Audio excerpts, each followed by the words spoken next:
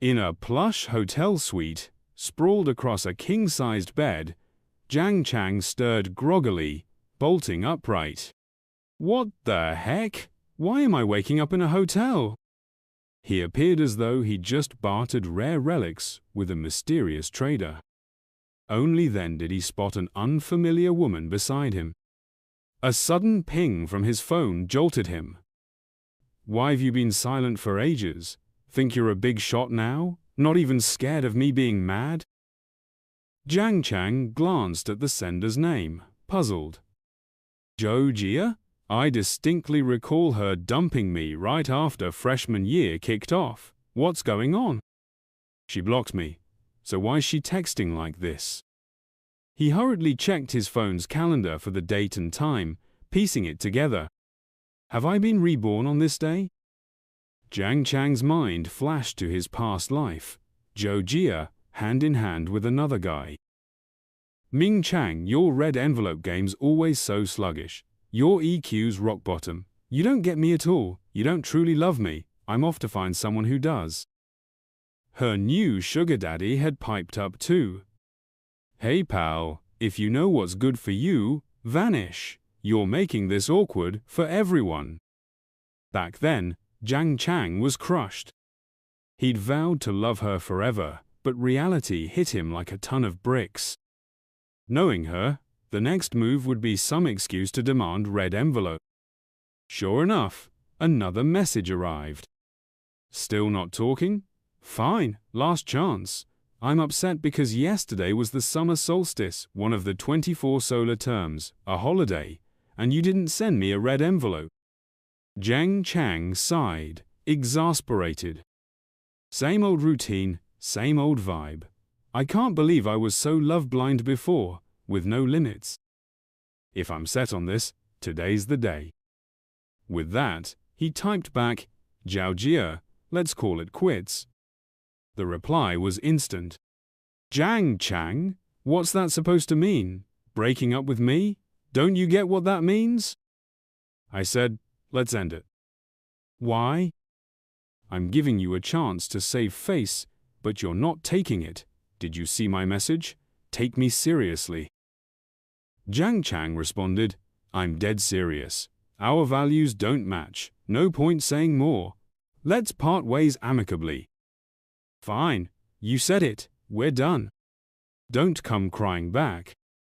Jiang Cheng scoffed. As if I'd beg her to return. Am I nuts? Regret? Please. Suddenly, a screen flashed before him. System check. Host decisiveness confirmed. Congratulations, host. You've unlocked the dream come true God-tier tycoon system. Jiang Cheng's face was a sea of question marks. What? God-tier tycoon system? My past life was a string of bad luck, but now I'm reborn with a cheat code? Am I really about to hit life's peak? A robotic voice echoed. Name, Jiang Cheng. Age, 18. Height, 1.82 meters. Looks, 85 points. Level, 1. System starting balance, decent. System earns 0.1 yuan per second. Experience needed to level up, 100,000. Jiang Cheng was floored. So straightforward, not some mindless brute force system. Earning 0.1 yuan a second? Let's see. That's 8,640 yuan daily. 259,200 yuan monthly. Holy cow, is this for real? Congratulations, host. You've received a new gift bag. Open it? He didn't hesitate. Congratulations, host, for receiving 10 million yuan cash, a God-tier green shaft supercar, an elementary shopping spree card, 1 million yuan limit per card, and a goodwill scanner. Right after, a bank alert pinged. Your China Merchants Bank card ending in 5456 received 10 million yuan. Current balance, 10,032,311 yuan. Jiang Cheng was skeptical. Fake bank transfers. Fake luxury car keys. But what's this goodwill scanner? He glanced at the woman beside him. Should I test it on her? He activated the goodwill scanner on her. A data panel popped up. Name: Yu Xiao Xiao. Age: 25. Height: 1.65 meters. Looks: 93. Body: 94. Virginity: 1. Goodwill value: 60. Current state: normal intimacy. Jiang Cheng smirked. So that's the goodwill scanner. Pretty neat. The other stats make sense, but virginity value? He tapped it, and an explanation appeared. Virginity value: number of most intimate private encounters with the opposite sex. Jiang Cheng's face turned beet red. Wait, so virginity 1 means I'm Yu Xiao Xiao's first? He remembered. Sorry, the number you dialed is switched off. Beep, beep, beep. Yesterday, in this life, he tried calling Zojia, but she didn't pick up or reply on WeChat. Depressed, he hit a bar, met Yu Xiao Xiao drinking her sorrows away, and they ended up here. Even after giving me her first time, her goodwill's only 60. So Yu Xiao Xiao was just drunk and emotional, not head over heels for me.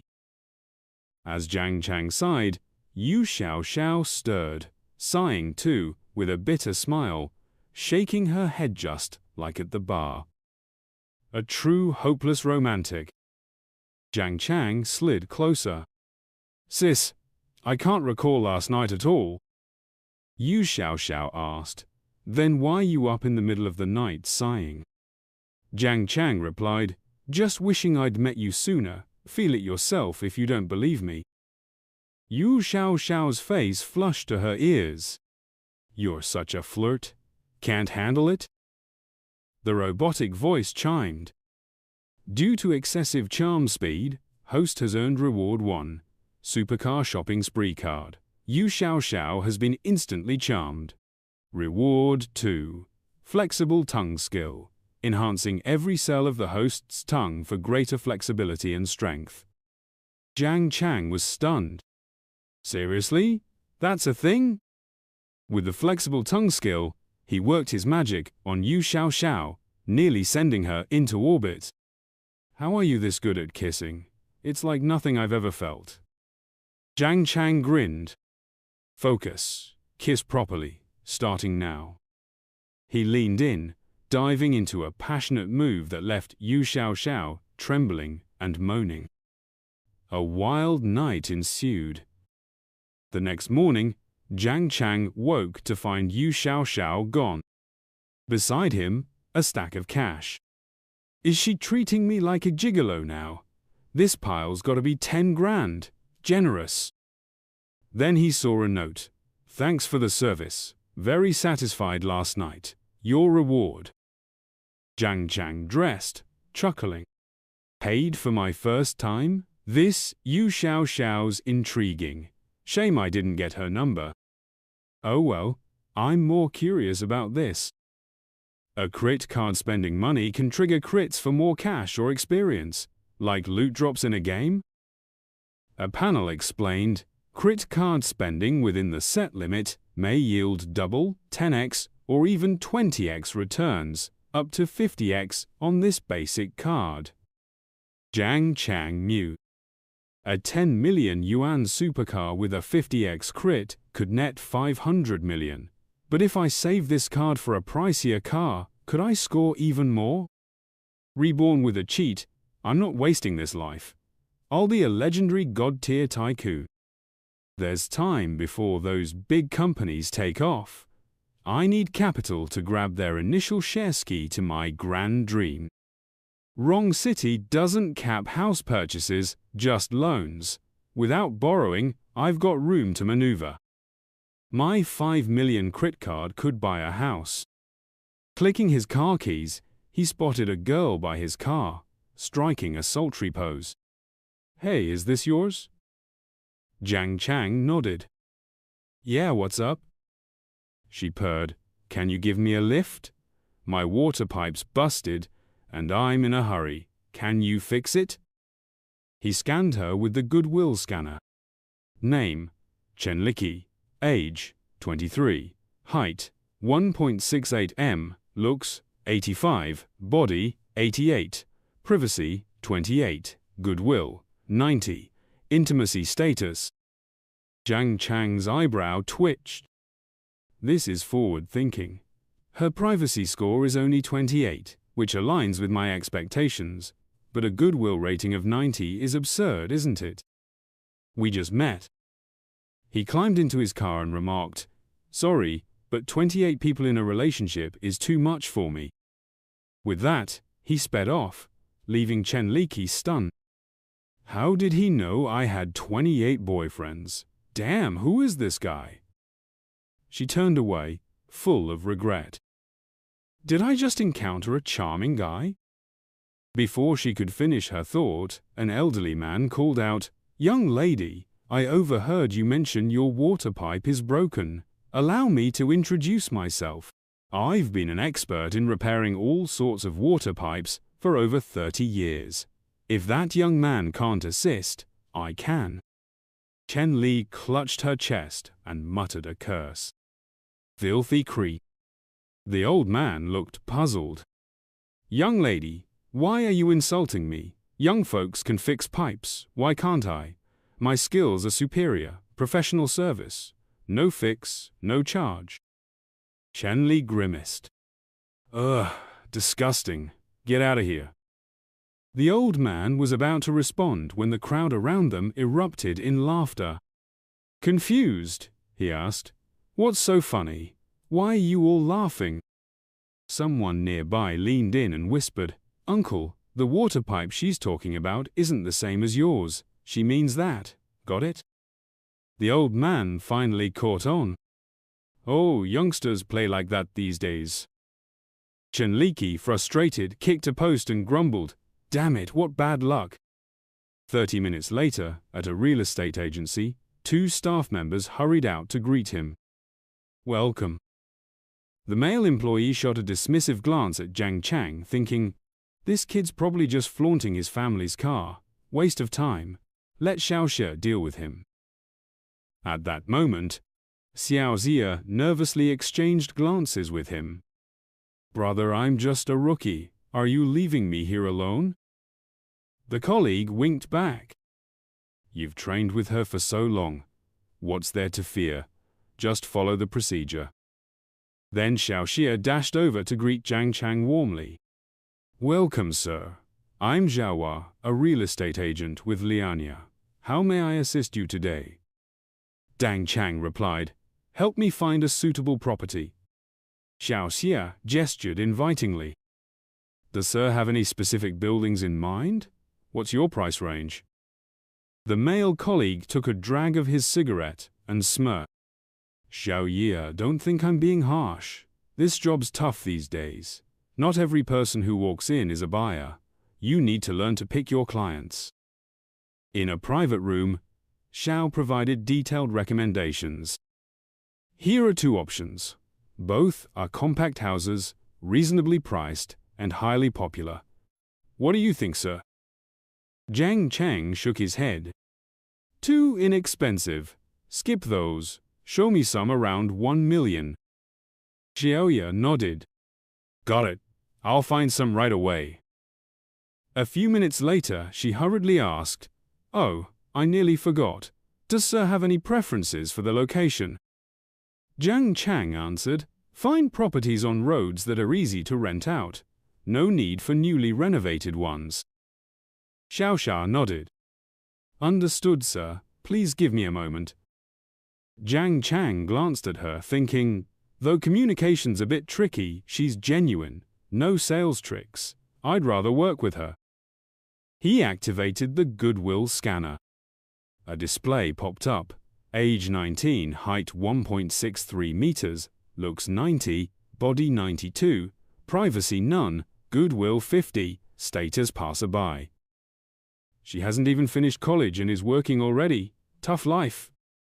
After a few more minutes, Xiao said, "Sir, check out these units. They're in great locations near the business district, with stylish renovations from recent years. Prices range from 800,000 to 1 million. Jiang Cheng mused to himself. The system's beginner credit card only gives me 1 million. No way I can buy much with that. Seeing his silence, Xiao Xia asked nervously, "Sir, are these not to your liking? I can select other units for you." Jiang Cheng didn't respond but thought, it's not worth picking those 800,000 or 900,000 units, even with a small price gap. If it crits at 10 times the value, how much would I lose on 5 units? Seriously? He pointed to the million yuan units and asked, can the prices of these 1 million units be brought down a bit? If so, I'll take all 5. Zhao replied, absolutely, sir. You're certain about 5 units? Jiang Cheng nodded. If each can be negotiated to 1 million, I'll buy all 5 outright and pay in full. Xiao Xia's eyes widened in disbelief. Huh? Full payment? Jiang Cheng confirmed, full payment. Plus, after buying, I'll entrust you with renting them out. Xiao Xia was thrilled. Really? Commissions for buying and renting? Oh my gosh, sir, I'll definitely get you the best price. The male colleague outside overheard their conversation and regretted his earlier judgment, wanting to kick himself. What? That kid's actually buying 5 units in full? I completely misread him. An hour later, the manager respectfully presented the contract. Sir, I'm the manager of this branch, Xiao. We've finalized the price. These 5 units total 5 million, with a 1% commission. Here are the contract details. Please review them. Jiang Cheng didn't bother reading and grabbed the pen to sign. I'm signing now. I trust Xiao Xia. I'll contact her for future purchases. Xiao Xiao was overjoyed, thinking, this deal's a 2-point commission. After the shop's deductions, I'll earn 4,000 or 5,000. And he's buying again later? What kind of big shot is this? A mechanical voice chimed, beep. Successfully used a beginner crit card. Congratulations to the host for obtaining a double crit 35x multiplier. Crit amount, 35 million. Beep. Congratulations to the host for obtaining a double crit 50x multiplier.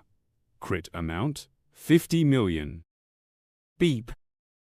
Successfully used a beginner crit card. Congratulations to the host for obtaining a double crit 45x multiplier. Crit amount, 45 million.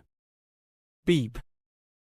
Successfully used a beginner crit card. Congratulations to the host for obtaining a double crit, nearly a 50x multiplier. Crit amount, 50 million. Beep. Successfully used a beginner crit card. Congratulations to the host for obtaining a double crit 50x multiplier. Crit amount, 50 million. Damn, I thought I'd only crit at 10x. I was thinking too small. Good thing I stuck with the 1 million units, or I'd have missed out big time. Beep. Congratulations to the host for leveling up. Every second the host exists in the world, you earn 0.8 RMBB. Name, Jiang Cheng, age 18, height 1.82 meters, looks 85 points, level 6. System reserve funds, 4,890 RMBB. Can accumulate percentages at any time. System earns 0.8 RMBB per second. Leveling experience, 5 million out of 10 million. Maybe Xiao is my lucky charm. Spending 5 million here got me crits worth 200 or 300 million. I can make 70,000 daily. This existence with shortcuts feels unlike my former life. If that's how it is, I need wealth to pursue my desires. With this in mind, he promptly called out, Xia, come here for a sec. Xiao responded, puzzled. What's up, boss? The manager leaned closer and murmured, Xiao Xia, Mr. Jiang helped you close the deal on 5 units. Ask Mr. Jiang to dinner tonight to build a strong connection with him. At this, Xiao Xia's cheeks flushed, and her mind began to wander. Xiao Xia, it won't just be a one-time thing, there'll be plenty more. Stick with me, and I promise you'll live comfortably and eat well. She bit her lip, wavering for a moment, then said, Mr. Jiang, could we hold off until we're better acquainted today? Jiang Cheng gave her shoulder a pat, cutting her off. What's this about today and getting closer? What are you on about? Share your bank account details. I'll send you some money. Xiao Jia looked confused. Huh? Send money? What for? Why would you transfer money to me? Jiang Cheng grinned. You're my lucky charm today. I've got to show my gratitude, and I hope we'll cross paths again. Xiao Xia nodded to herself, thinking, what is Mr. Jiang Cheng? I don't get a word of this. Minutes later, she stared at the 350,000 deposited in her account, utterly shocked. Jiang Cheng felt no regret, reasoning to himself, her deal let me cash out 200 million. Dropping 350,000 to create good vibes is no big deal. Xiao Xia was as thrilled as a blossom in spring. Mr. Jiang, add me on WeChat. I'll treat you to dinner. I owe you thanks too. Jiang Cheng noticed the 85 favorability points hovering above her head and thought, 350,000 can jump the favorability from 50 to 85 in a flash. This ability really works. Seeing that number shift is so satisfying. They exchanged WeChat contacts. Xiao Jia stole a glance at Jiang Cheng, thinking, only now do I see how good-looking Mr. Jiang is. Her imagination sparked again. Is she coming over? If he tried something tonight, it's a bit soon, but not out of the question. But after adding WeChat, Jiang Cheng left. Xiao Xia, you worked hard today. I'm heading out. We'll catch up again. Mr. Jiang. Xiao Xia hurried after him, thinking, he's already gone. Will we meet again? Why does my heart feel so hollow? 20 minutes later, Jiang Cheng was home. Mom, I'm back. His mother, slicing melon, replied, right on time. Here's your favorite chilled watermelon. Jiang Cheng took it with both hands. Thanks, Mom. His father, glued to his phone, asked, where have you been fooling around now? Didn't you mention a graduation trip? Picked a spot yet? Jiang Cheng answered, I'm thinking Modu. I want to apply to Modu University, so I'd like to feel out the place first. His dad pushed up his glasses. Your choice. Tell your mum to send you the travel funds. Go explore on your own. His mum stifled a laugh. Hubby, you just handle the money. Spoiling our boy rotten. Don't turn him into a mama's boy, or finding a good daughter-in-law will be tough.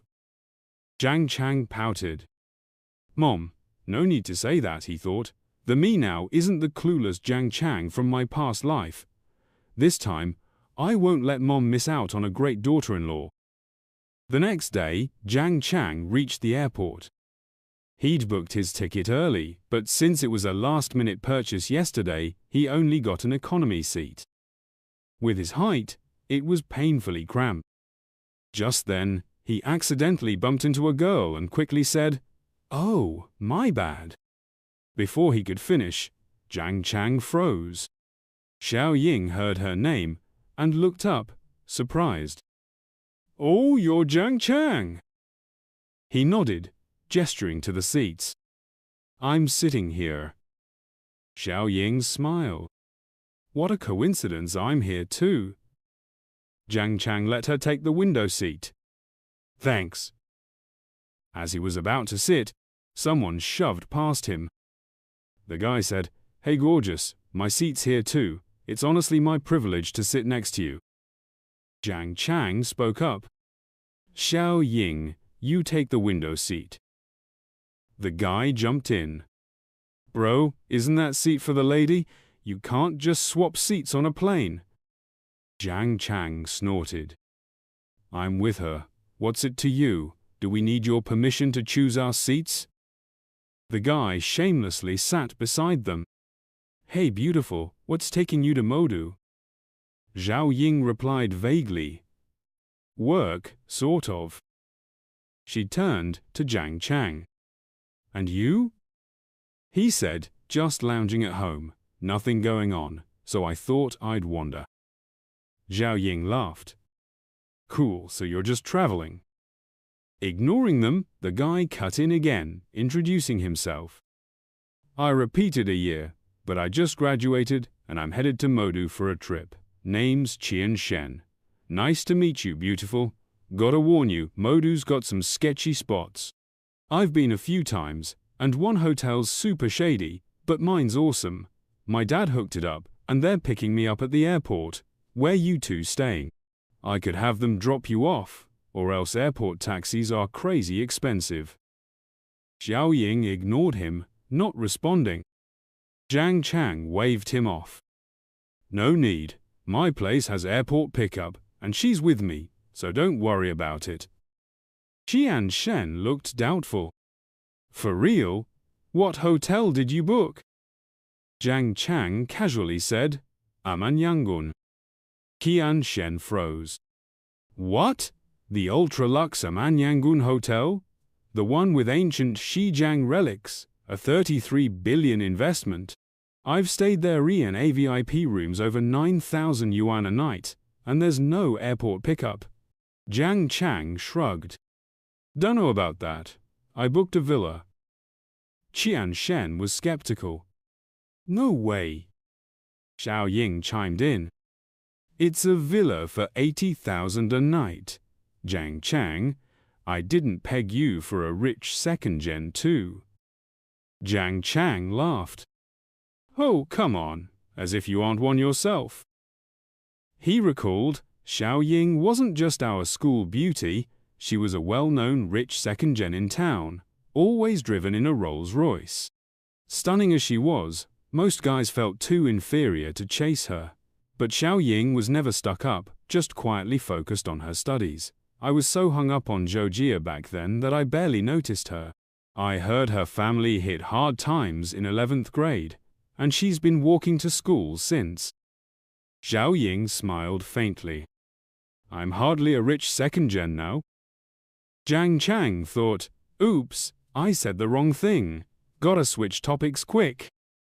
They started chatting about fun school memories. Xiao Ying said, "Yeah, our school was pretty lively." Jiang Cheng sighed in relief, easing the awkwardness. Time to check Xiao Ying's goodwill value. He activated his goodwill scanner. A panel appeared. Name: Xiao Ying, age 18, height 1.72 meters, beauty score 96, figure 96, privacy none, goodwill value 75, status friend. Goodwill at 75? Normal classmates are usually 65. Does Xiao Ying actually like me? Soon, they disembarked. A striking woman in office attire and black stockings waited with a car. "Hello, I'm Jiang Cheng." "Hello, Mr. Jiang. I'm Yu Yunyan, your personal butler for the villa you booked." Jiang Cheng silently praised, "Amanyangun lives up to its rep so professional." He turned to Xiao Ying. "Where are you staying?" She replied, "A friend's place in the East District. It's not on the way to Amanyangun. Don't worry about me. I'll grab a taxi." Jiang Cheng helped load her suitcase into the car. "Xiao Ying, no need to be so formal with an old classmate. Mr. Wong, please drop my friend off in the East District first." Qian Shen, lurking behind a wall, thought, "Is this real? That gorgeous girl's being whisked off by that showy guy? No way! I've got to save her. Maybe she'll thank me with some romance tonight." 25 minutes later, Xiao Ying got out. Jiang Cheng smiled.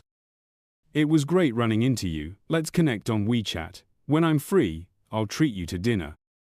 Xiao Ying nodded. "Deal. You better not forget." She smiled. "Thanks so much for today." Jiang Cheng brushed it off. No biggie. See you next time. They added each other on WeChat. Qian Shen, watching from a taxi, sulked. He let her go. There goes my chance for a romantic night. Half an hour later, at the villa complex, Jiang Cheng looked pleased. Not bad at all. Choosing Amanyangan was a great call. Totally worth it. Yu Yunyan said, Mr. Jiang, your bath is ready. Jiang Cheng nodded. All right, time for a soak. Yu Yunyan stepped forward, wrapping her arms around his neck to help remove his shirt. Jiang Cheng froze. They have this kind of service? But after his shirt was off, Yu Yunyan turned away. Undressing assistance is part of the service, but you should handle your underwear yourself. Jiang Cheng nodded awkwardly, then slipped into the bathtub. He noticed Yu Yunyan didn't leave. Instead, she sat nearby, putting on gloves. Confused, he said, Huh? Wait. Yu Yunyan explained, a back scrub is included, but it's separate from the bath itself. She began scrubbing his back. Jiang Cheng relaxed, thinking, this feels incredible. Yu Yunyan's pretty cute up close. If there were some special service, that'd be amazing. His mind wandered. Yu Yunyan suddenly spoke, snapping him back. Mr. Jiang, your body's quite warm. Is the water temperature off? Jiang Cheng's face turned red as a beet. Crap, what am I even thinking? 5 minutes before the charity gala was set to conclude, Yu Yuxiao approached and said, Mr. Jiang, this evening our Amanyangan is hosting a wine soiree. As a premier VIP of our hotel, you're invited. If you're intrigued, you're welcome to join. Dang Chang inquired, what's the theme of this wine event? Yu Yuxiao responded, it's arranged by the hotel's elite platinum patrons, featuring an auction of rare gold and silver treasures. Jiang Cheng followed up, if I attend, is there a dress code? Yu Yuxiao answered, it's a private gathering, a relaxed auction, no dress requirements. Jiang Cheng nodded. Understood. Afterward, Yu Yuxiao assisted Jiang Cheng with his attire and escorted him to the event venue. She summoned a waiter and said, this is our esteemed gold card guest from the villa, Mr. Jiang Cheng. The waiter, with deference, greeted, good evening, Mr. Jiang, please step inside. Yu Yuxiao turned to Jiang Cheng and said, Mr. Jiang, enjoy yourself. With that, she departed. Jiang Cheng wandered the venue, noting the opulent attire of the guests, clearly from affluent circles. The auction was underway. 5 million once, 5 million twice, 5 million thrice. Sold. Congratulations to this lady. Jiang Cheng mused silently. The auction's in full swing. Quite the lively scene. Just then, the auctioneer unveiled a gold watch. Next up, the Richard MLM 56, contributed by renowned watch collector Madame Anne. Though a newer brand, it's risen to rival PC Philippe after decades of growth. This model is one of only 10 worldwide. Starting bid, 15 million, with increments of at least 500,000. Let's begin. Jiang Cheng's eyes sparkled as he thought, it's just 15 million now. In 3 to 5 years, its value on the secondary market could top 25 million. I'd be foolish not to grab this 10 million profit chance. With that, he raised his paddle. Gentleman number 35 bids 15.5 million. Any other bids? Another voice chimed in. Gentleman number 8 bids 16 million. Gentleman number 35, 16.5 million. Gentleman number 8, 17 million. Gentleman number 35, 18 million. Whispers rippled through the crowd.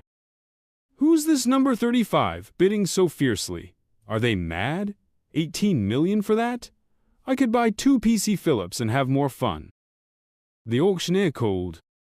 18 million once, 18 million twice, 18 million thrice. Sold. Congratulations to gentleman number 35. As the bidding closed, a few young men approached. Brother, let's connect. I'm Wangzhen. Hi, I'm Shinfen. These were the top Fu Eri of Modu. Jiang Cheng smiled. Hello, I'm Jiang Cheng, thinking. So, the top Fu Eri of Modu is here too. Why's that? Shinfen said. Number 8 was bidding for me earlier. Seems you really love that watch, Brother Jiang. Got any insights on the brand? Jiang Cheng replied. Not really research or love. I've never bought one before. Just liked it this time. Shinfen laughed. Impressive. An 18 million purchase on your first go. Logically, I should have crossed paths with someone like you, but you seem new. Jiang Cheng said. I arrived in Modu yesterday for university. Shinfen remarked. Only 18? That's even more remarkable. At 18, I didn't have your boldness. He slung an arm around Jiang's shoulder, adding, Brother Jiang, let's hang out sometime. Jiang nodded. Sure. Shinfen and Wangzhen waved. Catch you later. A mechanical voice announced, Congratulations, the host's level has upgraded. Every minute in this world earns you 1 yuan. Name, Jiang Keng. Age, 18. Height, 185 centimeters. Beauty score, 85. Level 7. System reserve, 367,280 yuan. Available anytime. Upgrade experience, 3,156 million, 50 million. Jiang Cheng thought, post-upgrade, my income's 259 million, like a 30 million annual salary. Decent for most, but for my goals, it's barely a drop in the bucket. As he headed to his room, he spotted a familiar figure, Yu Xiao, a stunning girl standing nearby. That night, Jiang Cheng grinned. A beauty, and some strong tea, truly a perfect evening. Xiao Yu tugged his collar playfully. You rascal! I thought you were just an 18-year-old broke student, so I looked out for you. Didn't peg you as a rich heir. Jiang Cheng wrapped an arm around her slim waist. I'm still a student. How do you want me to look out for you now? The auction's nearly done. Shall we book a room here? Xiao Yu blushed, grabbing his arm and licking her lips. All right, I've had plenty of wine. You'd better step up from last time. As they moved to leave, someone rushed over. Yusakao, hold it. What are you doing? It was Zhang Yu, Yu Xiao's ex-fiancée.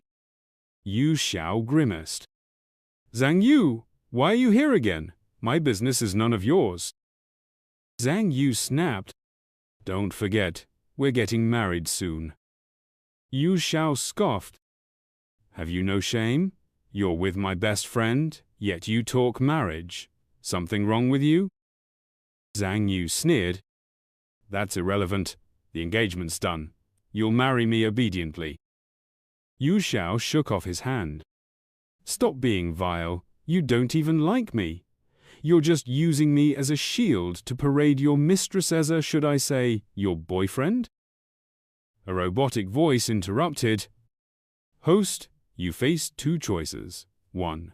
Leave alone for a limited edition Teenage Mutant Ninja Turtles cosplay outfit worth 250 yuan. 2. Slap Zhang Yu twice for a triple boost to all body attributes and a misfortune card. Jiang Cheng's eye twitched. System, really? Do I look like I dress as a turtle? One question, does this triple boost include that aspect? The voice clarified. It covers strength, speed, physique, eyesight, hearing, recovery, resilience, all physical attributes. Jiang Cheng lunged, landing 2 slaps on Zhang Yu. Easy choice. I can't stand those who blur the lines of manhood or womanhood, corrupting traditions. Zhang Yu, dazed, shouted, "Security! Where's security? I'm being attacked!" Guards rushed over, helping him up. "Sir, let's not escalate. Talk it out, keep the peace." Zhang Yu fumed. "Talk? He hit me. Are you blind? Arrest him. Call the police. You're all against me. I'll sue, and you'll lose your jobs." The guards, sweating, thought, "Everyone at Amanyangun's private auction is filthy rich. I can't afford to cross any of them. Please don't make this harder." Yu Xiao leaned into Jiang Cheng. "Don't worry. If he calls the cops, I'll say he harassed me and you protected me." Jiang Cheng chuckled inwardly, surprised at Yu Xiao's defense. Zhang Yu's face turned livid. "This hotel's crawling with cameras. I'll check the footage. Whoever crosses me will pay." A scream cut through the air. In the distance, someone brandished a knife, chasing a crowd. "That jerk from my family's fooling around here. You said customer privacy kept me out. Now someone's attacking. Help!" The assailant shouted. "One condition. Bring me that cheating couple, or I/everyone."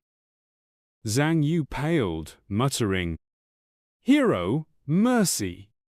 He corrected himself. "My survival's not in begging but helping." He yelled, "What are you all doing? Find them. Get the people he wants." The robotic voice returned. Sudden event triggered. Host, another choice. 1. Escape with Yu Xiao for 300 yuan cash. 2. Stop the criminal to gain 5 points in face value, and the godly milking skiller massage technique for busty women, elevating relationships post-initial affection. Jiang Cheng weighed it. Stopping the criminal saves that scum Zhang Yu. I'm reluctant, but for others' safety in that skill, I'll act. First, let's use the system's earlier gift. Power surged through him, especially below. Immense strength flowed. Jiang Cheng darted forward, landing a punch that mangled the attacker's face, slamming him into the wall, unconscious. Yu Xiao gasped. "He's not just rich, he's a total badass. What's this guy's deal?" Zhang Yu's face flickered between green and white, terrified. Following the skirmish, Jiang Cheng shook his hand and adjusted his cuffs. The onlookers around gasped. "Wow, that guy's incredibly good-looking." He took down his opponent in just 2 moves. Yeah, not just courageous, but totally awesome too. Shortly after, the police arrived and led the man away. An officer commended Jiang Cheng. "Comrade, thank you for your heroic actions. If you hadn't acted swiftly, things could have escalated badly." Out of nowhere, Zhang Yu dashed over to lodge a complaint. "Comrade officer, I need to report a crime. This guy assaulted me. Everyone here can vouch for it. This man's got violent tendencies. Don't let him fool you." Hearing this, the officer turned to the crowd. "He says this man struck him. Is that true?" Yu Xiao quickly chimed in. "Officer, it's not like he claims. This man was trying to trick her into a fraudulent marriage." With that, she spilled the whole story to the police. Jiang Cheng glanced at the 90 favorability rating hovering above her head and mused to himself, Yu Xiao's favorability has climbed to 90. It's reached the stage of unshakable love. As she recounted the events, Yu Xiao recalled painful memories and grew somber. Noticing this, Jiang Cheng pulled her into an embrace and reassured her, "Don't worry, I've got you. I won't let that creep Zhang Yu hurt you again." The officer spoke up. "It sounds like a misunderstanding, just a minor dispute. It'd be best if everyone could sit down and sort it out." Zhang Yu, however, refused to back down. "Misunderstanding? What misunderstanding?" What are you talking about? There are cameras here. I demand you check them. Jiang Cheng furrowed his brow. This guy hurt Xiao Xiao, shows no regret, and now wants to dig into the footage. Fine. I'll use him to test the system's misfortune card. With that thought, he instructed the system to activate the misfortune card on Zhang Yu. Moments later, a phone call came through. Hello, sir. 200, 0 was just withdrawn from your Westher Bank of Agricultural Commerce account. We suspect something's wrong. Please verify. Zhang Yu, now even more irritated, snapped, Ugh, I'm still at Amanangan. Don't assume it was stolen. Send someone to handle it now. Just then, a female server rushed over, flustered. Sir, is your car number 3838? A vehicle crashed into a tree, and the tree fell on your car pretty badly. Please come take a look. Hearing this, Zhang Yu bolted off. The officer quickly called out, This gentleman seems to have bigger problems now. Do you need assistance? Zhang Yu shouted as he ran. I don't have time for these petty issues right now. Leave me alone.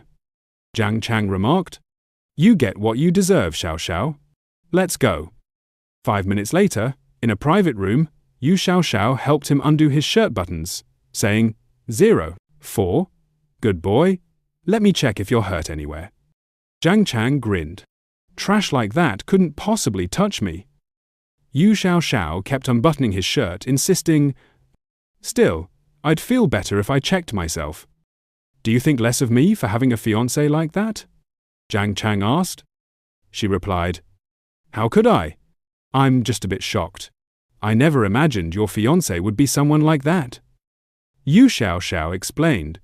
When Grandpa was on his deathbed, he arranged it. To ease his mind, I had no choice but to get engaged to Zhang Yu. Later, I found out he was bisexual and cheating with my best friend. Jiang Cheng responded, That must have been rough, Xiao Xiao. But don't worry, I'm here now. Yu Xiao Xiao asked, Jiang Cheng, do you really not mind? I mean, are you okay with keeping this kind of relationship with me? She thought to herself, Jiang Cheng is my first man. I don't love him deeply yet, but this relationship feels 100 times better than typical dating. Jiang Cheng then wrapped his arms around her slender waist, pulling her close. Of course I don't mind, Xiao Xiao. Trust me, I'll treat you right. Yu Xiao blushed and gave a slight nod. The night passed like that.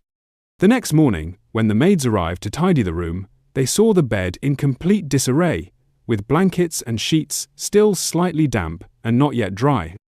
They couldn't help but cluck their tongues. Young people these days have some serious stamina. Think your guy could keep up like that? If my old Chen had that kind of energy, could I even make it to work on time? My legs would probably give out. Just look at these sheets. You can tell that girl had the time of her life. That hottie's not only handsome but strong too. Something to be jealous of. Meanwhile, at a coffee shop, Jiang Cheng noticed someone's moments post flaunting a watch. Li Shudong. Thanks, Mum, for the coming-of-age gift. He turned to Yu Xiao and asked, Xiao Xiao, can I borrow your leg for a photo to celebrate my 18th coming-of-age moment? Yu Xiao Xiao was taken aback. Is today your birthday? Jiang Cheng shook his head. Nah, it's just that everyone's been showing off their coming-of-age gifts on Moments lately. I don't have much to flaunt, so how about your leg? Yu Xiao Xiao laughed. Go for it, you cheeky little brother. She then struck a series of alluring poses for him to snap.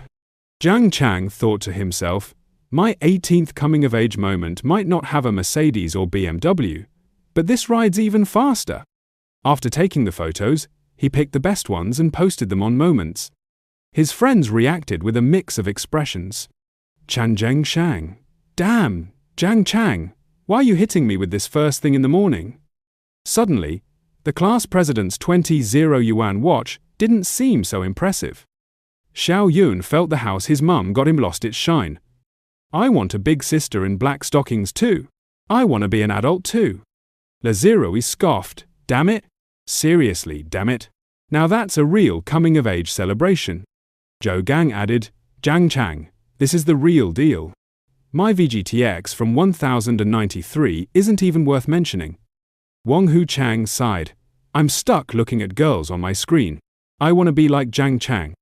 Later, Jiang Cheng headed to Gintai Road's Farala store. A female employee hurried out to greet him. "Hello, sir. Welcome to the Farala shopping center. We're delighted to assist you. Would you like a tour?" Jiang Cheng replied, "No need. What cars do you have in stock? I'd like to see them." The employee nodded. "Of course, right this way. I'd be happy to show you." Nearby, a group was chatting. "Suin, if you think this car's decent, I'll buy it," said General Manager Hong. "You're too kind, General Manager Hong. Buying a car's a big decision you should pick carefully. My opinion doesn't matter much." General Manager Hong reached for her hand. "How could it not matter? Your movie's already in production. I want to pick you up from work daily so you can ride in comfort. If you like it, that's what counts." Suin gracefully dodged his touch and replied, "Really, General Manager Hong, there's no need. We shoot day and night. How could I trouble you to pick me up? If you could just make me the female lead, I promise I'll act with dedication." General Manager Hong grabbed her hand again. "If you agree, the lead role's yours, no question." Jiang Cheng, overhearing, thought, "I came to check out cars, but I'm getting a front row seat to a drama. Wait, she's Suin.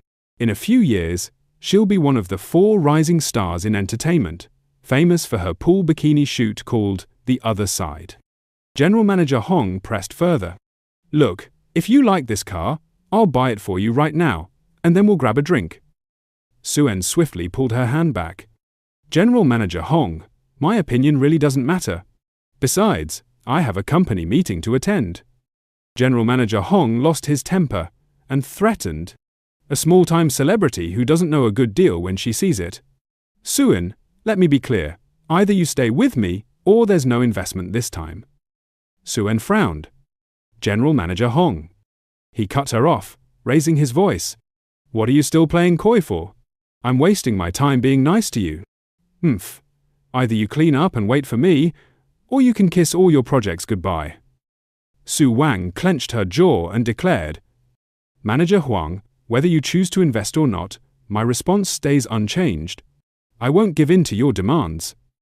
As Jiang Cheng overheard, a robotic voice echoed, triggering a unique task: assist Su in escaping her dilemma or convince her to sign the contract. A special prize awaited upon mission completion, Jiang Cheng mused. Secure Su's agreement to the contract. But mere words won't suffice. I need to convince Su I have the financial clout. With this in mind, he didn't rush to intervene, but turned to the female staff member and inquired, "I heard purchasing a LaFerrari at your dealership comes with specific requirements, correct?" The employee nodded. "Indeed. The LaFerrari is a limited edition vehicle. Buyers must undergo asset verification and own 5 of our brand's models to qualify as a regular customer." Jiang Cheng reflected briefly and said, "It appears I don't meet the criteria to buy it yet." The employee paused, then added, "If you're truly set on purchasing the LaFerrari, there's a way." Jiang Cheng, intrigued, responded, "How's that?" The employee elaborated, "Due to long ordering times, some orders face delays, so we can reassign certain quotas, but the deposit will be steeper than usual." She hesitated, adding, "I'm not sure if that's acceptable." Jiang Cheng replied confidently, "I understand. If I can buy it, I'll pay the full amount." The employee was stunned. Pay in full? She wondered silently, does he realize the car's price? Nearby, Huang Ming overheard and thought, who's this young hotshot? So bold. I'll see if he's for real. Su Wang shared the same astonishment.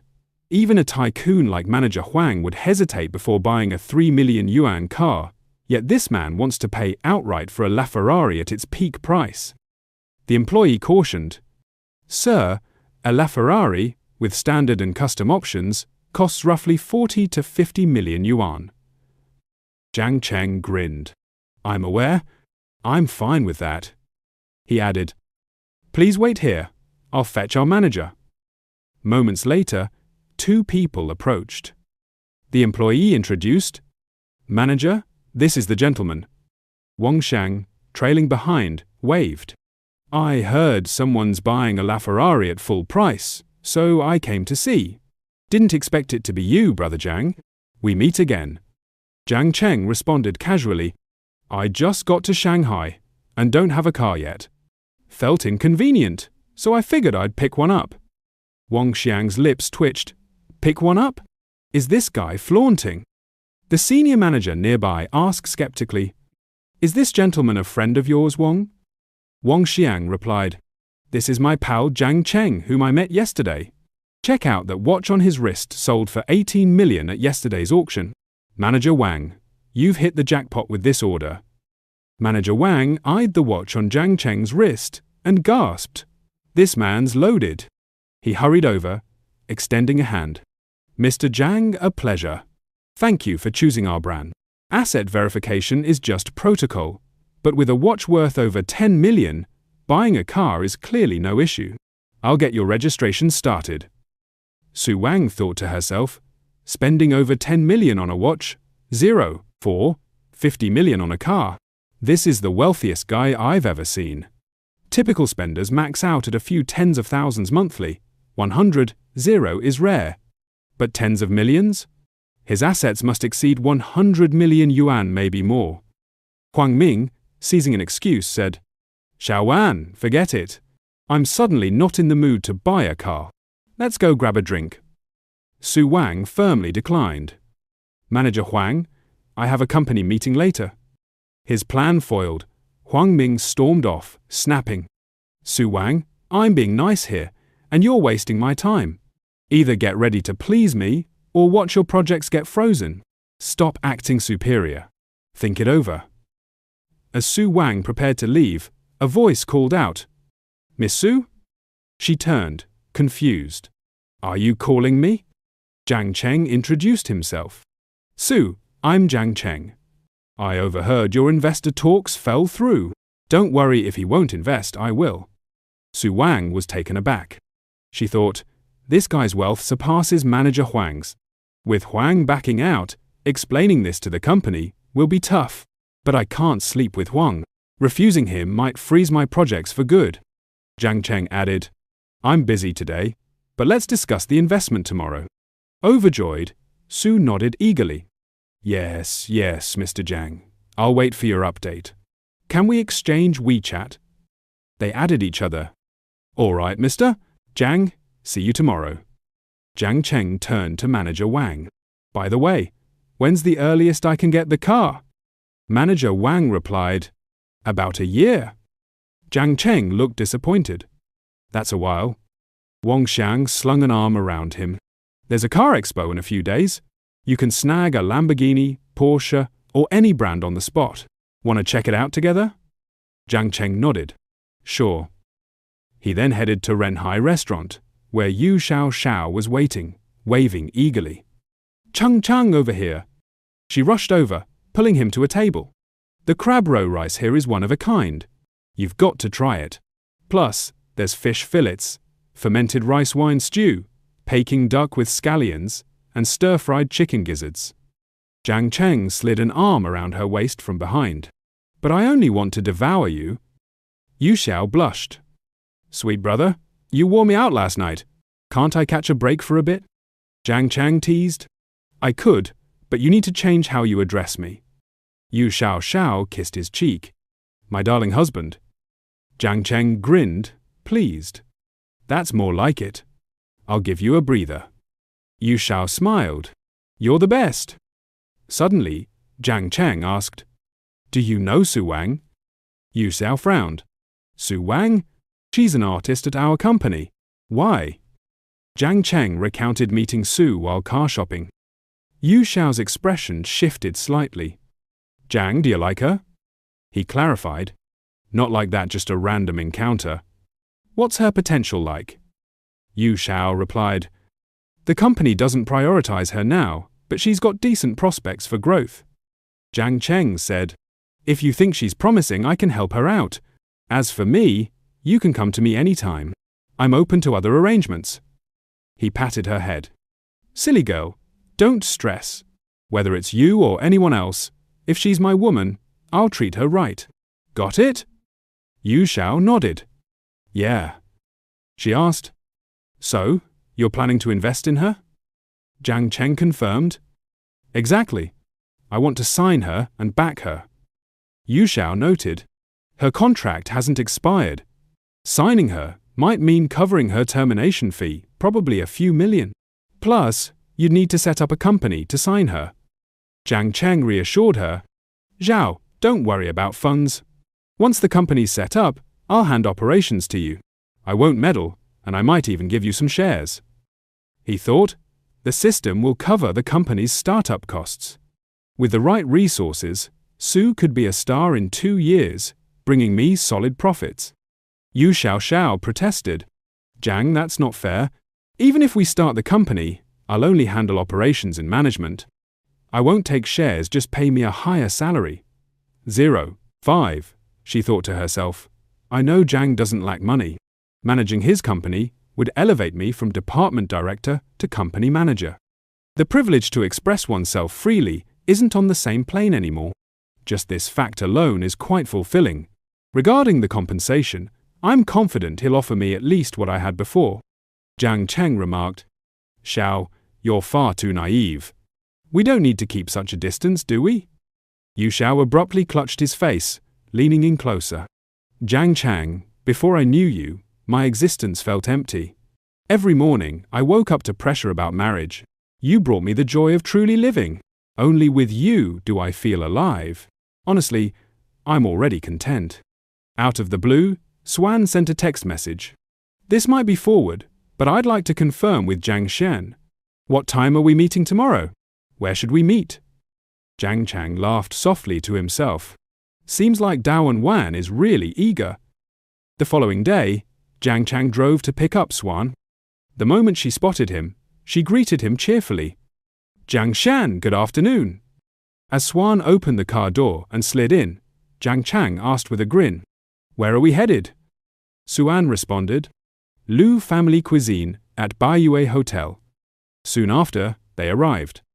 As she pulled out a chair to sit, Zhang Chang inquired, Is the movie you're preparing a big-budget project? Suan answered, 4. Mr. Jiang, you're teasing. How could I, as the lead actress, secure a major investment? It's a low-budget web film, budgeted at 5 million by the company. Hearing this, Zhang Chang asked with a hint of disappointment, What kind of quality can 5 million buy? Swan pulled out a pile of papers and said, Small-scale projects with low budgets recover costs quickly and minimize risks. The key is a strong storyline. I think this script has promise. Boss, want to take a look? Jiang Chang replied, No need. I'm only interested in the investment. Surprised, Su Wong asked, Really, you don't want to see the script? Jiang Chang held up his phone and said, No need. If you're concerned, I can transfer the investment funds now. She quickly raised her hand to stop him. That's not what I meant. I'm just a bit shocked. This is only our second meeting. She thought, I've been in this industry for years, and I've never encountered an investor like this. Not only have I not met one, I've never even heard of one. At that moment, Jiang Cheng got to the point, resting his chin on his hand. But I have one condition. You must join my company as an artist. Taken aback, Suan asked, You want to sign me? I'm just a rookie actress with no fame, and my contract hasn't expired yet. Are you aware of that? Signing me means covering the termination fee. Seeing her reaction, Jiang Chang responded calmly, 4. That's not an issue, I know. Swan, even more surprised, thought, I'm not some clueless girl. No one helps without a reason, right? She reasoned, though Jiang Shan is very good-looking, agreeing to his terms wouldn't be a loss. It's like being with a handsome guy who could also boost my career. Isn't that a win-win? Shaking off the thought, she scolded herself, No, Swan, don't compromise your values. What would all your hard work over the years mean? Then she asked, Jiang Shan, do you own an entertainment company? Jiang Zhen replied, Not yet, but if you agree, it'll happen soon. He added, Xia Xiao mentioned you're undervalued at Tianchang Entertainment. Don't worry, if I sign you, I'll cover the termination fee. For the next 2 years, the company will focus entirely on you. At this, the goodwill meter above Swan's head jumped by 50 points.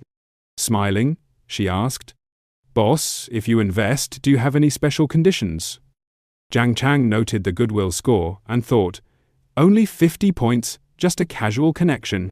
If I suggest something inappropriate, she'd likely reject it. Even if she agreed, it'd be under pressure, not interest. After a pause, he said, "Don't worry. As long as you're with my company, I won't ask you to deal with anyone else." In his mind, he added, except the boss. Swan's goodwill rose to 60. She thought, does a company like this still exist? 0. 4. No strings attached, and they're willing to invest in my career. Why hesitate? She then asked, "Jiang Shan, when do you plan to sign me? Should I start calling you Boss Jiang?" Jiang Cheng smiled. Boss is too stiff. How about calling me older brother? Swan, surprised, said, "Huh? Older brother? Are you that old?" With a suspicious look, she added, 20? Didn't you say you were about to start college? That'd make you around 18, not 20. Jiang Chen's expression stayed calm as he replied, "Well, I thought you meant age." Swan inwardly groaned, thinking, "Ugh, the boss is such a rogue." After a while, the food arrived. Swan picked up some dishes and placed them in Jiang Cheng's bowl, saying, "Boss, this meal's on me. I'm truly grateful for your help." Jiang Cheng accepted, saying, "If you want to thank me, make great films in the future. Fame is the best return on my investment." Swan smiled and promised, "Don't worry, boss. I'll give it my all."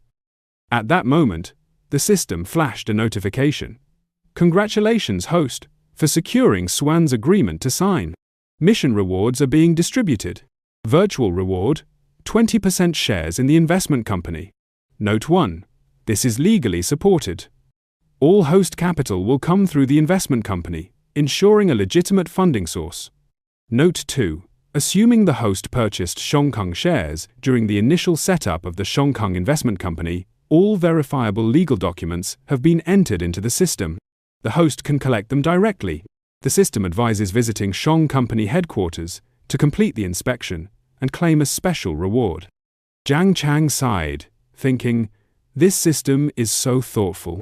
Now I have a clear explanation for my wealth."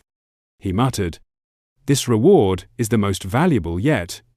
Taking out his phone, he said to himself, "I'll sync the documents for my parents to see, so they can process their son's sudden riches without me explaining for days." Suddenly, his phone rang. Seeing the caller, Jiang Cheng answered, "Dad, what's up?" His father's cheerful voice came through, "Your investments are impressive. In such a short time, Jiang Cheng has grown into a major company. Made a lot of money, huh?" Jiang Cheng replied, "Maybe about 600 a month. I didn't expect it myself." Meanwhile, his mother, hula hooping, chimed in happily, 600? Then the yearly income must be around 7 million. Lao Jiang, your son's about to outdo you." His father retorted, "This little punk just got lucky." His mother shot back, "Oh, stop it. You were just bragging to your friends about how promising your son is." Jiang Cheng then asked, "By the way, Mom, Dad, any gifts you want? I'll bring them when I'm back." His father replied, "No need. Your thoughtfulness is enough. Stay humble. This is just the start. Don't get cocky, got it? 5. Jiang Cheng answered, "Got it, Lao Jiang." After the meal, Jiang Cheng glanced at Swan and said, "It's still early. Would you like to go for a stroll with me?" She asked with a cheerful smile. "Sure thing, sugar daddy. Where are we headed?" Jiang Cheng replied, "To the mall. I didn't bring anything with me when I arrived." Hearing this, Swan nodded eagerly. "Sounds good. I'm stuffed anyway. Let's head out." A short while later, they stepped into the Patch Phillips boutique. The brand's motto rang out as they entered, "No one truly owns a Patch Phillip, you simply care for it until the next generation." Glancing around at the lavish store Jiang Cheng had chosen, Swan thought to herself in astonishment, "I figured we'd be shopping for something worth maybe tens of thousands of yuan. But this place? Prices start at 200. Is this what wealthy folks call a casual walk?" At that moment, a receptionist approached and greeted them. "Good day, sir. Do you have an appointment?" Jiang Cheng responded, "Yes, I do." With a polite gesture, she directed them further inside. "Right this way, sir." A few steps in, Swan spotted a familiar face and gasped, "Oh, Senior Lin Ru! What a surprise to run into you here." The woman, Lin Ru, turned, saw Swan, and asked, "Are you here to browse watches too?" Swan answered, "I'm with someone. 05. She hesitated, feeling it was too soon to call him her boss, so she corrected herself. I'm here with a friend to check out some watches." Lin Ru's thoughts drifted as she observed, "A good-looking young guy. The industry's full of handsome men. Looks don't matter, money does." Meanwhile, the man beside her was fixated on Swan's appearance, thinking, "Who's this stunning woman? The entertainment world sure knows how to produce talent." Jiang Cheng, meanwhile, had discreetly activated his goodwill scan skill to assess Lin Ru. Age 27, height 165 centimeters, face value 90, figure 88, intimacy 78, goodwill value 20. "Just a passerby," he concluded, his expression dimming. "The famous Lin Ru, huh? Impressive. Looks like the big shot next to her is probably in the same business. Quite the pair." On the other side, the middle-aged man with a sleazy grin spoke up. "Rousier, who's this junior of yours?" Lin Ru replied, "Brother Wang, she played a maid in that recent historical drama. Her name's Huan, or something like that." With that, he handed Swan a business card and introduced himself. "I'm Wang Hai, a film investor. If you ever want to make a movie, give me a call." Lin Ru smirked inwardly. Swan and I aren't even in the same league. When I make a film, investors take me shopping for watches. Swan? She's probably just here to help her friend pick out a watch and then has to entertain him afterward. That's how it works in this industry. If you're not famous, no one bothers to learn your name. But the moment you hit it big, suddenly you've got friends crawling out of nowhere, all eager to latch onto your success. They're only after what you're worth. Swan took the business card politely and said, "Thank you. I won't keep you two any longer." Moments later, they reached a display counter. The salesperson greeted them warmly. "Mr. Jiang, do you have anything specific in mind today?" Jiang Cheng replied, "Not yet. Nothing's caught my eye. What watch models do you have in stock? Men's or women's? Either works." The salesperson gestured to the counter and began explaining. "The 122 series you're looking at is available now. The more popular models, though, require a waitlist and pre-order." Jiang Cheng inquired, "What's the price for the 122 series?" The salesperson answered, "The women's model is 380. If you purchase today, you'll get it at the standard rate." Jiang Cheng paused, considering that he'd rather gift his mother something pricier. He then asked, "Do you have any women's watches around 500? No need to show me anything less expensive." The salesperson's face lit up. "Absolutely, sir. One moment, I'll fetch them for you." Overhearing this, Lin Ru clenched her jaw in envy, thinking, "That's the kind of watch Brother Wang and I worked so hard to even consider, and he calls it cheap. 05. Wang Hai broke into a nervous sweat. "What? 380? Isn't pocket change like 38 yuan? That's years of wages for an average worker." Nearby, Swan flipped through a magazine, but her attention was on Lin Ru's reaction. Lin Ru always carries herself with such arrogance, but Jiang Cheng's words just cut her down a peg. Interesting. She mocked me for playing a maid. Wonder if she's ever been put in her place? Jiang Cheng turned to Swan and asked, "What do you think of this one?" Swan replied, "It's nice, but I'm just browsing. I couldn't afford it anyway." Just then, a system alert chimed in his mind. Ding! Random mission triggered. Gift a women's watch to Swan. Reward based on final outcome. Jiang Cheng blinked in surprise. This mission's pretty out of the blue, but I was already thinking of getting her something to build our connection. He spoke up. "If you like it, it's yours. I'll buy it." Swan turned to him, her tone firm but calm. "No way. I'll get one myself when I've earned enough. Lin Ru, overhearing, curled her lip in scorn. Those two are putting on a show, acting all cozy to flaunt their status. Plenty of people come here to gawk at watches, but how many actually buy? If they walk out empty-handed, I'll make sure to rub it in. Soon after, the salesperson returned with several high-end watch models. Mr. Jiang, these are excellent choices. Let me try one on you. 5. She slipped a watch onto Jiang Cheng's wrist, praising it effusively. Sir, this model suits you perfectly. Jiang Cheng glanced at Swan and asked, What do you think? Swan nodded. It's decent. Jiang Cheng tilted his head.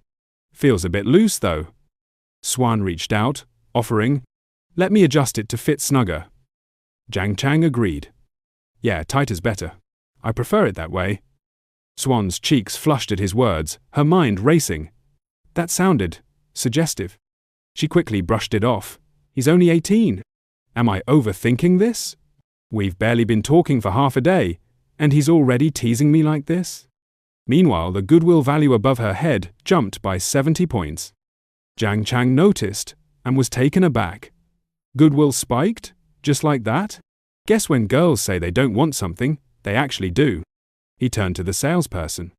Pack up both of these models. The salesperson's jaw dropped. Sir, you mean both of them? Wang Hai and Lin Ru froze in place. Those two watches? That's 2 or 3 million, just like that. Is he really that loaded? Or is this all an act? Are they playing us? A sleek, high-end jewelry store, all glass and glittering lights, where the air hums with wealth and ambition. Jiang Cheng, sharp and confident, strides in with Swan by his side, his eyes scanning the display cases. He's got a mission, to pick out a watch for his mother. But there's a spark in his gaze that says this is about more than just a gift. Jiang Cheng said, Swan, can you help me choose one of these two women's watches? I want to buy one for my mother. His voice is casual, but there's a weight to it, like he's testing the waters. Swan, poised and thoughtful, scans the options and points to one. Then choose this one for her. It's noble and understated. Her choice is precise, elegant, and the male employee behind the counter can't help but chime in. Miss has a great eye. The watch she picked, a masterpiece, 450 diamonds, sparkling like stars, totaling 2.5 carats, priced at a cool 883,000 yuan. The employee, sensing a big sale, gestures to the other option. Sir, the other one is more in line with the aesthetics of today's fairies and is a little cheaper. Only 850,000 yuan. Jiang Cheng's eyes flick to Swan, a sly smile tugging at his lips. Swan, try it on. Let me see. Swan hesitates but slips the watch onto her wrist, the diamonds catching the light. Jiang Cheng nods, satisfied. Very good. Both are better than the 7,122 priced at 380,000. His voice carries, loud enough for Wang Hai and Lin Ru, lingering nearby, to hear. Their faces twist with envy. Jiang Cheng's flaunting his wealth, and it stings. But he doesn't care. He pulls out a card with a flick of his wrist, all nonchalance. Wrap all 4 of these watches for me. The male employee, practically bowing, takes the card. Yes, sir. I'll do it right away. Please wait a moment. Swan starts to slide the watch off her wrist, but Jiang Cheng stops her, his tone firm but warm. No need to take it off. This one's for you. Swan's eyes widen. Ah no, this is too precious. I can't accept it. Her voice is quick, almost panicked. Jiang Cheng brushes it off, leaning in just enough to make it personal. It's just a small gift. Don't think too much about it. It doesn't mean anything. Besides, the bill has probably been paid by now. You can't return it even if you want to. Swan pushes back, her tone softening but insistent. Really? I can't. And if you can't return it, then give both to your aunt. Jiang Cheng chuckles, shaking his head. How old is my mother? Is it appropriate to wear a watch in this fairy style? Wouldn't people laugh at her if she wore it out? Let's just decide on this anyway. We'll be colleagues in the same company sooner or later. Just consider this a welcome gift for joining. He pauses, his voice dropping, playful but pointed. What's wrong? Are you not giving me face?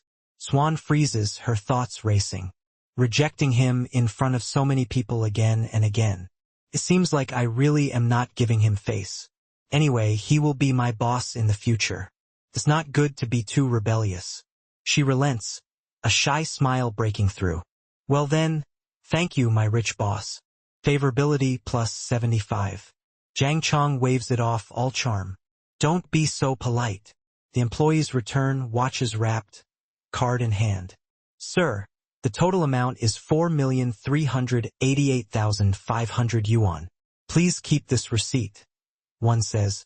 The female employee steps forward, holding a sleek box. Thank you very much, sir, for supporting our brand. This is a special gift for you. I hope you like it. Across the store, Lin Ru's blood boils. Just a low-level actress, and she's wearing a watch worth 850,000. My rank is much higher than Swan's, but the watch I wear is not as good as hers. What's the basis for that? She turns to the employee, her voice sharp. Hey, they have gifts. What about us? The male employee forces a smile. Miss Lin, there isn't one. I'm sorry. Wang Hai, fuming, feels his plans unravel. He'd meant to treat Lin Ru to a watch, a candlelit dinner, a night at a hotel. But Jiang Cheng's display has soured the mood. Damn it, he thinks, storming out. Let's go. We'll come back to see next time. Lin Ru, flustered, slips off the watch she was trying on. We'll talk about it next time, she mutters, trailing after him. The employee calls out, hesitant. Then Miss Lin, do you still want to buy this watch? Back in Jiang Cheng's world, a mechanical voice cuts through his thoughts. Mission completed. Given the increasing level of favorability of Swan towards the host, the mission is rated very high. Congratulations to the host for receiving a random refund of 1 to 3 times. Would you like to receive the reward now? Jiang Cheng's pulse quickens. I didn't expect giving a watch to give such a big reward. Even if we reward twice, I can get a refund of more than 4 million, which is equivalent to getting 4 free watches. What if they reward 3 times? Receive the reward now, he thinks. Congratulations to the host for drawing a 3 times refund totaling 13,165,500 yuan. The entire amount has been transferred to the host's bank card. His phone pings, a Bank of China message confirming the transfer. After deducting the 4 million just now, I still have 8.87 million in my account. A grin spreads across his face. Let's give Swan another small gift to increase our affection. He leads her to a handbag store, all confidence. Wan, which handbag do you like? Swan, catching his intent, shakes her head. I don't, boss. Don't be like this.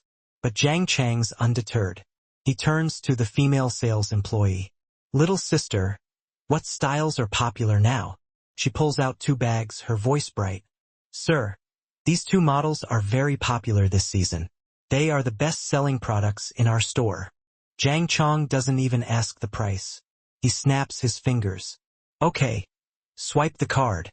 The employee moves fast. Sir, the amount you spent this time is 120,000.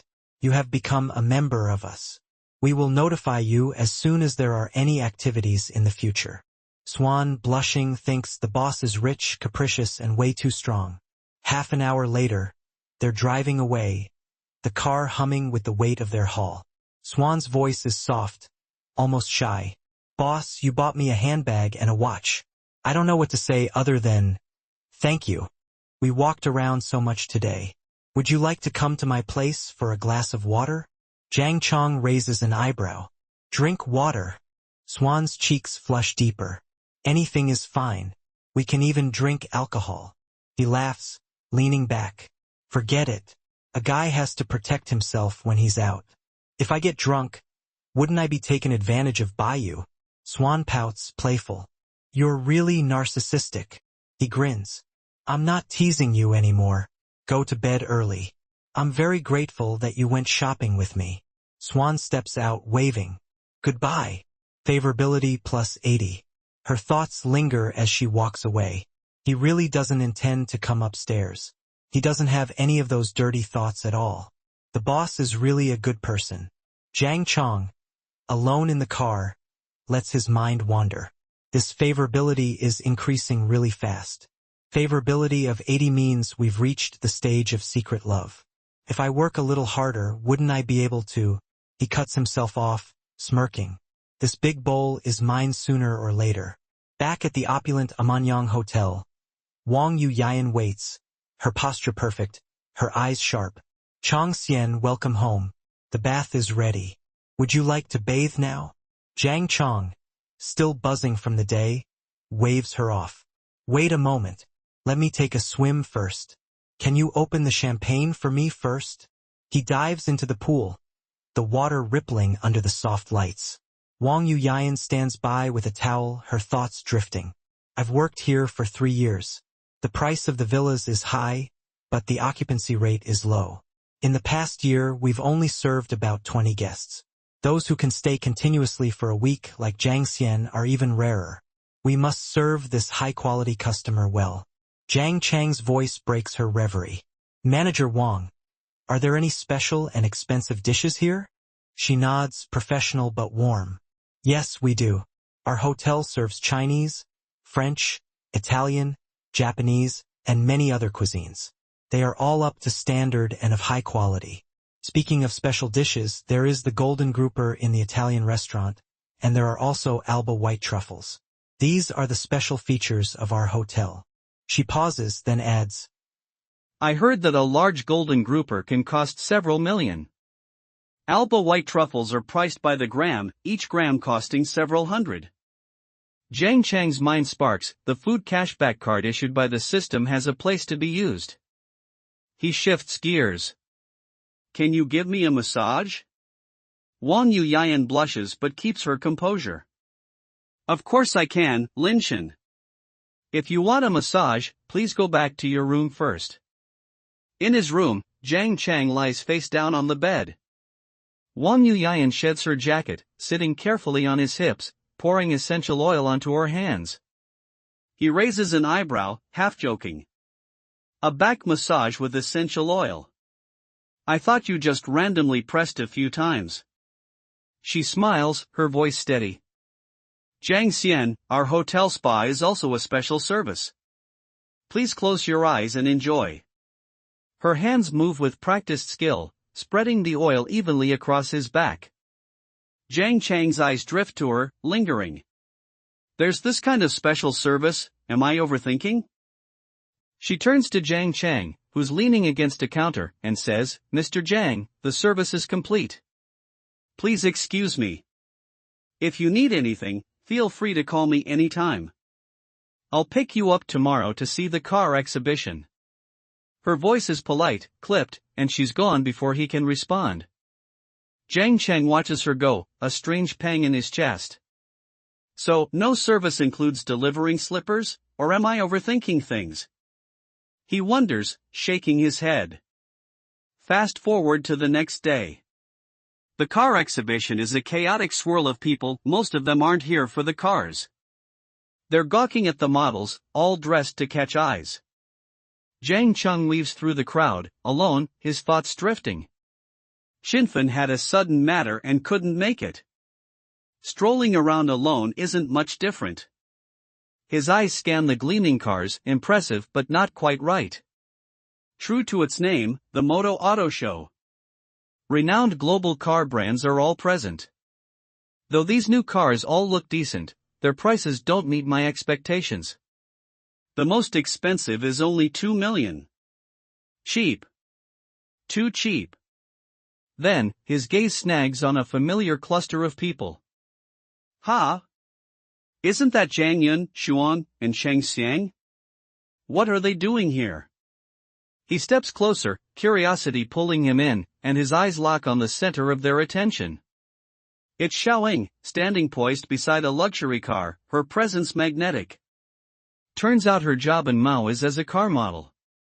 The crowd's buzzing around her, cameras clicking. A young guy pipes up, Xiaoying, what time do you finish work? I'll come pick you up then. Before she can answer, a girl cuts in, her tone sharp and bitter. Xiaoying is very busy. Or maybe we shouldn't bother her. Didn't she reject our invitation to the graduation trip last time? She's a rich young lady and doesn't even bother with us. Xiaoying hears every word, her face still but her eyes betraying a flicker of embarrassment. She doesn't respond. Just then, Jiang Cheng strides over, raising a hand. What a coincidence. I'm in Chengdu. How come all my high school classmates are here? The group spins around, startled. Jiang Cheng, why are you here, Lao Jiang? I didn't hear you were coming, one of them blurts. Jiang Cheng's brow furrows. What do you mean? Judging from your tone, it seems like you organized some activity without me knowing. The guy in the blue shirt shifts, guilt flashing across his face. Crap. This graduation trip was deliberately not mentioned to him. I didn't expect to run into him here. The green-haired guy next to him points at blue shirt, deflecting. You'll have to ask him about that. Two girls step forward, grinning. The brown-haired one says, wait, Jiang Cheng, I feel like you've become much more handsome since we last met. The other nods. Really? What happened to you? You didn't go to Moldo for plastic surgery, did you? The moss-haired guy slings an arm around Jiang Cheng's shoulder, smirking. It's true, Lao Jiang. Though you're still not as handsome as me, your voice seems better, too. Did you even fix your vocal cords? Jiang Cheng brushes it off. Never mind me. What are you guys doing here? Buying a car?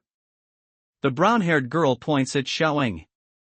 How could we afford to buy one? We just happened to meet an old friend and came to catch up. Then she adds, Jiang Cheng, did you come to see Xiao Waka too? She's a famous car model in Mayajado now. Don't you see how many men are surrounding her taking pictures? Blue shirt's face darkens. See, so what if she's a car model? Xiaoying said she's only doing it temporarily. Another voice, Xingao, snaps back, don't say such nasty things. Blue shirt doesn't back down. Did I say anything wrong? Xiaoying isn't short of money. I'm just surprised to see such a pure and high-class flower dressed like this. What is she doing it for? I don't get it. Meanwhile, Jiang Cheng's eyes narrow. He activates his goodwill scanner, a subtle device humming with data. Xiaoying's stats flash up, age 19, height 163 centimeters, looks 89, figure 88, privacy 30, friendliness 90, intimate relationship. He freezes. Holy crap. Sia's privacy rating is actually 30. He shifts the scanner to the girl beside her, Jiang Yun. Age 19, height 165 centimeters, looks 85, figure 90, privacy 2, friendliness 75, close friends. His mind reels. Wait, why is her friendliness rating toward me so high? We usually don't interact at all. What kind of situation is this? Poor Lo Xiao is still obsessed with this girl. The moss-haired guy notices him zoning out. Lao Jiang, what are you doing? Jiang Cheng snaps back, patting his shoulder with a tired look. Nothing. I can only say that you, my brother, should take care of yourself. The guy blinks, confused. Did you take the wrong medicine? Are you stupid? Jiang Cheng ignores him, turning to Xiaoying with a wave. Xiaoying, you've become even more beautiful since the last time I saw you. She smiles, a little warmth breaking through her guarded expression. Jiang Cheng, did you come to see the car exhibition, too? He nods casually. Yeah, I was free, so I came to take a look. Then he glances at his classmates, his tone sharp. Tell the truth. Are you guys trying to buy a car for the goddess? Blue shirt scoffs. Don't talk nonsense if you don't understand. A sleek Ferrari dealership, all glass and chrome, sets the stage. A cherry-red sports car gleams under the lights, and tension crackles as Jiang Cheng and his classmates, led by the smug class monitor, stroll in. The monitor's showing off, tossing out facts like he owns the place. This is the newest model and it's also the most expensive, he brags. Do you think this is an electric scooter? You can buy it if you want. Jiang Cheng claps, smirking. As expected of our class monitor, he even knows so much about Ferraris. The monitor, eating it up, grins wider. This is the first mid-engine all-wheel drive Ferrari in history. It's brimming with futuristic technology and its price after tax ranges from 5 to 8 million yuan. It's an incredibly badass car. Jiang Cheng's eyes flash. You researched it this thoroughly and you're still claiming you didn't come to buy a car? The monitor's caught, irritation creeping in. Before he can retort, Xiaoying, a classmate working here, steps in, calm but firm. Jiang Cheng, I'm sorry, classmates. I'm working right now. Could we get in touch later if you're free? It's not very appropriate for you all to be making such a ruckus here. The monitor's jaw tightens, thinking, Chang's trying to make me lose face in front of Xiaoying. No, I absolutely can't let him get his way. He pivots to her. Xiaoying, actually, I came here to see if there's a suitable car. After all, I scored 625 points on the university entrance exam, and my family wants to reward me with a car. Could you help me pick one out? If I find one I like, I'll really buy it. Xiaoying points behind her. I don't know much about this either. If you want to know more, you can ask the sales assistant next to me. Isn't asking you the same thing? The monitor presses. We're old classmates, and besides, I'm closer to you anyway. Jiang Cheng laughs loudly. Ha, class monitor, Xiaoying said she isn't interested. If you like a car, just buy it. What era are we in that you still use such an excuse to strike up a conversation with a goddess? The monitor snaps, Jiang Cheng, what I talk about with Xiaoying has nothing to do with you. Buying a car isn't like buying something at a convenience store outside school where you don't need to do thorough research. If you speak so lightly, why don't you buy one yourself? Jiang Cheng grins.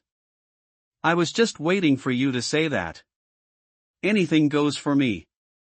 He turns to Xiaoying, playful. Hey, Xiaoying, if I buy this car, does it come with a model? She laughs, covering her mouth. Jiang Cheng, you're actually quite humorous. I'm serious, he says, straight-faced but teasing. The monitors had it. Jiang Cheng, can you go show off somewhere else? She's working. A sharp-suited manager steps in, voice like a blade. Xiaoying, what's with all this chatting during working hours? I'm paying you 2,000 yuan a day, not for you to stand here gossiping. Xiaoying bows deeply.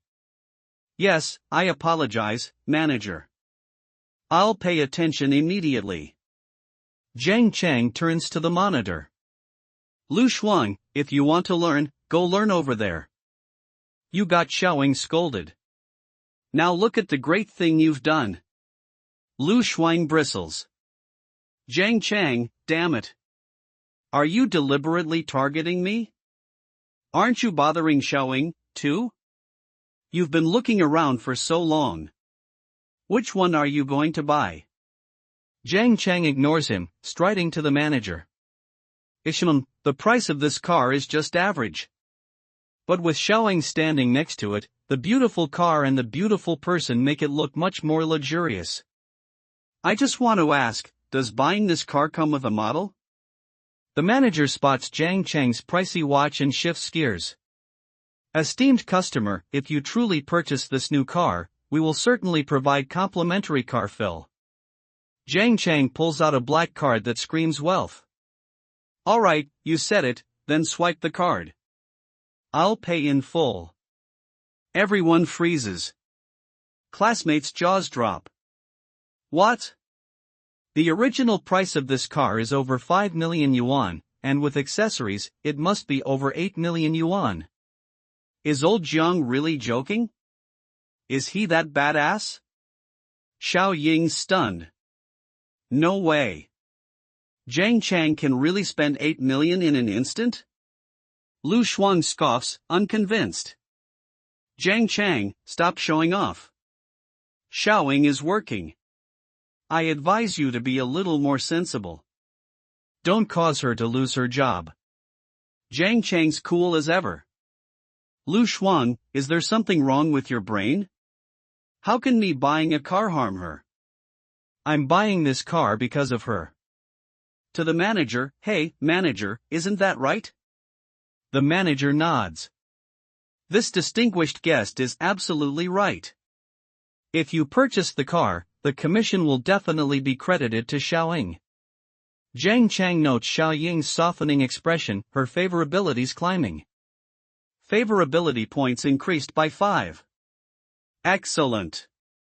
He adds, half-joking, manager, but we had a deal. Buying the car must come with a car model. Lu Shuang steaming, thinking that damn Jiang Cheng is still teasing Xiaoying. Later, don't you dare come up with some ridiculous excuse like, oh, my family card is blocked to get out of buying it. Otherwise, I'll teach him a lesson. The manager produces a stack of documents. Jiang Cheng holds up his card. Just pay the full amount. Keep it simple. Oh, by the way, is this car in stock? Can I drive it away immediately? It's in stock, so you can drive it away immediately, the manager says. Please move to the VIP room and we will process the paperwork for you right away. In the VIP room, Jiang Cheng, Xiaoying, and the classmates gather. The manager swipes the card. The POS machine flashes, transaction complete. A long receipt spills out. Payment successful, the manager says. I will immediately handle the paperwork for you. To Xiaoying, make sure to treat young Master Jiang very well. Lu Shuang sweating, muttering, holy cow, Jiang Cheng can actually spend 8 million yuan on a car. He's kicking himself. Damn it. I actually stepped up and made a fool of myself. A glitzy car exhibition hall, lights bouncing off chrome and curves, hums with wealth and whispers of status. Jiang Cheng, the guy who played broke in school, just swiped his card for a Ferrari like it's pocket change. Shi Pang, his mushroom haircut bobbing, crosses his arms, half odd, half bitter. I can't believe it, Lao Jiang. You're actually a second-generation super rich. How did you hide it so well back in school? Shuya, all charm and calculation, flashes a smile that doesn't touch her eyes. That's right, Jiang Cheng. I've never even been in a Ferrari before. You have to give me a ride later. Her goodwill points, visible only to Jiang Cheng, climb to 95. She's playing her game hard. Jiang Yin, sharp behind her glasses, slices through the tension. Jiang Cheng bought this car for Xiaoying, right? A Ferrari only has 2 seats. I doubt there's any space for you. Shuya's smile tightens, her voice edged. Why wouldn't there be a seat for me? There's a passenger seat, isn't there? Isn't Xiaoying supposed to be working? Besides, she's a car model. I'm sure plenty of men have let her test out their cars. Jiang Cheng's jaw tightens. Shuya's goodwill points are soaring, and he's got no clue why. What the hell? I didn't even do anything. Why are her points still increasing? I'm at a loss with this kind of person. He brushes it off, turns to Xiaoying with an easy grin. Jiang Yin is right. This car only looks good with Xiaoying in it. Shuya's tone sours. Jiangqing, I heard you broke up with Xiao Jia. Is it because of Xiaoying? In her head, she's plotting, if I can't live well, I'll make sure you don't either, Xiao. Xiaoying's eyes widen, caught off guard. What? Jiang broke up? Wasn't he really good to Xiao Jia before? Jiang Cheng stands, slinging an arm around Xiaoying's waist, his voice teasing. My breakup with Xiao Jia has nothing to do with anyone, and that includes Xiaoying, of course. But Xiaoying is so beautiful. What man wouldn't like her? Shi Pang's gaze lands on Jiang Cheng's wrist, catching the glint of a watch. Damn, Jiang Cheng, Your watch must be worth over 10 million yuan, right? Seriously impressive. You're buying a car while wearing a house on your wrist. His voice turns bitter. You used to cry poor when we asked you to treat us back in school. Turns out it was all an act. Jiang Cheng shrugs, unfazed. Isn't school already over? I did well on the college entrance exam, so my family rewarded me. I can't exactly refuse, can I? Luong, silent till now, steps forward, his voice curt. Humph, it's getting late. We should find a place for dinner or we'll get stuck in traffic.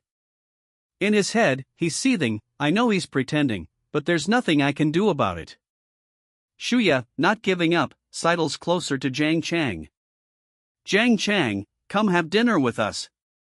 After dinner, we can go for a walk, okay? He shuts her down, smooth as silk. I can't. I have plans tonight.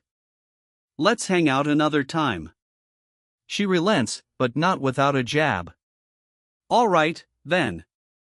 Let me know when you're back in Dukhan. The group scatters, and Jiang Cheng turns to Xiaoying, his tone softer. Xiaoying, go ahead and get busy. I'll go look around elsewhere. She smiles, genuine but professional.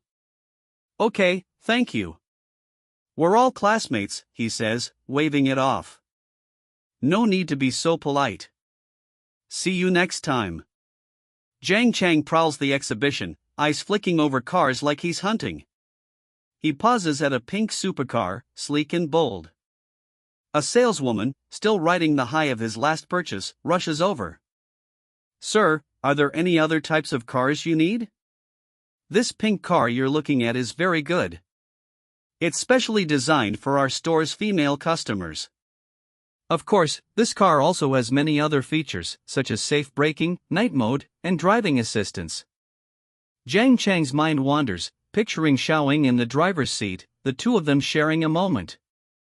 He strokes his chin, muttering, this car is quite suitable for Xiaoying. To the saleswoman, he says, how much does this car cost? She beams, sensing another win. Sir, because this car is very well equipped, the total price is 95 million yuan. A pause, then, if you buy it, we can include 3 years of maintenance fees. He cuts her off. All right, just swipe my card. Her face lights up.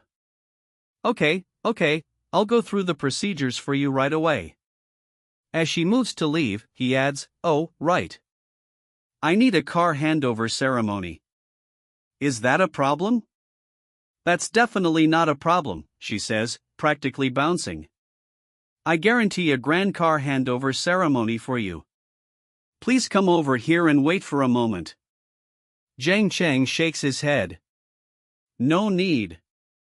I'm buying it as a gift for someone else. Just complete the procedures quickly, and I'll send you the recipient's address later. Understood, she says, darting off. Then I'll proceed with the paperwork right away.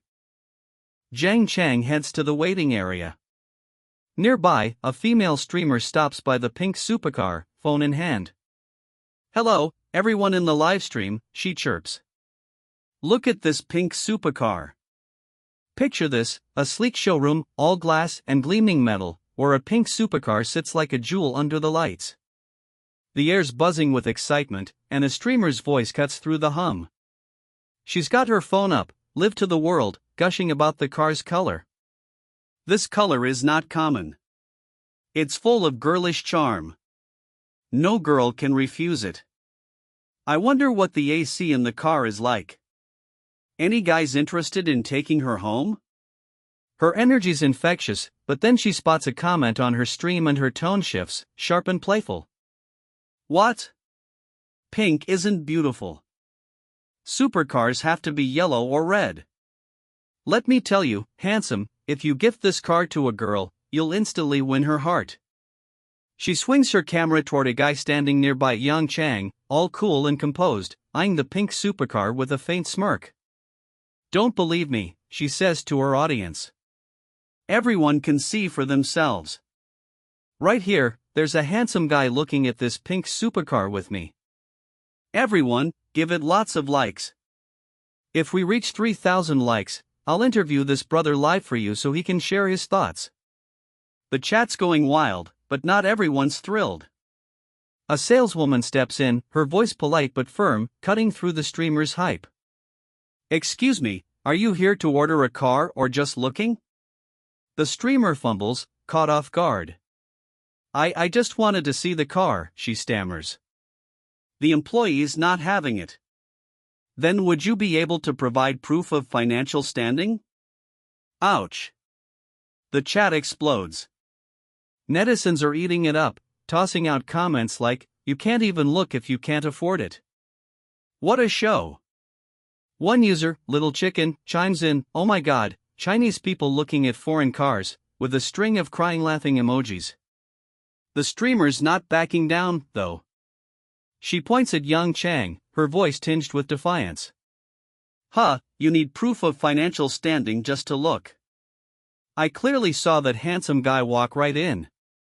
The saleswoman doesn't blink. Sorry, we have a procedure like that. The streamer's face falls, disappointment clear as day. The chat keeps piling on. This little streamer is so pitiful. Lamborghini requires proof of assets of at least 7 figures. It seems our little streamer has been lingering at their door for so long and no one cares. Today is another day for little streamers to be suppressed. Hurry up, streamer, and try to get help from that tycoon over there. Meanwhile, Xiaoying's watching Jiang Cheng from across the room, her eyes locked on him. In her head, she's reeling. Jiang Cheng is actually this rich. He's already spent 20 million in less than half an hour. Even if nothing had happened to my family, there's no way I could spend money like him. She's stunned, but the show's moving on. 2 hours later, Jiang Cheng's wrapping things up. He stands, stretches, and mutters, all the procedures are done. The supercar is already on its way to Xiao Xiao. Time to go to the Ferrari and get the car key. He strides over to the manager, who hands him a key with a nervous smile. Here's your key, Mr. Jiang. Also, what are you planning to do about the license plate? Jiang Cheng pauses, thinking. Ferrari provides license plate services, but I'm not from Motto, so I can't have a MO license plate. But if I use some special methods to get a special MO license plate, it's not impossible. Let me think about it. Before he can dwell on it, a notification pings in his head. Ding! A system voice chimes, randomly awarding the owner a license plate AJC111.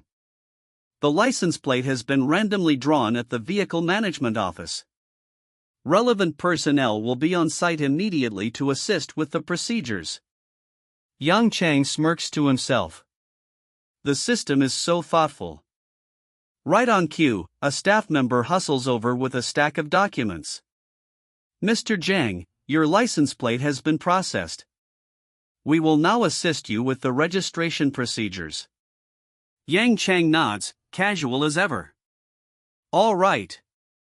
The staff scurries off to install the plate on the Ferrari, and the manager's watching, sweating bullets.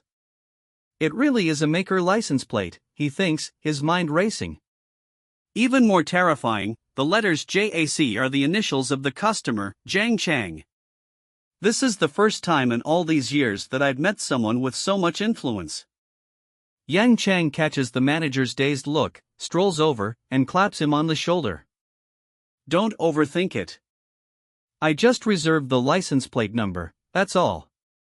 The manager's not buying it. You don't want to reveal it.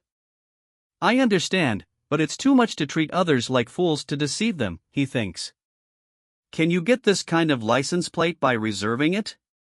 And there are people specially assigned to handle the procedures on site? But he plays along, forcing a smile. As expected of Mr. Jiang, your luck is really good. Even the license plate you chose has such significance. Admirable. Admirable. The staff's back, all business. Mr. Jiang, the installation is complete. The manager's still reeling, muttering to himself, I feel that Mr. Jiang here is either the beloved grandson of a wealthy provincial governor or an important relative of a big leader. Otherwise, ordinary people really can't have such influence. A few minutes later, Jiang Cheng's heading out, and Xiaoying catches up to him. Her face lights up. Jiang, thank you so much today, she says, then adds, my shift is about to end.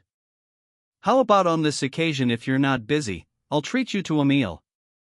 Jiang Cheng opens his mouth to reply, but his phone cuts him off. Ring, ring, ring, crackle. He answers, hello. On the other end, his friend Chang Yipang's voice is a mess, sobbing. Jiang Cheng, I've been dumped. Come here quickly. I need you to be with me and have a drink, or I'm going to jump into the Hongpu River right now. Yang Chang sighs, his face softening with a mix of exasperation and concern. Picture this, a dimly lit city street, neon signs flickering, the air thick with late-night secrets. Jiang Cheng's phone buzzes, cutting through the evening's calm. It's Xiao Sun, voice heavy, begging for a drink. Chang turns to Xiaoying, her eyes wide with surprise. Sorry, he says, it seems Xiao Sun is heartbroken. He asked me to have a drink with him. I'll treat you to a meal tomorrow.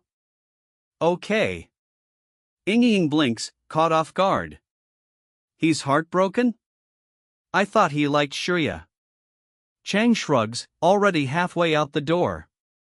I'm not too sure either. I'll have to go and see. She flashes a warm smile, brushing it off. All right, let's hang out another time. Cut to a smoky bar, where heartbreak drowns in every glass. Xiao Sun's hunched over, slamming back drinks like they're his lifeline. Chang slides in, smirking. Oh, not jumping into the Hongpu River anymore? Xiao Sun blares, voice rough. Don't talk nonsense. Sit down and drink with me. Before Chang can settle, Xiao Sun's voice cracks, loud and raw. I just realized I'm just a lapdog, a spare tire, Jiang Cheng. I'm in so much pain. Chang grabs a glass, clinks it gently against Xiao Sun's. Keep talking. Xiao Sun's words spill, bitter and jagged. You know how Shuya usually asks me for rides. But what about her? As soon as Luong went to the bathroom, she followed him like a puppy with just a look. Chang's got this system, some mental database feeding him info, but Xiao Sun's rambling tests his patience. He leans forward, voice sharp. Get to the point. Xiao Sun slams his glass down, trembling with rage. I secretly followed them, and I saw them hugging and kissing in the street. I'm heartbroken. Chang's lips twitch into a half-smile, almost cruel. You guys never even started. How can you be heartbroken? Xiao Sun's eyes well up, tears spilling. Do you have to make fun of me at a time like this? Chang sighs, softening a fraction. All right, listen to your brother. Shuya is no good. Let her go and torment Luong. Who knows? That kid might catch something later. Xiao Sun's head snaps up, surprised. Hey, Lao Jiang, do you know something? Chang lifts his glass, casual but deliberate. I heard from friends that Shuya's private life is messy. I hinted at it before, but you wouldn't listen. Xiao Sun raises his glass, voice heavy with regret. I was a fool before. Enough said. It's all in this glass. Drink. They drink toast after toast, the night blurring into a haze. An hour later, Xiao Sun's a mess, stumbling, barely upright. They lean on each other, weaving toward a taxi. Chang checks on him. Can you get back to the hotel by yourself? Xiao Sun slurs, grinning through the fog. It's okay, brother. I'm off. Next time you're heartbroken, I'll be here for you like this. Chang snorts, shoving him toward the cab.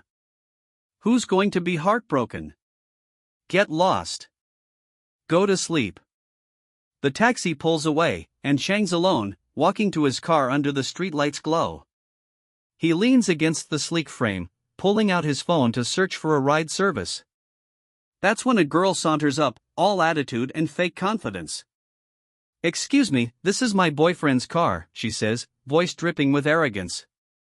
"Please stay away a bit. You can't afford to pay for the damages if you break it." Chang doesn't flinch. His system scans her: Chenliki, 25, beauty 85, figure 90, privacy 65, goodwill 30, status passerby. He says nothing, just pulls out his smart key and presses it. The car hums to life, headlights flaring. Her face freezes. She scrambles, flipping her hair, voice syrupy. "Oh, I'm the one who's drunk. But why do you look so much like my boyfriend?" Chang's smile is razor thin. "Really? But you don't look like my girlfriend at all." She leans closer, playing coy, voice all sugar. "Handsome, you're such a joker. Your voice is so nice. You must be able to drive with one hand, right?" Chang's eyes go cold. "If you don't understand, I'll educate you. Those who say they can drive high-performance rear-wheel drive cars with high horsepower with one hand have never driven one." She doesn't back off, pressing closer, lips glistening. "Handsome, you're so knowledgeable. But I'm really good at PUBG. I know more than a dozen ways to win. Do you want to play with me?" Chang doesn't bite. "I only play Honor of Kings." Another girl approaches, hesitant, her vibe different. "Hello, did you call for a ride share?" Chang nods. "Yes, I did." She steps forward, shy. "Hi, I'm Xiaowen again. Is the ride share you ordered?" "Handsome, you look familiar." The internet's buzzing. Comments flood her live stream. "Isn't that the rich second generation next to the supercar? He's still driving a Ferrari. Damn. And a Series 2. Got to follow him. So awesome." Chang notices, turning her camera toward her with a sly grin. "Girl, a handsome guy like me charges for photos." She panics, flustered. "Sorry, handsome. I forgot." He raises an eyebrow. "You're a streamer and a ride-share driver?" Xiaowen nods, more confident. "I work as a ride-share driver when I'm free during the day. My main job is an outdoor streamer." "Oh, if it's convenient, can I take a picture of your car?" she asks. He shrugs, indifferent. "I don't care." She dives back into her stream, voice bubbling with excitement. "Big Brother's in the livestream. I never thought I'd see a Ferrari SF90 today. I'm so excited. This is the flagship model at the auto show. Today, it's Ferrari's fastest mass-produced model. It only takes 2.5 seconds to accelerate from 0 to 100 km per hour. Alright, picture this, a bustling auto show, the air thick with excitement and the gleam of polished cars. The crowd's buzzing, and all eyes are on a sleek Ferrari, its license plate screaming wealth and status. People can't stop talking about it, their voices dripping with envy and speculation. One guy mutters, "That license plate isn't something normal people can get, right?" Another chimes in, laughing, "Huh, I'm laughing. Someone driving a Ferrari and being normal." The chatter grows sharper, whispers of privilege and power swirling around. Someone else says, "License plates represent privilege and wealth." Let's guess. Who knows what unspeakable things this little nobody might experience with a sugar daddy potentially rising to a different class. Nearby, Xiaochen overhears it all, a faint smile tugging at her lips. She's used to the gossip, the assumptions. Riley, her friend, hums softly, oblivious to the chatter, but Chen Li, who's been quietly listening, finally speaks up, her tone playful. "Handsome, I can also drive for you and it's free." Jiang Cheng, cool as ever, raises a hand to stop her. "No need. I'm afraid free stuff will make me feel bloated." He turns to Anand, dangling the Ferrari's keys. "Can you drive a supercar?" Anand snatches the keys with a grin. "Don't worry, handsome. I've driven many sports cars before because I used to be a car review blogger. While they talk, Jiang Cheng's eyes flicker to his phone, pulling up Xiao Chen's info. The screen reads, name Xiao Chen, age 20, height 165 centimeters, beauty score 94, figure 90, privacy without good intentions 50. He smirks, tucking the phone away as they head to the car. Inside the Ferrari, the vibe shifts.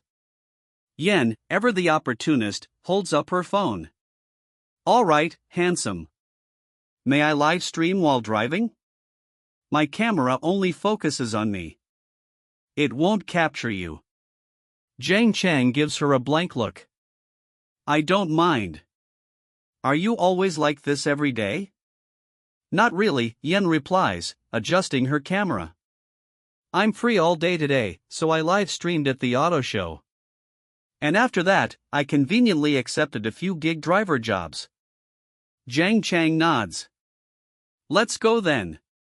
Yen sets up her camera, her voice bright as she addresses her audience. Okay, everyone. The engine roars to life, and she can't hide her thrill. Everyone, I never thought I'd get to drive a Ferrari. This car is really as rumored, making my whole body burn up.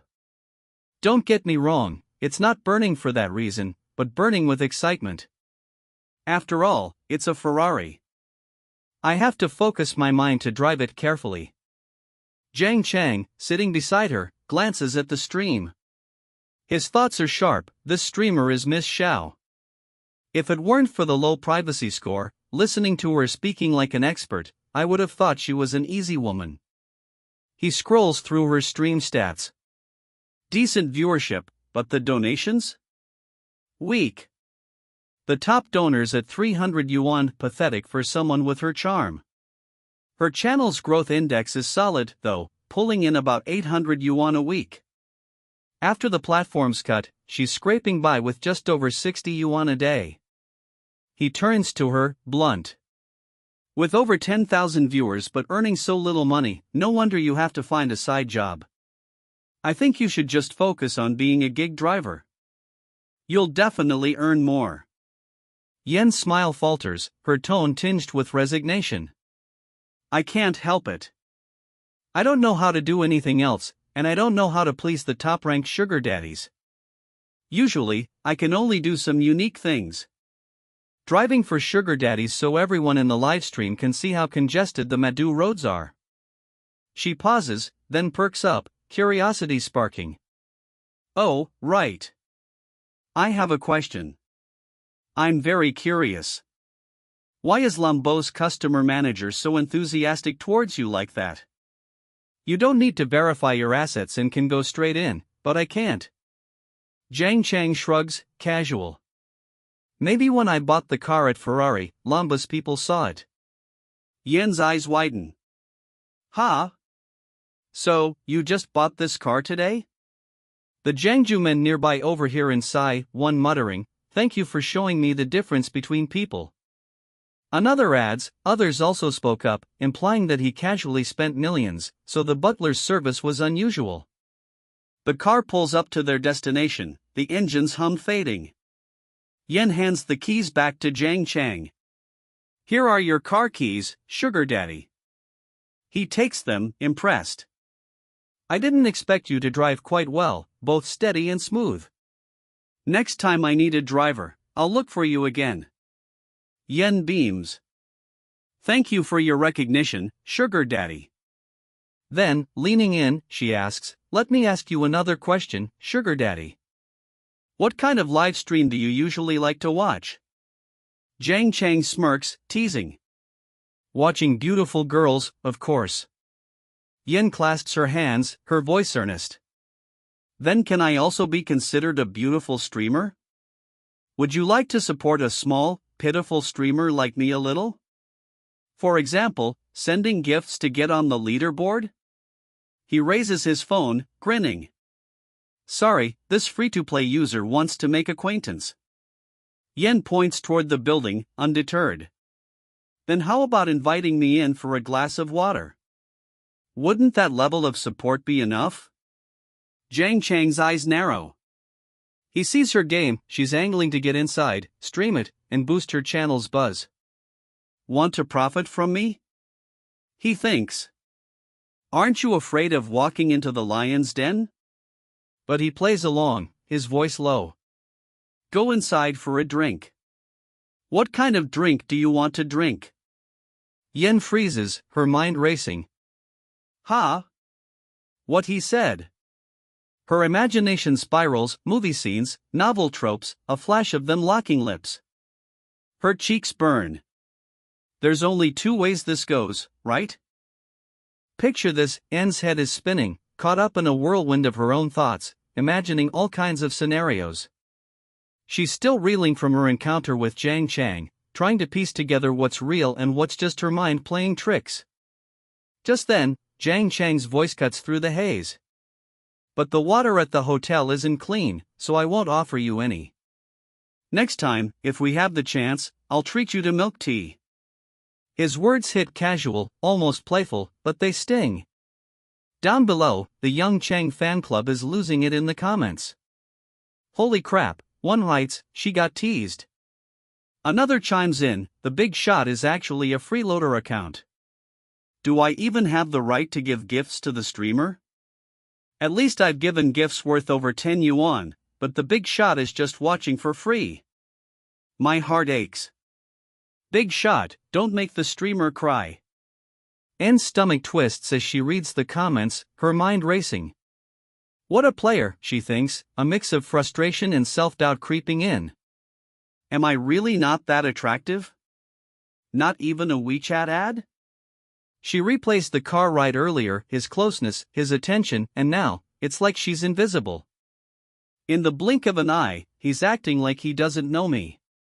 She bites her lip, says nothing, and turns to leave, waving a hand dismissively. As she walks away, a faint glow flickers above her head, her goodwill meter ticks up to 60 points. Jiang Cheng catches it, his eyes narrowing. The goodwill points increased again. How interesting. A smirk tugs at his lips. Looking at her eyes, inviting her to Mong next time won't be a problem. He's already scheming, but his phone buzzes, pulling him back. A text from Wang Jiang, Jiang Xiao, tonight I'd like to experience the cuisine at Aman Yang Yang at your place. Can Jiang Xiao arrange it? Jiang Cheng reads it, his mind shifting gears. If I want to go to Mandu to study at university, these social games are non-negotiable. Might as well practice. He fires off a quick reply and strides into the villa. The moment he steps inside, Wang Yuyen greets him with a warm smile. Young Zhang, welcome back. He doesn't waste time. Manager Wang, I want to invite friends for dinner later. Tell the chef to make everything according to the most expensive menu. 5 people. Get me 2 golden threadfin, Alba white truffles, and illusion ice cream. You can decide the rest. Yu Yen hesitates, her brow furrowing. This Zhang Xian, our hotel's golden threadfin breams are medium-sized, costing about 1 million each. May I ask if that's acceptable? Jiang Cheng pauses, calculating. If I weren't worried about looking like some nouveau riche, I'd order 10. But that's too tacky. Just handle it accordingly, Manager Wang, he says smoothly. Half an hour later, the villa's courtyard glows under golden lights, casting long shadows across the scene. Wang Jiang arrives with his crew, and the table is a spectacle. As soon as Wang Jiang spots the spread, his jaw drops. Jiang Xiao, you've blown me away. Golden threadfin bream. And 2 of them at that, so generous. One of his friends practically sprints to the table, eyes locked on the fish.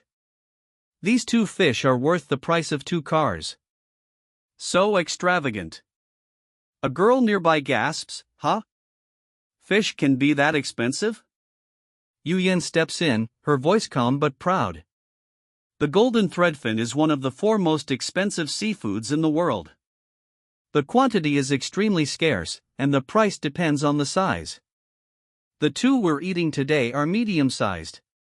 She gestures to another dish. In addition, there are the Italian Alba white truffles, which are no less precious. In short, the meal that Jiang Cheng has prepared for everyone here is worth more than 3 million yuan. The girl's face pales, a cold sweat breaking out. A meal that costs 3 million, she mutters.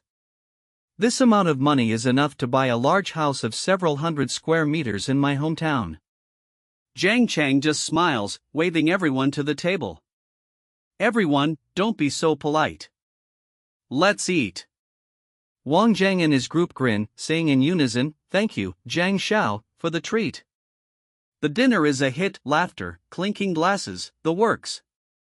Afterward, Wang Jiang leans over, still buzzing from the meal. "Chang Xiao, thank you for tonight's dinner. It's still early. How about we go to the bund for another drink?" Jiang Cheng shakes his head. "I won't lie to you. I already had a drink with my classmate earlier. As for the drinking, let's reschedule for another time." Wang Jiang doesn't push, just waves it off. "Alright, then I'll book a big table at Taxi tomorrow night. We'll have a wild time then." He rounds up his friends and heads out. Yu Yan approaches with the bill. "Jiang Xianshine, the hotel has given you a special discount, so the actual expenditure is 2.98 million. Jiang Cheng hands over his black card with a smile. "Thank you." The payment goes through, and a notification pops up on his phone. "Congratulations, host, for successfully using the food cashback card. The total consumption for this transaction is 2.98 million yuan. Congratulations, host, for receiving 10x cashback. The cashback amount will be multiplied by the number of diners to determine the final cashback amount. The total cashback is 149 million yuan. It has been credited to the host's bank card." Jiang Cheng's smile widens. Didn't expect to get over 100 million back from treating a few people to dinner. This meal is such a steal. Yu Yan returns his card, her tone professional. "Payment successful. I won't disturb Jiang Xian's rest any further." He nods, still grinning. As the night settles around him, the scene kicks off with Yu Yan slipping out, leaving Jiang Cheng sprawled on a sofa, phone in hand. He's watching a live stream, and a girl's voice spills out, "Everyone, I'm home." It's end stream, and she's got his full attention. "Everyone, listen to some music first," she says, her voice light but carrying an edge of exhaustion. Jiang Cheng's eyes are glued to her Xia, as he calls her. He's sizing her up, thinking, looking closely, Xia really has a beauty score of 94 points. Before, she was so nervous and worried that I didn't notice. He's captivated, lost in thought, when ding, his phone chimes. A system notification pops up, discovered that the host's live stream account is too poor. The system grants the host 3 million whale coins.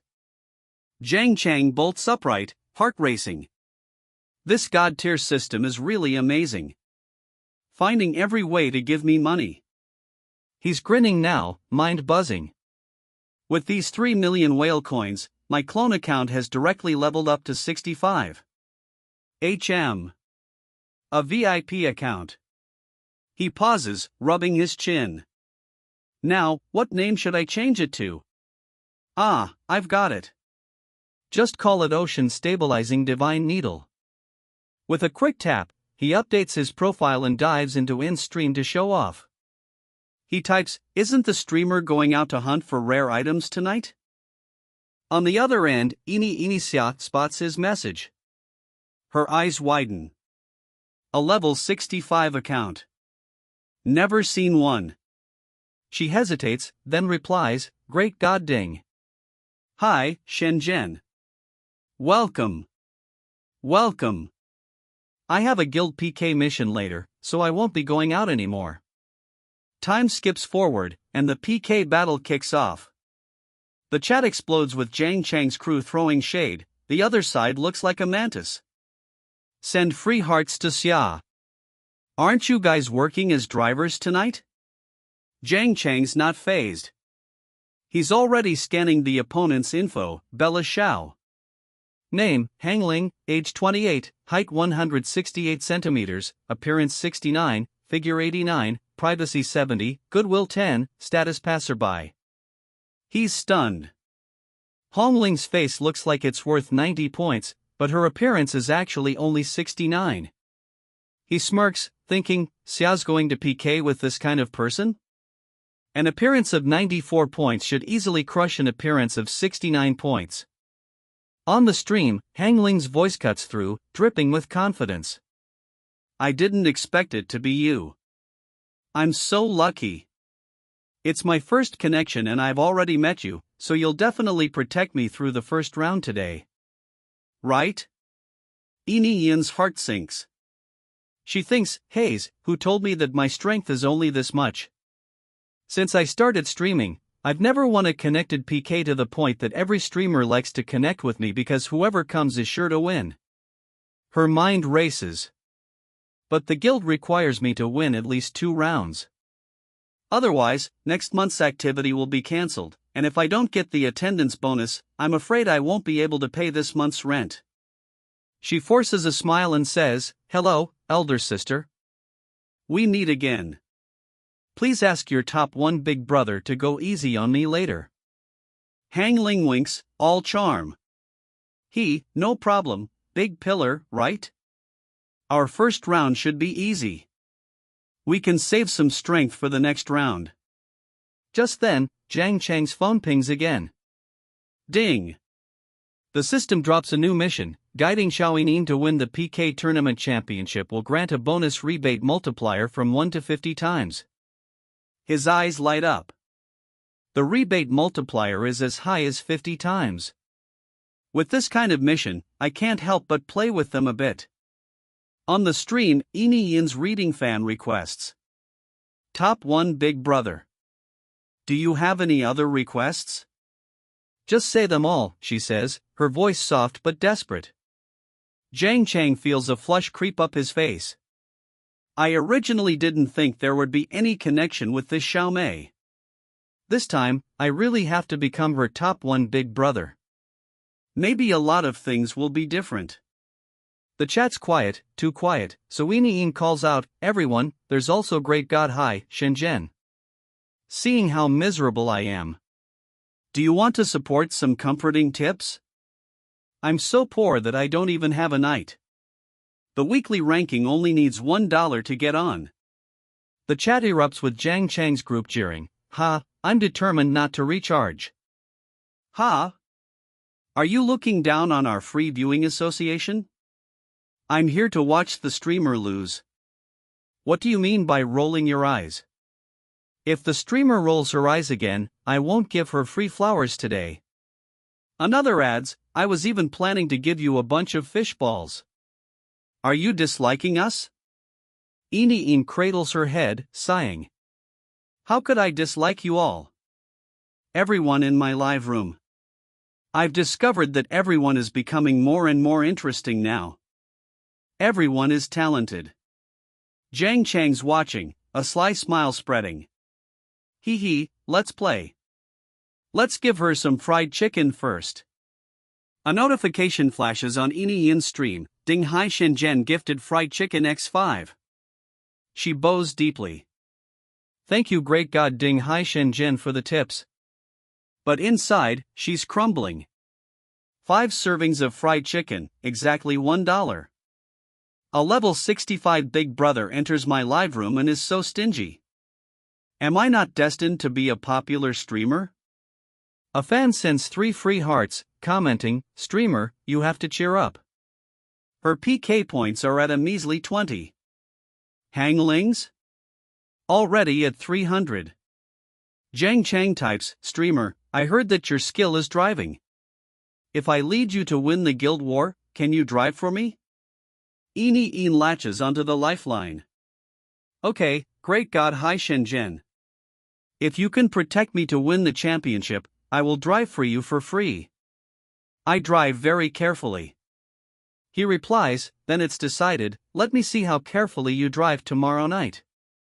Without hesitation, he sends 3 rockets. The screen lights up as Yin's score skyrockets to 6,200 points. She covers her mouth, gasping.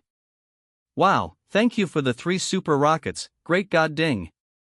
Hi, Shenzhen. I really thank you very much. What performance do you want to see? I will perform a show for you. Across the stream, Hang Ling's smug grin vanishes. Her PK points sit at a pathetic 302. Her thoughts darken. Damn it. The first round PK time is about to end. I didn't expect a big shot to appear on Xiaomi's side and steal the tower. Back to NN's PK match. Seeing that her side has a sugar daddy, Hang Ling starts poaching, saying, "Wow, Xiaomi, your live room has a whale." Big bro ding hi Shenzhen. Hello. You hit people so hard. Wang Ling consoles. You have to come see me when you have time. N quickly chimes in. Big bro ding. Hi, Shenzhen. I'll make you the manager of my room. Okay, you're family now. Definitely don't run to other people's houses. The crowd below starts commenting. Holy crap, is this obscure streamer getting lucky? Finally, a sugar daddy has noticed our little streamer. The sugar daddy is confused. Isn't watching for free better? And then suggests, Big bro, are you still there? I'm not a good dancer. How about I sing you a song? After 5 seconds of no response, she starts humming. You are my brother. Good brother? How can I have such a good brother? The crowd below comments again. Streamer, you're off key in 4 out of 5 notes. Please stop singing. The sugar daddy was scared away by you. Just dance. The streamer's movements are like physical therapy exercises. Such a treat to watch. On this side, Jiang Cheng is still watching attentively, thinking to himself. Xia looks quite interesting when she sings stupidly and adorably. Then he types a comment. Just be yourself. As for Hong Ling, she starts holding up tissues, pretending to wipe away tears, saying, Big bro, Dao, please protect me through the first round. If we lose again in the next round, I'll be eliminated. W. Dao replies upon hearing this. No problem. Don't worry. At this point, the PK match between NN and Hang Ling officially enters its climax. In Hong Ling's room, a series of rockets are launched, filling the screen, and she exclaims excitedly, Thank you, Big bro, Dao, for the 2 rounds of triple launches. Jiang Cheng sees this and smirks, thinking, interesting. Then I'll launch 3 more as soon as they're sent. Hanging sees it and covers her mouth with her hand, worriedly saying, Big bro, Danu, Big bro Dinghai Shenzhen is catching up. Dhu asks after hearing this, are you sure he's catching up? Then on Hang Ling's side, 5 rockets are launched. She makes a heart shape with her hands in front of her chest, joyfully saying, What is my big bro Dao? Everyone help me type Big bro do is awesome. In the chat, seeing the scene, N can't help but sigh. She's still better at pleasing the number 1 sugar daddy down below. The Jiang Ju men start commenting again. Is the first PK round already this big? I didn't expect to see so many super rockets launched in a live room of an obscure streamer. The sugar daddy has fallen for the host. The host is about to be taken away. Seeing N's worried expression, Jiang Cheng smirks, thinking, 5 rockets and she's already this scared. Chow N. I really like your naivety. Ha ha. So, how will she deal with this next? Suddenly, on N's live stream screen, a rocket is just hanging there, not moving at all. She asks suspiciously upon seeing this, is my live room lagging? Immediately after, a notification appears on the screen. You have received 20 rockets from Dinghai Shenzhen. Seeing this, Hang Ling's face immediately falls and she asks with a forced smile. Big bro Dhu, are you still there? On this side, and still can't close her mouth, disbelievingly, thinking to herself, Big bro, Dinghai Shenzhen gave me 20 rockets in one go. That's 40,000. As soon as the filter was turned off, An's real appearance was immediately revealed. The Jiangju men were once again amazed. Damn, it's another hidden gift. Why didn't I realize the host was so beautiful before? Follow now, brothers. The sugar daddy made the right bet this time. Seeing their reaction, An couldn't help but be surprised. Ha! Not only did I not get into trouble, but I even gained a wave of fans and compliments down below. Positive comments kept appearing. Beautiful sister, don't turn on the beauty filter in the future. The beauty filter is really bad. Live streams on Douyu must compete according to this standard in the future to be stable. At this moment, NN regained her confidence. She looked at the camera and said, "Big brother Dinghai Shenzhen, I'm begging you to support me for one more round. If I win this round, I can continue to live stream next month. Please, please." Immediately afterwards, the next PK session started. An opponent this time was a girl in a Sailor Moon cosplay outfit. As soon as the live room connected, she put on an adorable act and said in a honeyed voice, "Hello, fairy sister. I'm sweet Shirao Tian. So happy to connect with you, sister. Your top supporter is awesome. 20 super rockets. I really admire you." Then she blew Jiang Cheng a kiss and said, "Hello, big brother Dinghai Shenzhen. I'm Shioan. Your super rockets have shot my heart. Come visit Shioan when you're free. Shioan is good at singing and dancing. I'm good at everything. I guarantee I'll satisfy you, big brother." Seeing that she was trying to poach her supporter, Annan suggested, "Xian, let's start right away." Xiaoan heard this and asked, "Has big brother Yi Hua arrived yet? Let's start quickly." Please don't let Xiaoan get beaten to a pulp in response to her words. 5 airplanes immediately appeared on the screen. Shirao Tian saw this and put on an adorable act, saying, "Thank you for the 5 airplanes, big brother Yi Hua." "Thank you. Thank you." Dang Chang saw this and thought with a smirk, "Is that all? This is even stingier than that idiot Dao from the previous round. Then I'll just throw 5 rockets casually to finish it. I don't even know if he will follow." Thinking about it, he decisively pressed to launch 5 rockets. And saw this and immediately made a big heart shape with both hands, saying, "Thank you for the 5 super rockets. Big brother Dinghai Shenzhen. Big brother Dinghai Shenzhen is forever a god." At seeing this scene, Xiaoan's face fell and she said hesitantly, "Big brother Yi Hua, big brother Yi Ji Hua." The PK round ended just like that. In the following rounds, needless to say, with Jiang Cheng's help, Nang continued to win easily, advancing straight to the final round. This round featured an extremely beautiful girl. As soon as the live connected, she politely greeted, "Hello, Sister Chow. I'm silly Xiaomu. I'm very happy to connect with you in the final PK match.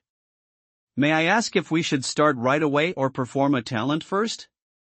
As soon as she saw this person, N couldn't help but be surprised, thinking to herself, the final round can actually connect to Anak Xiaomu, one of the 3 pillars of the platform. This is giving me too much importance. Then she replied, "Hello, beautiful beauty. I don't know any talents like singing or dancing. How about we start directly?" Gak Xiaomu heard this and replied, "Okay, then if this elder sister doesn't have any talents, then I will dance a dance for my sugar daddies to see first. The big brother over there can watch too." In her heart, she thought the company has found out.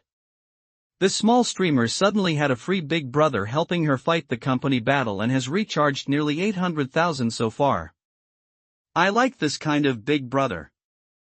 Immediately afterwards, she began to show a very captivating dance, causing the viewers to feel very hot. 2 minutes later, the dance performance ended. Gak Xiaomu winked flirtatiously and blew a kiss, causing the viewers to be fascinated. Seeing this scene, Jiang Cheng commented, "Nice dance. I like it a lot. After watching, I want to go to Gioke Zioma's place." Reading this comment, N couldn't help but sweat and said worriedly, "Woo woo, big brother Dinghai Shenzhen, are you planning to abandon me? We're only one step away and finally can reach the king rank together." Jiang Cheng heard this and said, "Look at what Nook Shemu said. You only know how to call the big brother to reach the king rank with you. If you said to do a multiple people thing, then I might consider it." Reading this comment, N couldn't help but be shocked and said, "Huh? What?" In her mind, the image of herself and Gok Shamu lying on the bed fighting side by side. Blushing, she muttered to herself, "A multiple people." After a fleeting moment, Enin swiftly shook off the swirling thoughts in her head, muttering to herself, "This isn't the time to zone out or overanalyze. If I want to win this, I've got to lean on Big Brother's help, there's no other way." Meanwhile, the online crowd was buzzing with comments, "This little kittie's drama is next level. She's putting on a whole performance. She's already burned through over 800,000. Playing a real-life multiplayer Honor of Kings? That's no joke," another chimed in. "Ha, bet the streamer's sweating buckets now," Sha-E teased. "Big Brother C, the stabilizing divine needle, is a legend, but Yushami's got some serious heavy hitters. 3 patrons on her leaderboard are dropping 100,000 each. Even with Big Brother C's epic vibes, can he take on 3 big shots? It's a showdown of titans now." After mulling over her options, Enin clasped her hands, cheeks glowing, and pleaded, "Golden Master Papa, please carry me through this final round." She added with a wink, "Once I'm off stream, I'll sign up for dance lessons pronto. Name the dance, and I'll master it for you." As soon as she said this, Yushami's side lit up, her 3 big bosses unleashed a rocket barrage. Badian fired off rockets X3. Remaining life matched with rockets X3. Silly Sis joined the fray with rockets X3. Yin Yin's heart sank as she watched. 3 super emperors, each with 3 super rockets? Yikes, she thought. Just then, Badian hopped into Yin Yin's room, tossed in 2 rockets, and left a cheeky comment, "Here's a little bandage money for ya," followed by 2 crying laughing emojis. Yin smirked, thinking, "Oh, this guy's mockery is top tier. Just wait." A light bulb went off, and she bowed dramatically, saying, "Big thanks for the 2 super rockets, Brother Badian. Without your pocket change for my medical bills, I'd be streaming from a cardboard box." Jiang Cheng, watching this, ground his teeth. "So my hundreds of super rockets were just party streamers?" He muttered, dropping a comment filled with question marks. The online peanut gallery erupted. "Ha, didn't expect Xiaomi to throw shade like that," one wrote. "Big Brother C just dropped tens of thousands, and she's acting like she's out of gas? Keep it up, girl," another teased. "Xiaomi's got guts mocking a super emperor. She's toast." While the chatter raged, Jiang Cheng secretly checked his "do you" balance, thinking, "The system gave me 3 million fish coins, and I've got 2 million left. No way I'm losing this. If push comes to shove, my bank card's got hundreds of millions." Suddenly, Yin Yin's stream glitched with a jerky animation. "Ugh, lagging again," she groaned. But then boom, a rocket storm hit, and the screen flashed, stabilizing divine needle gifted rockets X20. Yin Yin's eyes lit up. No lag. Big Brother C's dropping another 20 super rockets, she thought, thrilled. Jiang Cheng, not missing a beat, swung by Yushami's room, gifted 5 rockets, and commented, 2 for medicine money? Nah, 5's more like it, right? Yushami, watching the chaos, thought, this is a god-level showdown, and us mortals are just catching the crumbs. She flashed a cute heart with her hands and chirped, thanks for the medicine money, Divine Needle Papa. So generous. On the PK screen, the rocket frenzy showed no signs of stopping. Netizens went wild, holy smokes, this is unreal. Super rockets flying non-stop. Is this legit or some CGI blockbuster? No CGI here. Yushami's 3 emperors have already dropped 900,000. Feeling the tide turn, Yu Xiaomi sighed in relief, thinking, this win's in the bag, right? But then a jaw-dropping comment popped up. If I'm not wrong, the big shot spent over 15 million. Yin Yin's jaw dropped as she read it. The rockets on my side stopped, but Xiaomi's are still going? 15 million, she thought, stunned. My streams hit the jackpot, this is a once-in-a-lifetime moment. Not giving up, Yu Xiaomi stuck out her tongue playfully and cooed, Big brothers, why'd you stop? Keep the love coming, pretty please. But her patrons seemed to wave the white flag. Badian commented, alright, Xiaomi, let's call it quits for today. Maybe next round. She froze, speechless. Meanwhile, Jiang Cheng's finger hovered over the rocket button as Yin Yin's viewership skyrocketed 8,915, then 20,000, then 50,000. He paused and said, that's a win, right? Let's toss in 2 more rockets to seal the deal. Yin, still reeling, thought, I beat you Xiaomi, won the guild PK, my stream's blowing up, and I've gained 50,000 real fans. Even better, the stream pulled in 2.5 million in donations, netting her 700,000 per her contract. The crowd noticed her shock and commented, is this streamer short-circuiting? She's just staring. Too happy to function. I'd be worse, another laughed. Rich people logic is wild, blowing house-level money like it's confetti. Such a cute girl, and now the top patrons got her on lock. Snapping out of it, Yin stood, still buzzing with excitement, and bowed deeply. Big brother C, stabilizing divine needle, I'm at a loss for words. Can I add you on WeChat? Whatever you want, I'll learn it and nail it for you. Jiang Cheng replied coolly, no need, just passing through. Yin grinned and said, then I'll be your driver. He responded, wanna drive? Come to Manyang Gun. I'm there for 2 more days. It clicked for Yin, and Jiang Cheng's face flashed in her mind. That's him, she realized. The crowd caught on too, with one commenting, y'all didn't notice? That's the Ferrari guy from earlier. No wonder rich dudes aren't just everywhere. As Tang Ning pulled out her phone to add his WeChat, she thought, why's he doing this? But at least I've got his contact. Her goodwill score ticked up to 85. Meanwhile, Jiang Cheng's phone pinged with a message from Chow Chow does not eat coriander. Hi, I'm Chowin. Seeing the score, he grinned, thinking, just 5 points shy? Guess I'll take it. Suddenly, a system notification popped up. Congratulations, host, for leading streamer Chia made a Guild War victory. Streamer Satisfaction, SSS. Reward, 1000x crit cashback, totaling 2.03 billion. Withdraw now? Without hesitation, Jiang Cheng hit accept, rubbed his chin, and smirked, flaunting cash online, snagging 2 billion? Easiest money ever. The next morning, Jiang Cheng was still snoring when his phone buzzed. A message from Yin read, Big Brother C, need a driver today?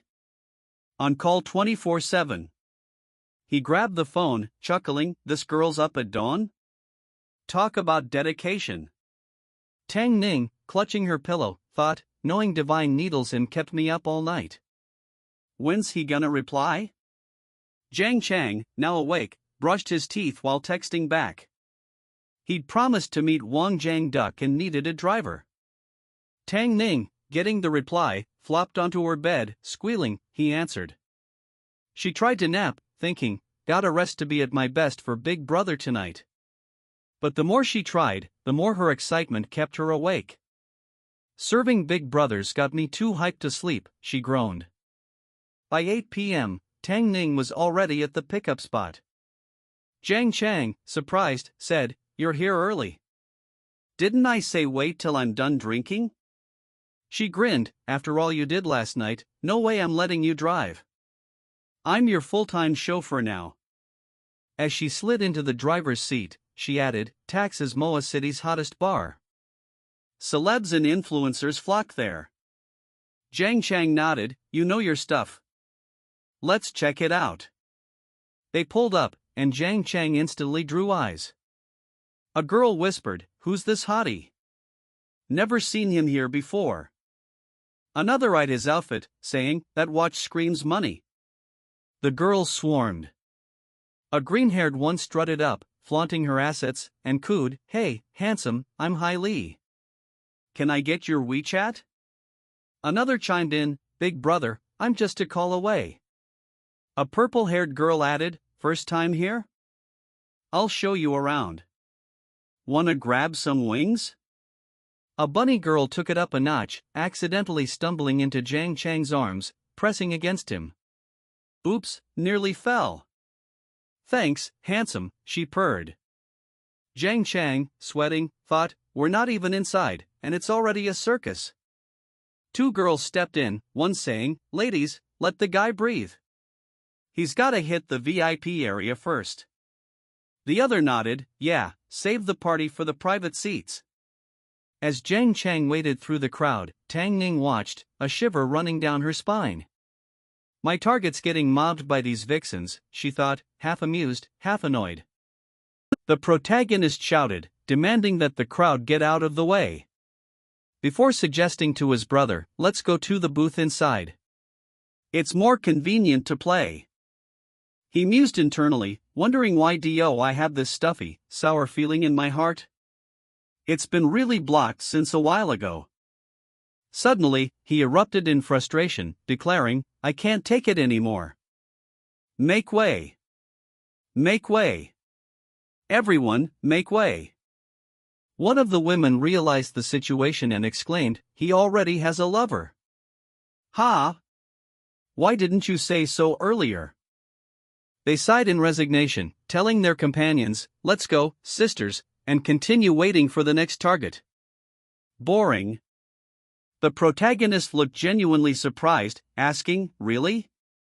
I have a lover?" The woman, caught off guard, stammered, I just saw that you couldn't refuse them, so I helped you. Don't think too much." He thanked her, though with a slight scoff, saying, "Thank you, and no need to do that next time. I think it's fine for them to do that." Snort. Zhang Xiao's friend greeted him, mentioning he and others were wondering which great guy was surrounded and blocked from the door, and then joked, "Not scared, right?" "No, it's pretty good. Everyone is very enthusiastic." His friend laughed heartily, comparing the situation to his own past experience. I wasn't as exaggerated as you when I first came here. Look, now these girls ignore me. By the way, who is this beautiful young lady?" The protagonist smoothly explained, "I found a designated driver. It's okay for us to have fun together. She will drive later." His friend enthusiastically agreed, "As expected of you, a martial arts master. Let's go, everything has been arranged inside, the three of us will have fun tonight." The protagonist told the others to call me Jiang Shao. The young lady offered a polite greeting, "Hello, Mr. Jiang." The protagonist expressed his gratitude, finding the arrangement arranged perfectly. Jiang Shao instructed the bartender, "Manager Li, please arrange 2 sets of Big Dragons to liven up the place." Manager Li quickly responded, "Okay, guys, I'll be right there. I'm also preparing some snacks, fruit, and ice beer, so wait a moment." The woman was awestruck by the luxury, exclaiming, "Wow, what a huge dragon. I've never seen one before, only in videos." One of the men praised Zhang Xiao's generosity. "Wang Ji is so generous, thank you," before turning to the protagonist, "Brother, you are going too far. 2 sets of big dragons are only 200,000 yuan. How can they be compared with the yellow croaker you caught last night?" He continued to brag about Zhang Xiao's wealth. "Did you know that yesterday, young Master Zhang treated me to yellow croaker, and I spent 3 million on that meal?" The women gasped in disbelief. 3 million? The attendant announced, "3 brothers, the wine is coming." A woman named Xiao Qing introduced herself to the protagonist, "Mr. Jiang, my name is Xiao Qing. I'd like to toast to you, and it's my pleasure to play with you tonight." The protagonist mentally assessed her, noting, her appearance after makeup starts at 90 points, and her privacy, for someone who hangs out in nightclubs, not much. The most important thing is that her figure is 98 points, which is a rare and excellent one. The strange feeling returned, as the designated driver thought, that sour, blocked feeling from before is back again. She lamented her confusion over the protagonist's mixed signals. He is my top brother, and although he has never made any demands on me, he spent so much money on me yesterday, hugged me like that just now, and now he is with another woman. What does he mean by this? Another girl chimed in, Big brother, I also toast to you. The protagonist questioned her choice of drink, offering an alternative. What kind of wine do you drink? Try this to replenish your energy.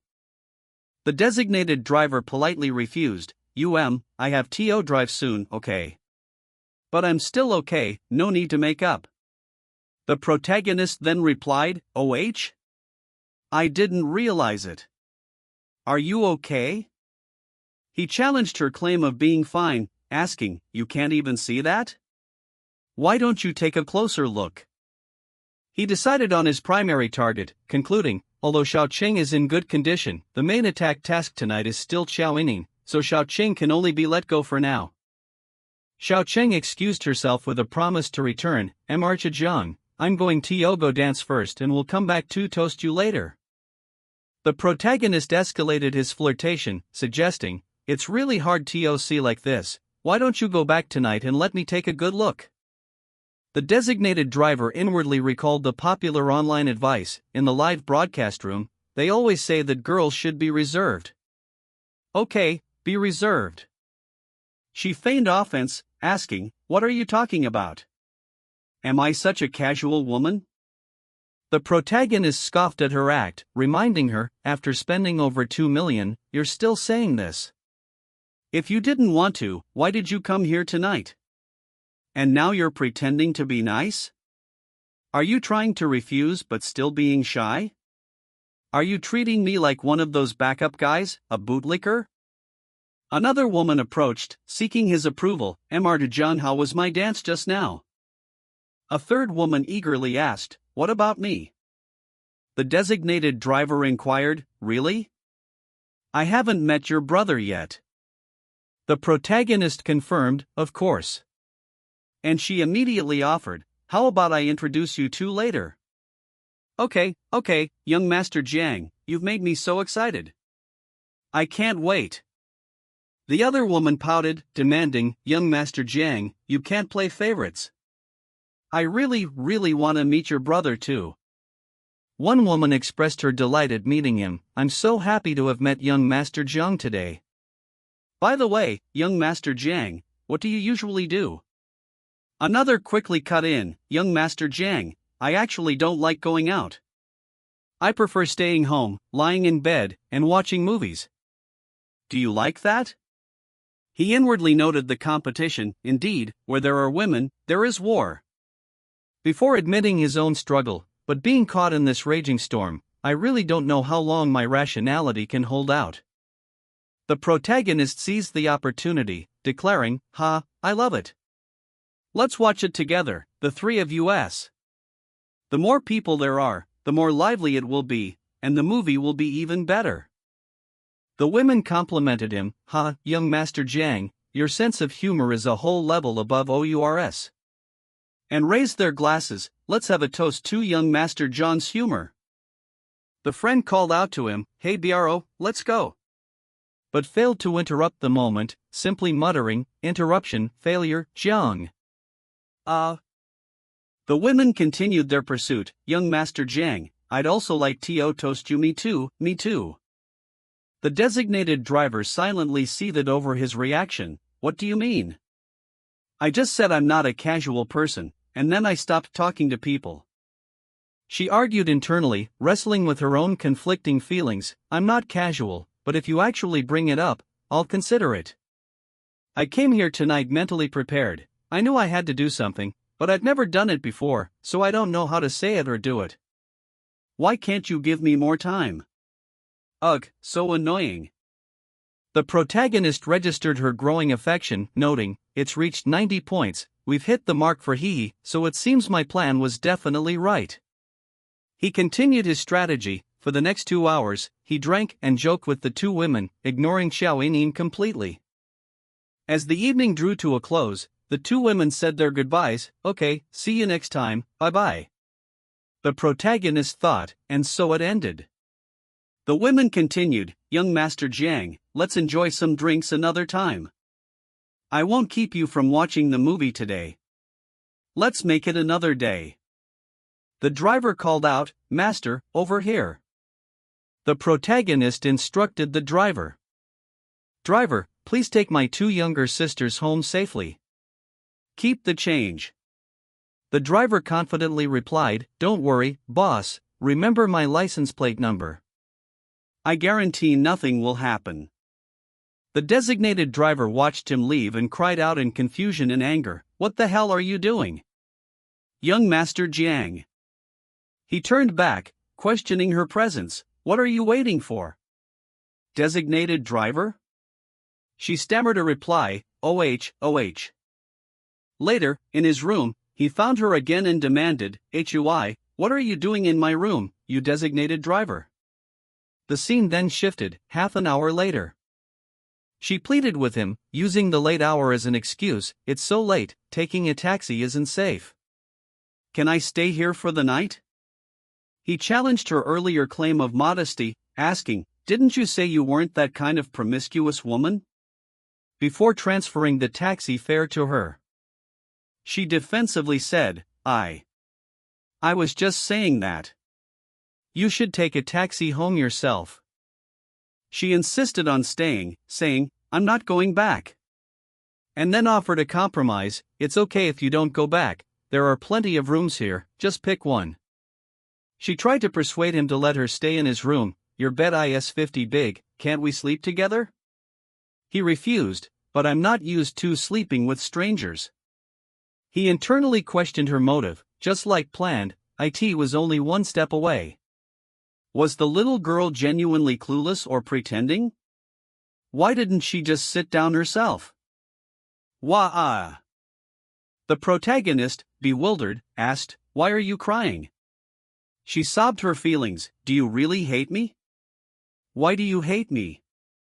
We were fine at first, you even hugged me, but now you won't even sleep with me, WAA. He realized the problem was her inexperience, musing, having zero privacy has its downsides, you might completely lack understanding of these matters between men and women. He gave in, instructing her, never mind, come here. And comforting her, in short, don't cry yet. Half a minute later. She confessed her feelings to him, Jiang Cheng, I really like you. She elaborated on her emotional dependence, honestly, the moment I realized you were my pillar of strength, my heart was already yours. She concluded with a romantic ideal, which girl doesn't dream of winning a Prince Charming come to her beside her most desperate moment?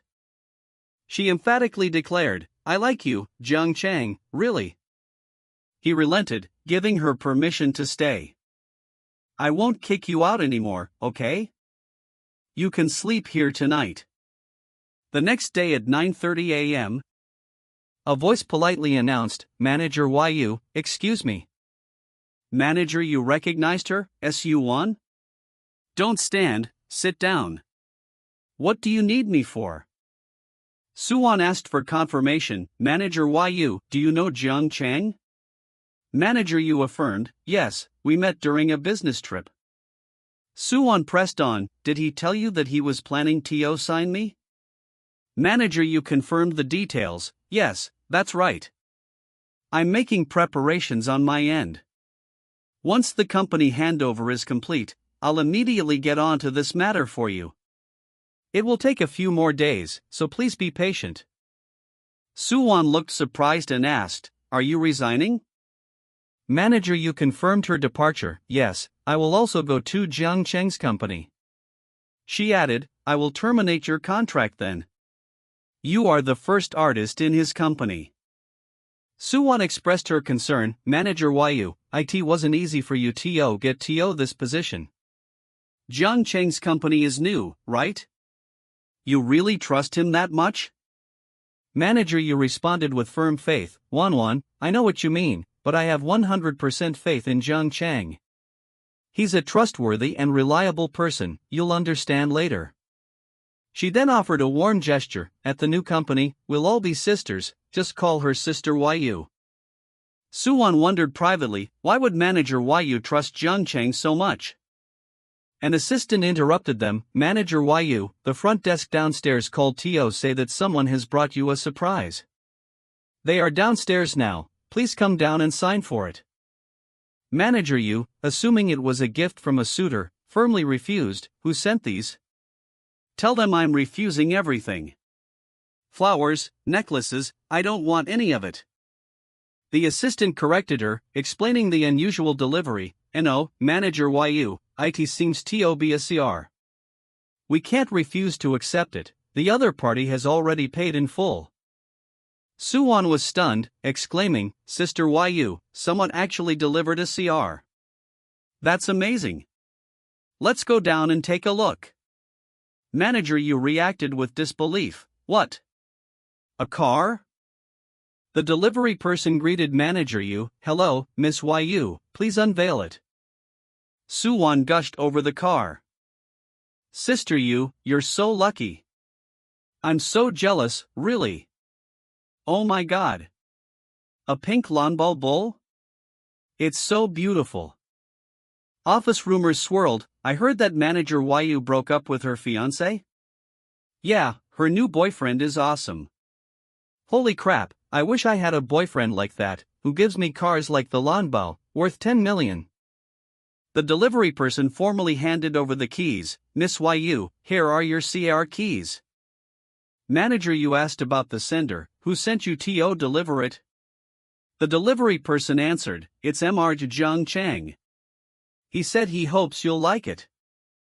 Manager Yu was deeply moved, whispering, Jiang Cheng. No man has ever treated me like this before.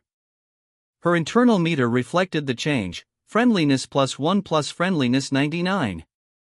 The system announced the achievement, because Yu Xiaoxiao's friendliness towards the host is 99 points, the inseparable in life and death account has been successfully unlocked. The host has received a special reward gift pack.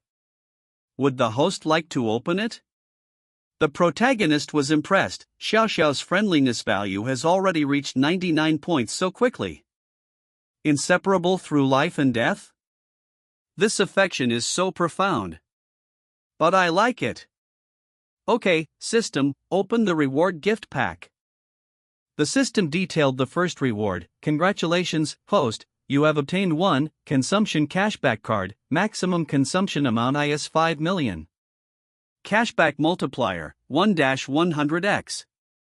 The system then presented a bizarre second reward. Congratulations, host, you have obtained the offspring devouring card, reward card. Note, when your offspring are devoured by a lady with an appearance score higher than 90, you will receive 1/10 of your offspring's number, multiplied by the lady's satisfaction level, to calculate the final cashback. The protagonist was amused and shocked, Seriously, who even thought of a reward like this? He considered the card's potential, wondering, although there's only one reward card, there's no limit to the number of opposed-sex players allowed when using it. This means you can solo queue, or even queue in a group, duo queue or a 5-player pre-made team. Does that mean the reward will double? He reconsidered the complexity. That's a bit too simplistic. The final result depends on the other party's satisfaction. If we don't take good care of them, it could lead to a decrease in satisfaction. We still need to use it with caution. The system announced a third reward. Congratulations, host, on acquiring a stable, high-quality investment company. You must personally invest at least 10 million. After the investment, the system will assign you 1 top-tier investor and 1 elite general manager to ensure the investment company's stable profits. Note, the investment company must achieve an annual return of at least 10%. He reflected on the value. There's a reward too? This investment company has boosted my net worth even more. After all, having money isn't enough, you also need to know how to invest. Otherwise, no matter how much money you have, you'll just be wasting it. He analyzed the investment requirement. The minimum requirement is 10 million, and the annual return on investment must be at least 10%. Under this premise, naturally, the more you invest, the greater the return. He decided on an amount. Let's invest 500 million and start an investment company. The system prepared the account. We are currently opening an investment account for a land use company. Could you please provide details regarding the investment location, amount, and company name? He finalized the details. An investment of 500 million was made in Shanghai, with the company being called Star Investment Company. The system then showed his updated profile. He addressed the girl who woke up. You're up already? Did I wake you? She quickly reassured him, no. He considered trying the new card on her, Song Hyekois, a girl with a beauty score above 90. How about trying the devouring card that was just rewarded? He decided against it for now. Forget it, and no need to rush. We can figure out the rules next time. He focused on the present. For now, let's clear our minds and do some morning exercise first. She raised a sensitive subject. By the way, Jiang Cheng, please don't give me any more tips during my live streams from now on. He was surprised by her concern. What?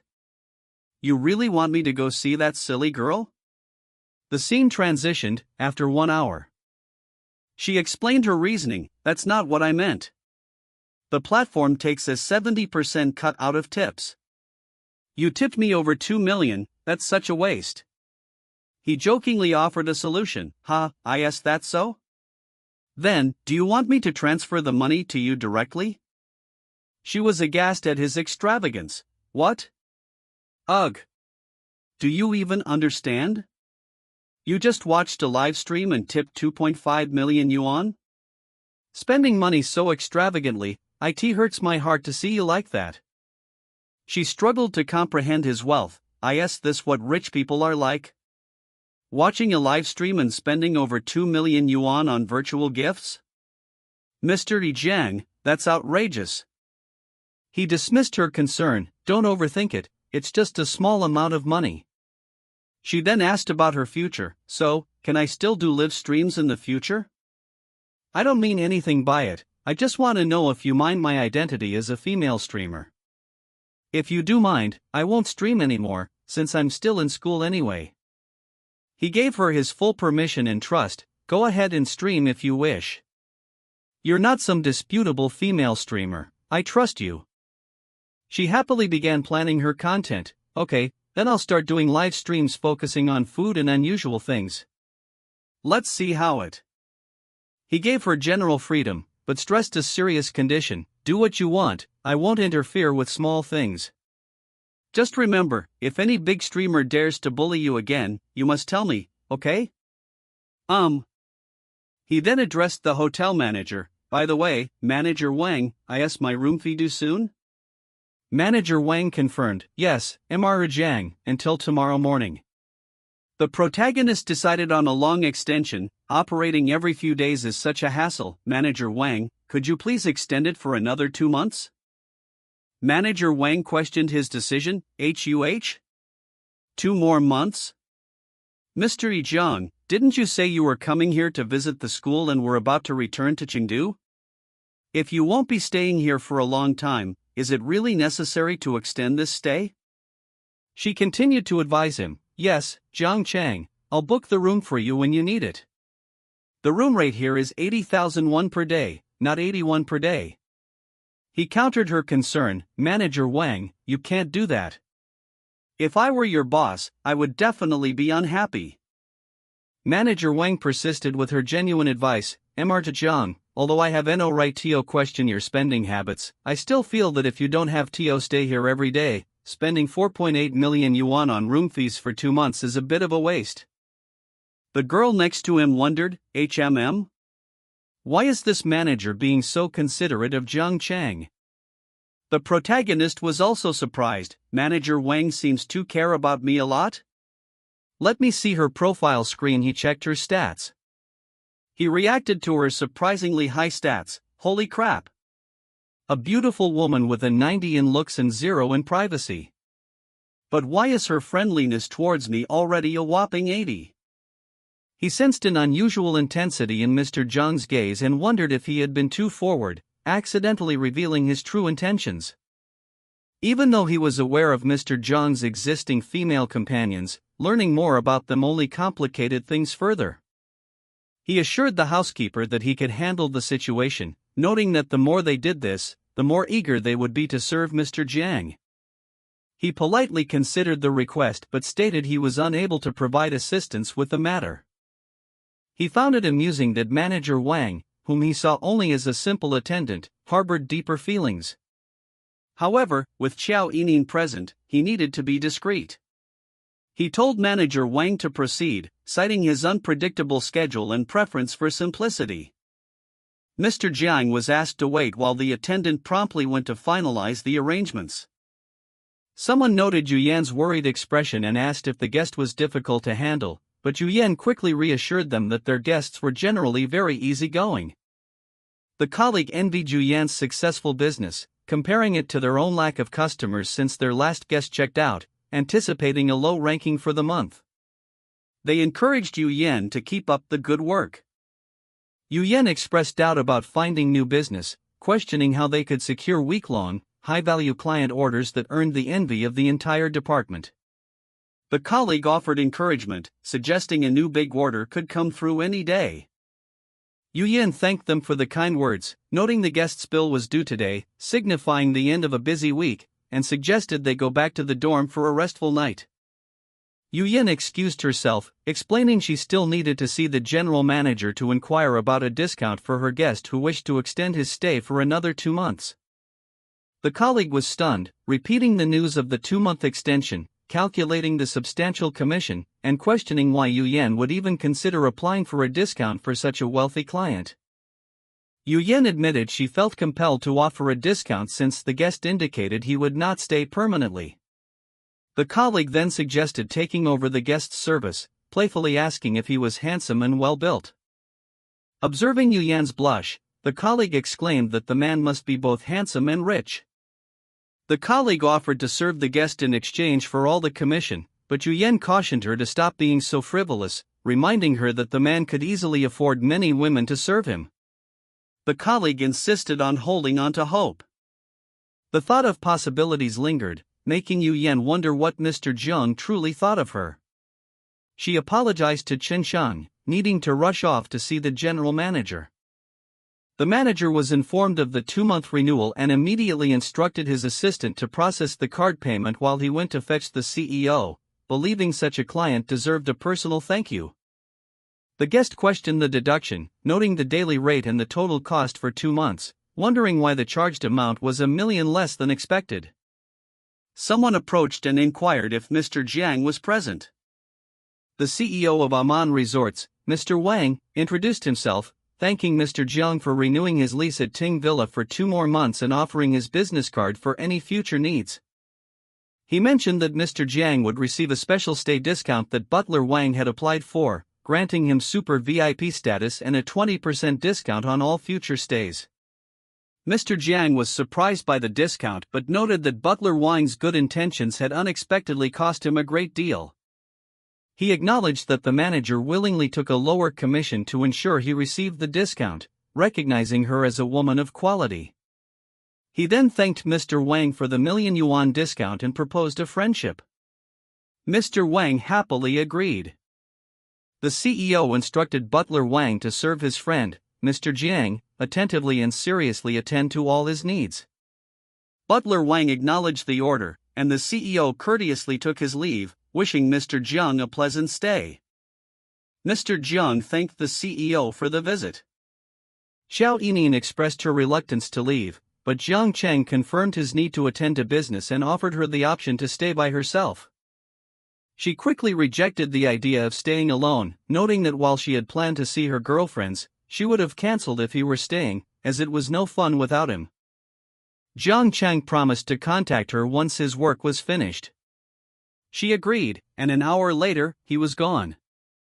Yu Xiaoxiao was trying to express her gratitude. A man loudly demanded that Yu Xiaoxiao marry him, threatening to jump into the river if she refused. Someone questioned Xiao Xiao, recalling her earlier claim that the situation was resolved. Xiao Xiao explained that the man had continued to harass her, showing up at her company, and she had kept it a secret to avoid involving Jiang Cheng with the scoundrel.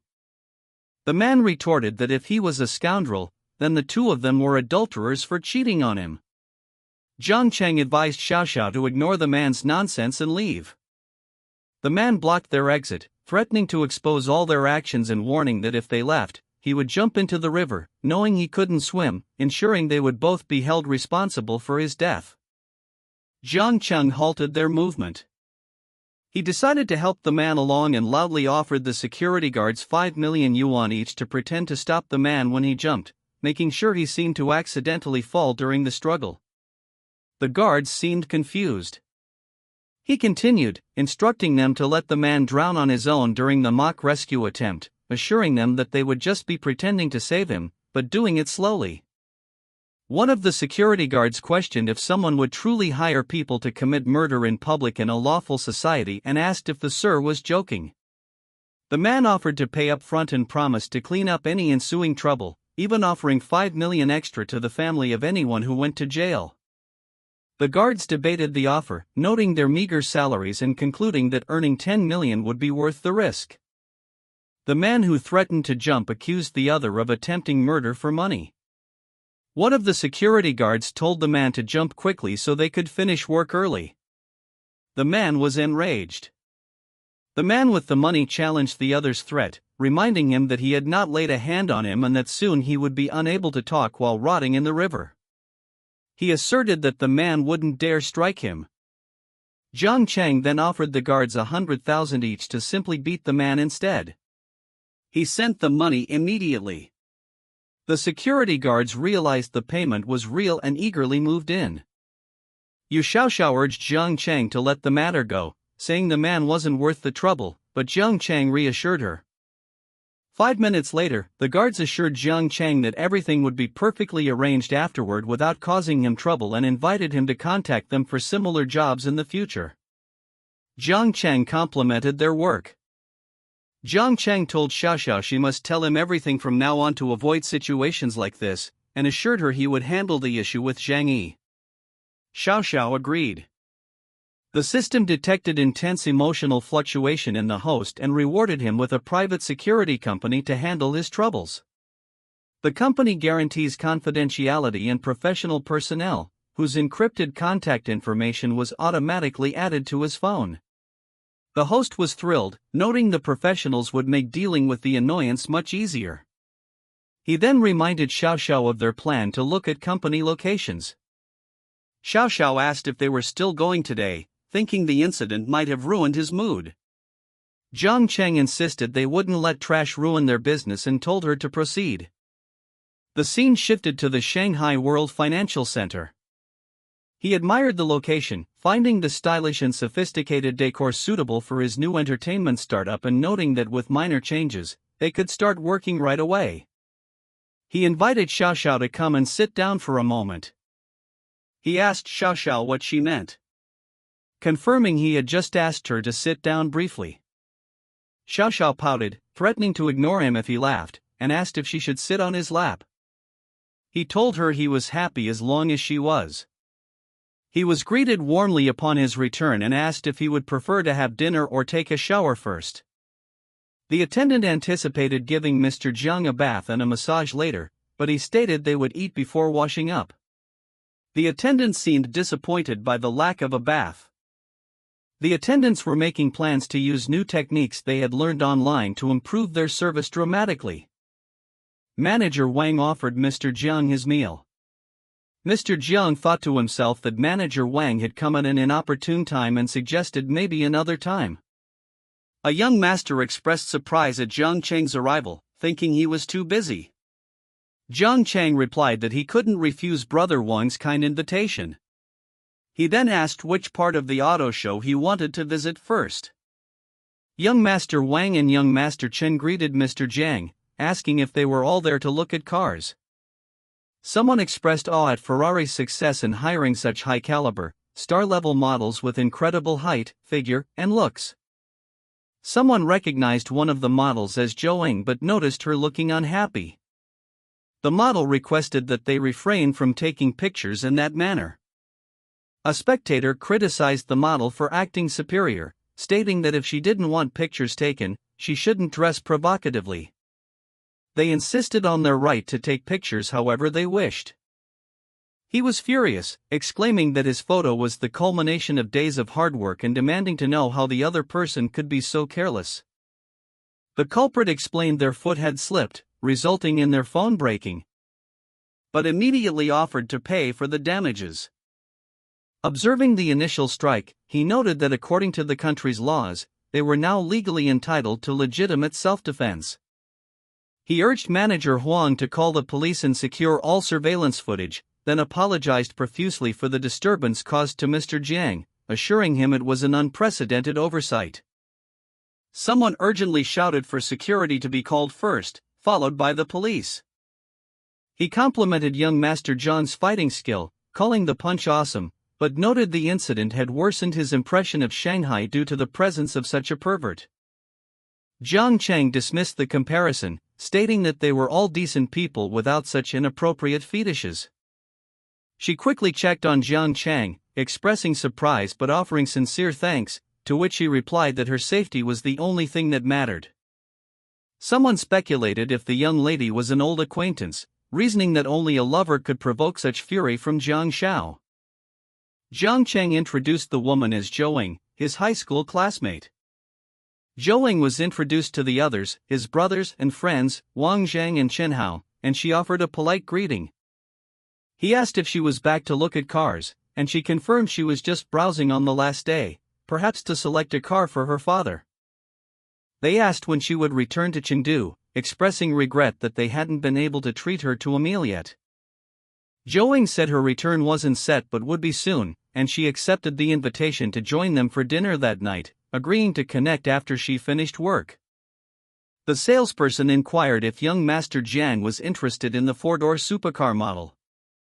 The attendant began detailing the car's features, but Jiang Cheng interrupted, only asking about the price.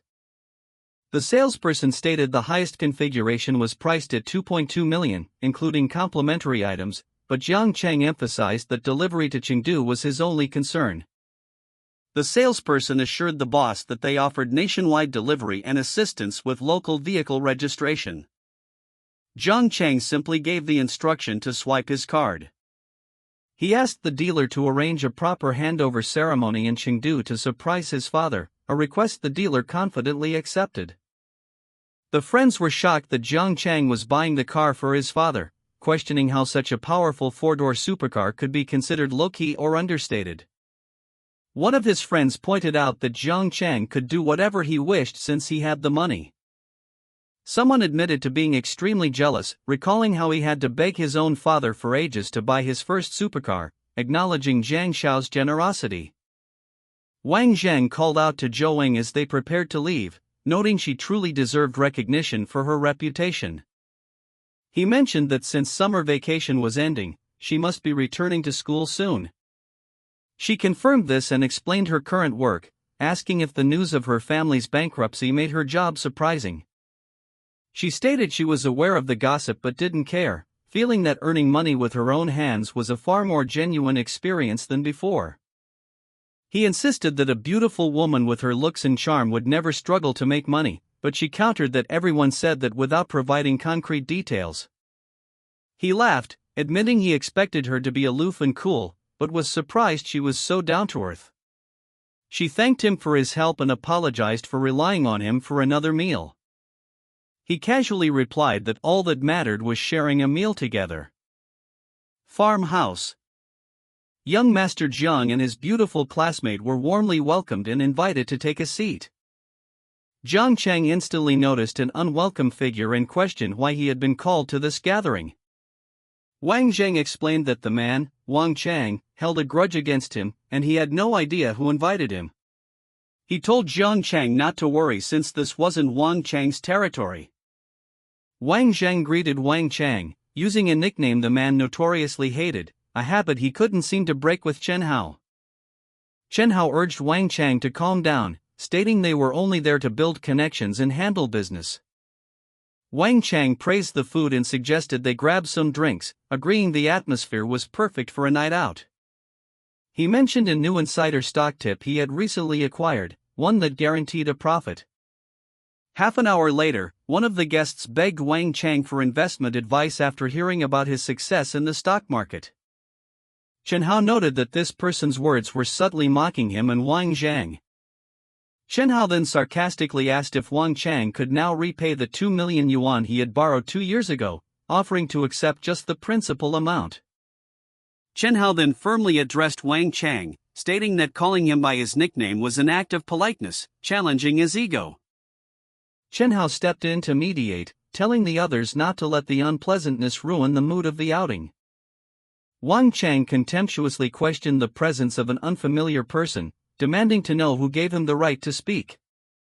The atmosphere grew tense as the group questioned Wang Chang's erratic behavior and sudden outburst. He demanded to know if the newcomer had arrived simply to cause chaos and provoke a confrontation.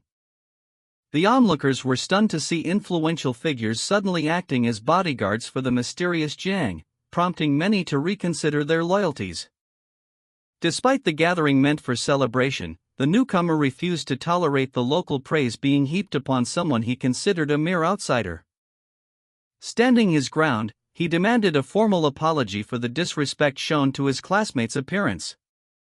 She tried to de-escalate the situation, telling Jiang Cheng that the insult wasn't worth the trouble he was taking. The aggressor scoffed at the demand, mockingly dismissing the outsider and daring anyone to try and force an apology from him. Pushed to his limit, the young man warned that he wasn't as weak or passive as his humble origins might suggest. Shock and disbelief washed over the bully's face as he realized he had actually been struck in front of everyone. Jiang Cheng mockingly suggested his opponent seek medical help for his mental state, even offering to pay for the bill before the fight intensified. Sensing the imminent danger, his ally shouted a desperate warning for him to stay on his guard. The confrontation was cut short as the instigator was told to take his foul mouth and leave before things took a lethal turn.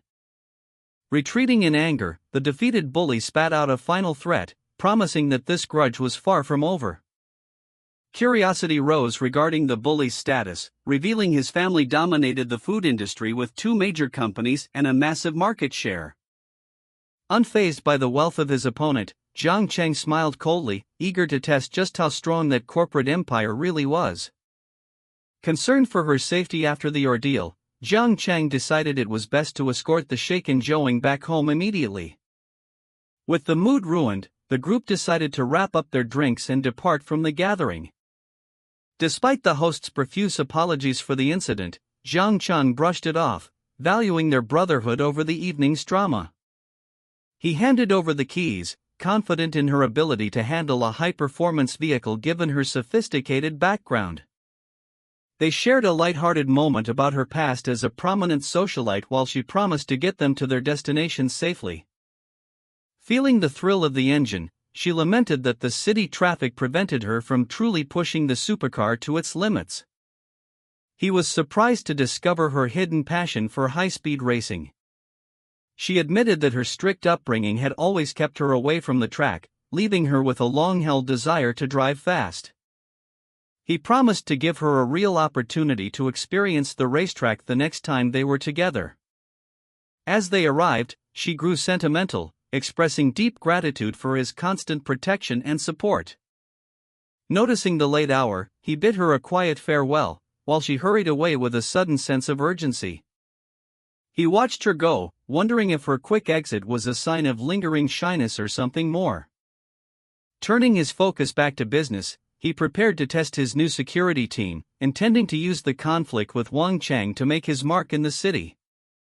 Disastrous news began to trend online as a massive food safety scandal involving disgusting production practices was linked to Wang Chang's family business. Word spread quickly that the family's reputation was being dismantled piece by piece as their unsanitary secrets went viral. The reports grew worse, exposing the use of expired and rotten materials in their most popular products. As retailers pulled their stock and investigators moved in, the once mighty food empire faced total financial collapse. His allies suddenly recalled the cryptic warning Jiang Cheng had issued the previous night.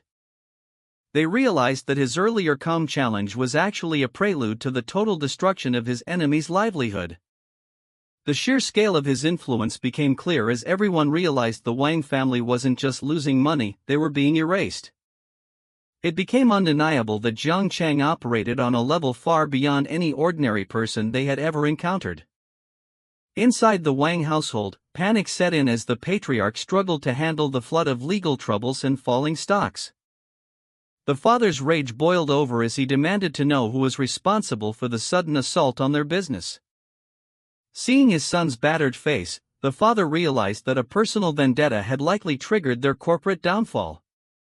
The son admitted he had been humbled by a newcomer he thought was a nobody, unaware of the power the man truly held. The father shouted in frustration, berating his son for his constant thuggery and for finally picking a fight with the wrong person. Sensing a targeted strike, the father demanded every detail of the previous night's encounter to identify the mastermind behind their ruin.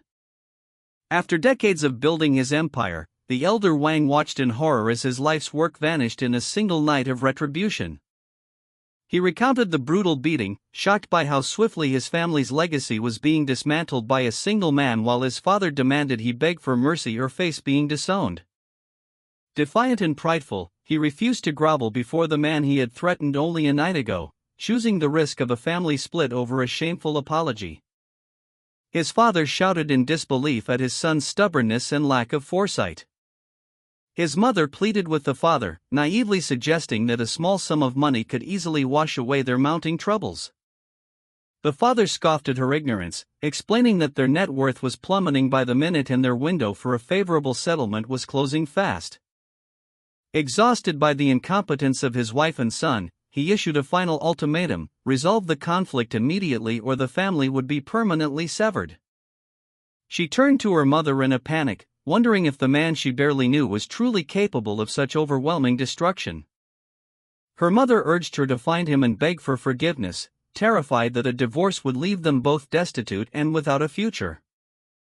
Meanwhile, his assistant reported that the sabotage of the Wang family's materials was a success, projecting a massive loss of 400 million as the plan moved forward. A maid approached Mr. Jiang with a gentle offer of pork porridge, eager to cater to his every preference. Content with the simple meal, he questioned whether she was the one who had changed him out of his clothes the night before. Observing him from the sidelines, Wang Yuyan felt a pang of jealousy seeing him with another beautiful woman, realizing she needed to step up her efforts to stay relevant. She offered him some hangover soup, hoping to soothe the lingering effects of his long night. He wondered if she had already fallen asleep by the time he returned. She explained that she couldn't let him suffer on the uncomfortable sofa, so she took it upon herself to move him back to his bed. Noticing the heavy scent of alcohol on his suit, she decided it was best to help him change into something more comfortable. She quietly admitted to herself that she used the moment to practice some of the more provocative things she had seen in films. A soft, involuntary sound escaped as the tension in the room began to shift. She quickly reassured Mr. Jiang that she had only helped him change and hadn't crossed any further lines while he was unconscious. He mused about a vivid dream he had involving manager Wang, feeling a slight sense of regret that the intimate encounter hadn't been real. Seizing the opportunity, she offered to demonstrate a new massage technique to help him recover from his hangover, which he happily accepted. She suggested they move to a more comfortable setting to begin the treatment. He agreed, placing his full trust in manager Wang's supposedly professional care. He quickly realized that her approach to the massage was far more intimate and less formal than he had initially expected. He was stunned by the sight of her provocative choice of undergarments, catching him completely off guard. He struggled to maintain his composure, shocked by her boldness and the clear lack of any protective layers beneath her outfit. He took a deep breath, fighting to regain his focus and keep his growing desires under control. She leaned in and softly asked him how he was enjoying the experience so far. He praised her skills enthusiastically, admitting that her professional touch was far beyond anything he had imagined. She teased him, whispering that she was about to switch to a much more interesting position. The atmosphere between them reached a sudden, breathless peak. He stammered, momentarily lost for words by the intensity of the situation. He couldn't help but mention that the sensations felt remarkably similar to the dream he had the night before. She smiled, letting him know that whatever happened next was entirely up to his discretion. She playfully accused him of being a cruel man for teasing her in such a way. A soft sigh filled the room as they drifted deeper into the moment. Elsewhere, a young woman arrived at a boutique, hoping to escape her family drama through a shopping spree. She refused to apologize to her enemy, seeking solace in luxury rather than facing the ruin her father had warned her about. Her world came crashing down when the clerk informed her that her credit card had been declined. Frustrated and embarrassed, she insisted there must be a mistake with the machine and demanded they try again. The clerk confirmed the limit was exceeded, leaving her baffled as to how she could be out of funds so suddenly. She realized her father must have cut her off, leaving her with a useless sports car and no access to the family's dwindling fortune. Desperate, she turned to her companion and begged him to cover the bill, promising to pay him back later.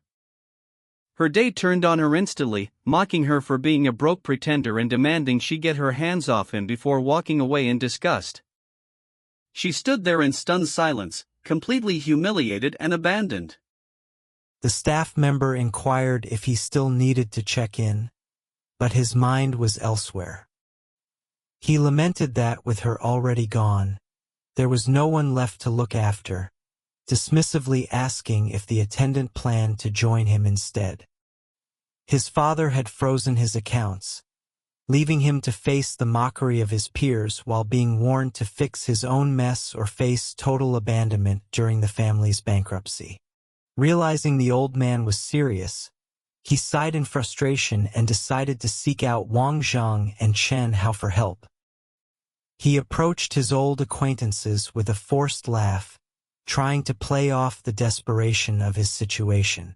The two were surprised by the sudden contact, wondering what could have prompted such an unexpected call.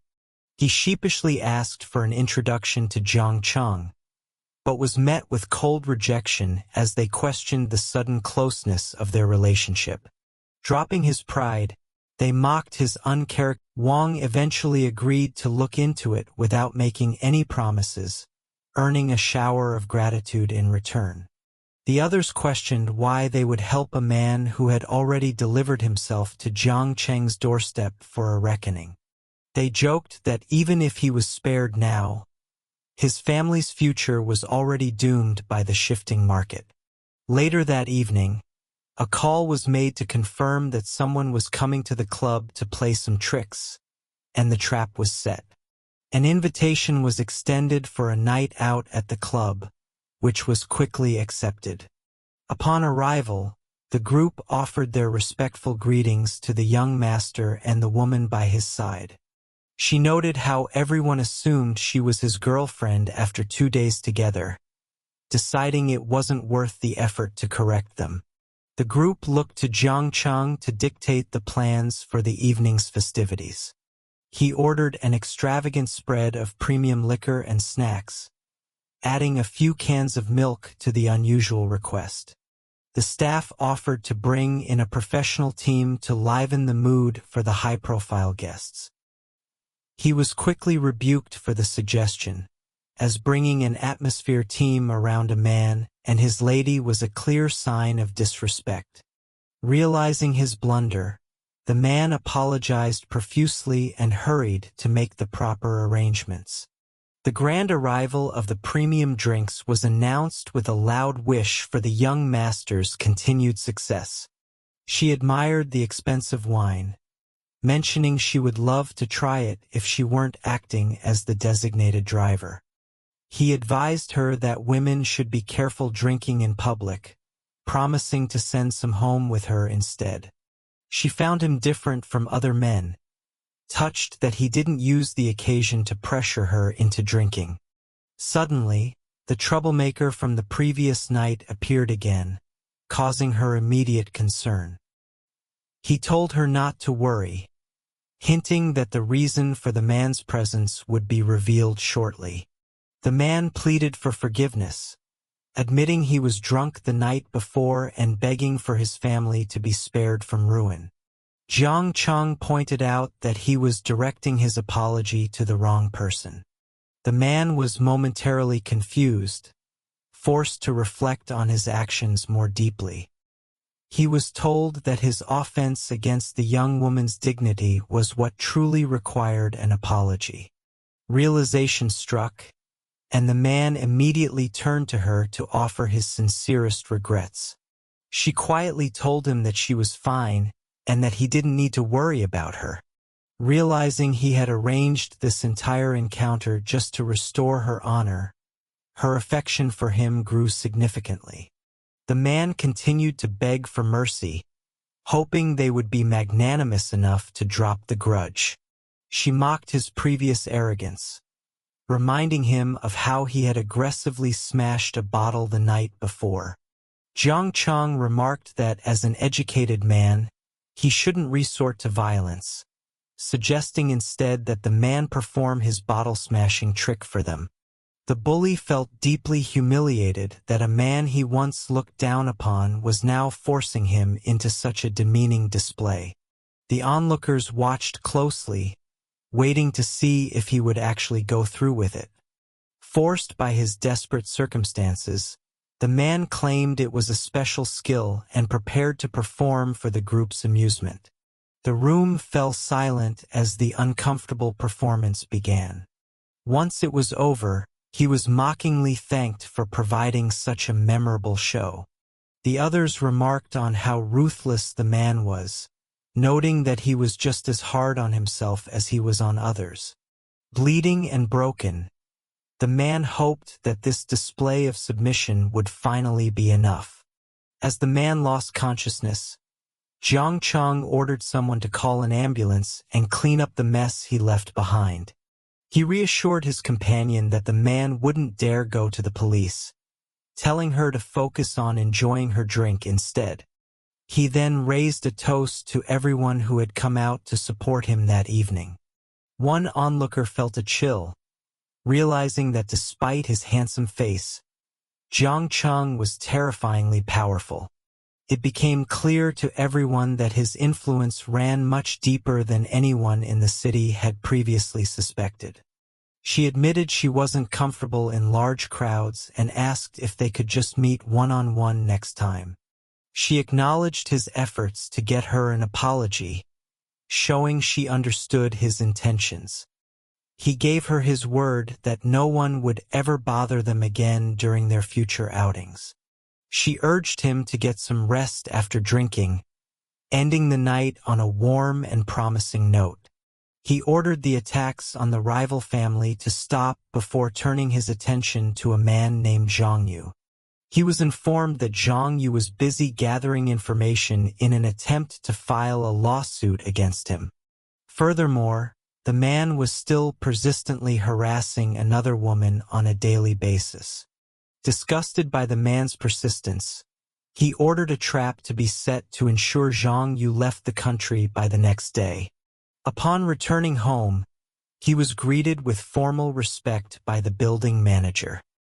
He teased the manager about the sudden formality, considering they had only been apart for a short time. She tried to maintain professional boundaries, but he playfully reminded her of their intimacy earlier that morning. She worried about being seen in public, prompting him to suggest they move the conversation inside immediately. Once alone, he suggested they find a new spot in the house to continue their private encounter. Later, at a specialized bar, a drink was ordered as the nightlife began to stir. The atmosphere was thick with tension as people scouted for partners in the dimly lit venue. A man read a harsh rejection message from his former lover, realizing he had been nothing more than a temporary fling. A drink was served to the heartbroken man, who sat alone in his misery. Zhang Yu approached the stranger, offering a drink and some empty platitudes about finding true love. The man scoffed at the idea, doubting that someone like him could ever find something so pure. Zhang Yu persisted, introducing himself and offering a sympathetic ear to the handsome stranger. Introducing himself as Li Minhang, the stranger accepted the offer of a drink and a place to vent his frustrations. He was surprised that someone was actually willing to listen to his long and complicated story. After sharing his troubles, he mentioned he had a flight to Thailand scheduled for the following morning. He explained the trip was meant to be a farewell to his past relationship, now that he was traveling alone. As they parted ways, the stranger left Zhang Yu captivated by the brief encounter. Zhang Yu cursed himself for forgetting to get the man's contact information after being so focused on acting considerate. Determined not to let the opportunity slip away, he checked for flights to Thailand and quickly booked the last available ticket. He smiled to himself, imagining the perfect chance encounter they would have once they were on the plane. The following afternoon, the scene shifted to the airport in Thailand where a dark plan was unfolding. A subordinate greeted his boss, reporting that everything was proceeding according to plan. He immediately asked for the location of Zhang Yu and was told the man was being held at a hotel. Upon entering the room, the men were ready to execute the next phase of their operation. He gave the command to wake the sleeping captive. Dazed and confused, Zhang Yu woke up thinking he was in the middle of a romantic fantasy with his new acquaintance. He was abruptly snapped back to reality and questioned about his obsessive harassment of Yu Xiaoxiao. Terrified to see his rival in Thailand, he stammered in fear, wondering how he had been found. He was reminded of a previous warning that the next time they met, it would be the end of his meddling. Panicking, he tried to warn them about the law, begging them to stay calm and not do anything reckless. Jiang Cheng coldly noted that accidental deaths were common in Thailand, implying his disappearance would be easy to mask. The man desperately swore to disappear forever and never disturb them again if they would only spare his life. He decided to let the man live but ordered that all his money, identification, and belongings be confiscated immediately. He told the man that if he could find his way back with nothing but the clothes on his back, it would be considered fate. Turning his attention back to business, he decided to visit a local company to finalize some system rewards. He was greeted warmly by a business associate who had been looking forward to their meeting. He returned the greeting with equal respect, ready to discuss their upcoming partnership. They reviewed the share transfer contract, with his associate offering full transparency regarding the deal. Trusting the system's arrangements and his new ally, he prepared to sign for a 20% stake in the company. His new partner offered to show him the local culture, but he politely declined, claiming to be too innocent for such things. They shared a laugh, and he was told to make himself at home and call if he needed anything at all. Since it was his first time in the country, he asked to be taken to a local night market to see the sights. Amidst the bustling market, the sound of a child crying for her mother broke through the noise. He immediately signaled his bodyguard to step in and help the distressed little girl. They approached her gently, asking for her name and why she was wandering the market alone. The girl, named and explained she had run away from her mother after being denied a snack she wanted to try. He realized he was dealing with a bit of a brat, though he remained helpful. He asked if she remembered her mother's phone number so they could reunite them. She nodded, and they quickly made the call to her worried parent. The mother arrived shortly after, overwhelmed with relief and gratitude for the strangers who found her child. She scolded her daughter for running off, terrified of what might have happened if she hadn't met kind people. The little girl apologized through her tears, promising never to run away from her mother again. The woman introduced herself as an ex-Ian, and he took the opportunity to remind her to be more careful in the future. She agreed completely, admitting her lapse in judgment and promising to keep a much closer eye on her daughter. The little girl stepped in to defend her mother, taking the blame for her own naughty behavior. He told the child to listen to her mother from now on, and she obediently agreed. He offered them a ride back to their hotel, but she explained that her own bodyguards were already on the way. She offered to buy him a meal, but he mentioned he was heading back to his home city the very next day. Discovering they were from the same city, she asked to exchange contact information so they could meet again later. They said their goodbyes, agreeing to cross paths again once they were both back home. Her staff offered to investigate the young man, but she quickly dismissed the idea. She sensed he was no ordinary person and believed it was better not to pry into his affairs. Back at home, he was greeted by his parents, who were surprised by his sudden return and the gifts he brought. He presented them with gifts he had chosen specifically for them, though his mother teased him for showing off. He handed a beautiful new bag to his mother, watching for her reaction. She praised his taste, noting that the bag was much nicer than anything his father would have picked out. His father joked that the boy's style came from him, before asking about the price of the new watch he received. He downplayed the cost to avoid shocking them, though the watch was actually worth over $1 million. His mother urged him to save his money for a future wife and offered to set him up on a date, but he quickly declined. His father felt a sense of pride, wondering if this was the true reward of raising a successful son. His mother playfully shut down the sentimentality, glad their son hadn't inherited his father's awkwardness. Elsewhere, a crowd gathered to admire a beautiful girl, wondering if she was a rising celebrity or model. A man suddenly stepped forward to propose, catching the attention of everyone in the area. The girl was stunned to see her old classmate making such a public and extravagant scene. Onlookers whispered about the expensive jewelry he offered, envious of the romantic gesture. She tried to reject him gently, feeling uncomfortable with the growing crowd and the pressure to say yes. When he persisted and offered even more gifts, she threatened to leave if he didn't stop. He told her not to be in such a rush, revealing that he had a backup plan to win her over.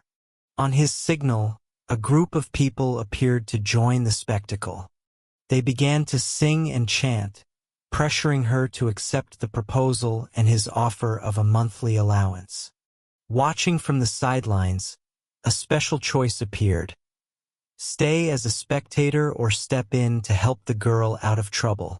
He grumbled in frustration, noting how she initiated the physical contact but somehow shifted all the blame onto him. Feigning consciousness, she groaned about her splitting headache and questioned his intentions as he refused to let her go. She claimed complete amnesia about their trip back to the hotel, insisting she only remembered their drinks at the restaurant. He awkwardly asked her to move her hand away, silently surprised by his superior's unexpectedly impressive physique. She admitted to herself that the heavy drinking had completely stripped away her usual sense of self-control. Realizing she had never been this physically close to a man, she wondered if her sheer loneliness had driven her actions. A sudden exclamation of pure shock escaped her lips. An employee frantically asked their boss how a mountain of scandalous secrets about the woman had surfaced overnight. Stuttering in disbelief, the subordinate asked if their leader was the mastermind behind the sudden exposure. He confidently confirmed his involvement, making it clear that their company was not without powerful backing. Overwhelmed with gratitude, she realized her new boss had not only bought out her contract but fiercely defended her honor. She silently vowed to perfect her acting and stage a massive comeback,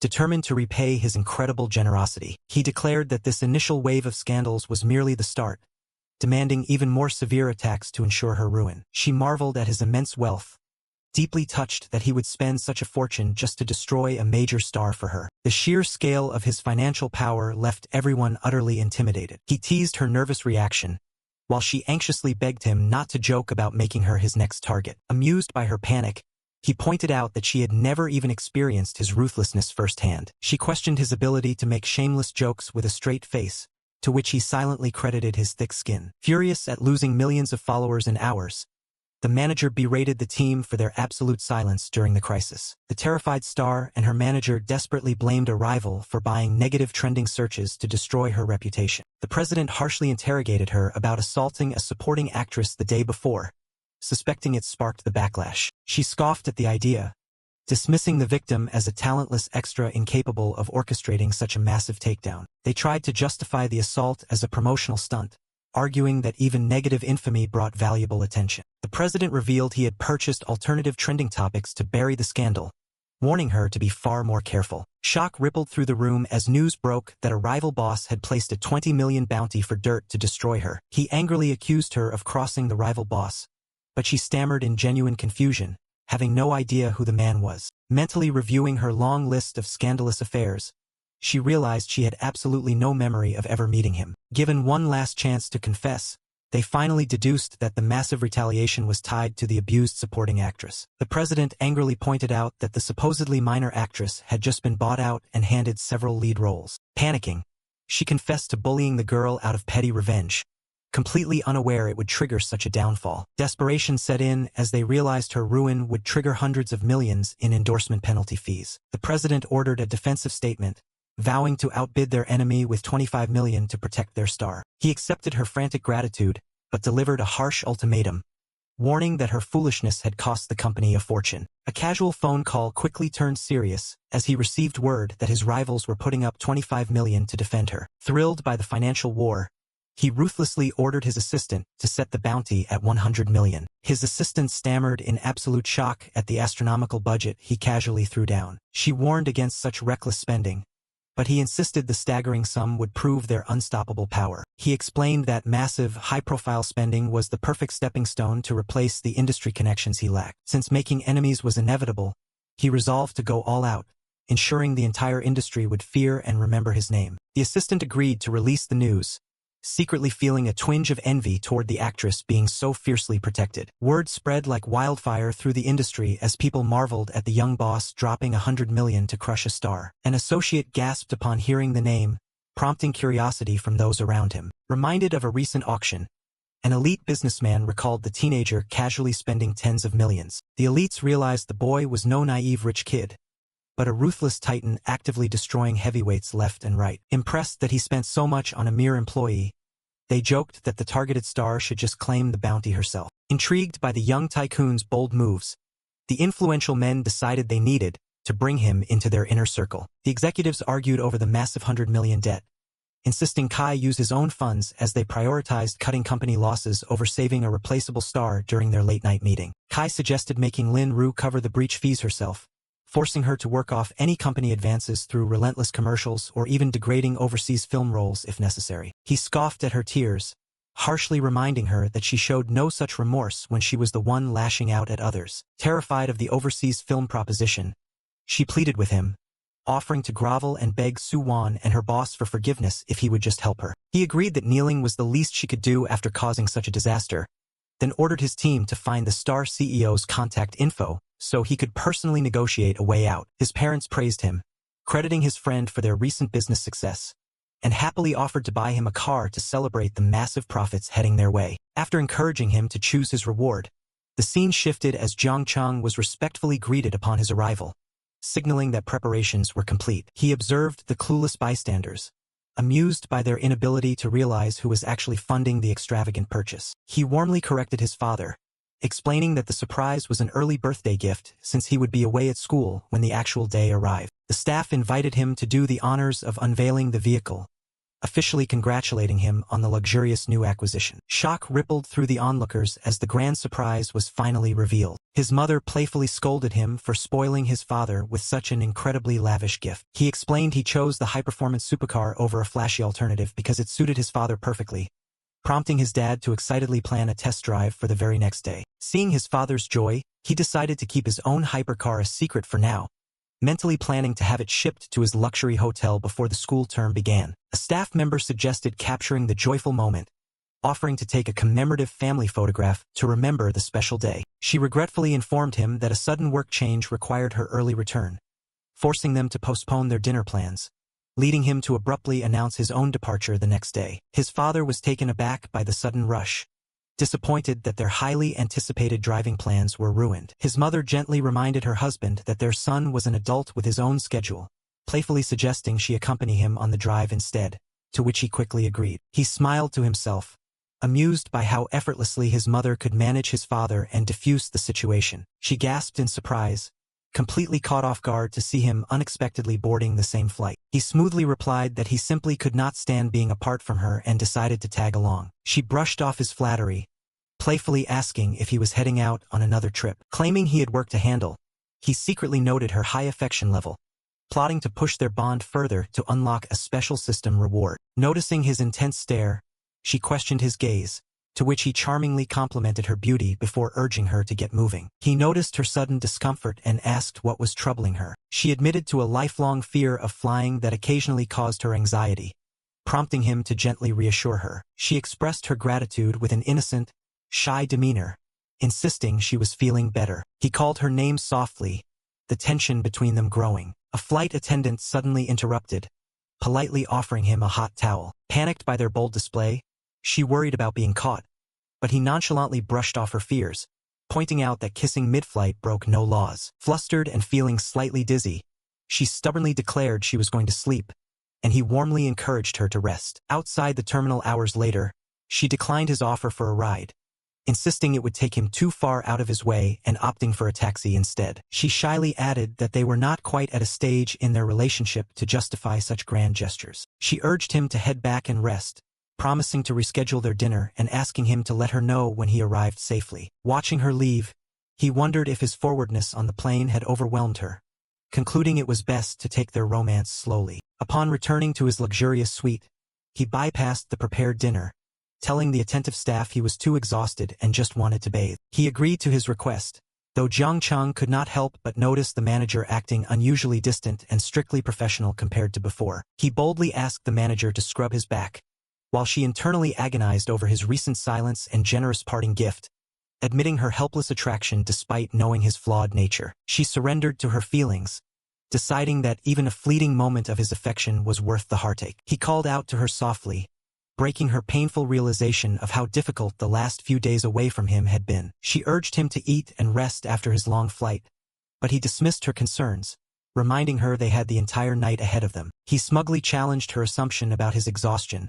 pointing out that his recent actions proved otherwise, leaving her stunned. Flustered, she desperately tried to clarify her words, stammering out an apology as the atmosphere heated up. He let out a low, confident chuckle. Waking up past noon the next day, she panicked over her lengthy absence, wondering how she would explain it to the rest of the hotel staff. She thought back to the exhausting night they shared, marveling at his endless stamina. He calmed her panic by reminding her she was currently serving her client, though she insisted she needed to get up and organize his lunch. Refusing to let her leave, he playfully ordered her to continue fulfilling her duties by staying in bed with him a while longer. She fretted about the scandal of being caught, but he boldly declared her his woman, stating that their sleeping together was completely normal. Touched by his possessive words, she gathered the courage to ask where they stood and if she could officially be called his girlfriend. He gave a non-committal answer, putting the title entirely in her hands, which only left her more confused about his true intentions. He explained his twisted philosophy that she was his as long as she stayed,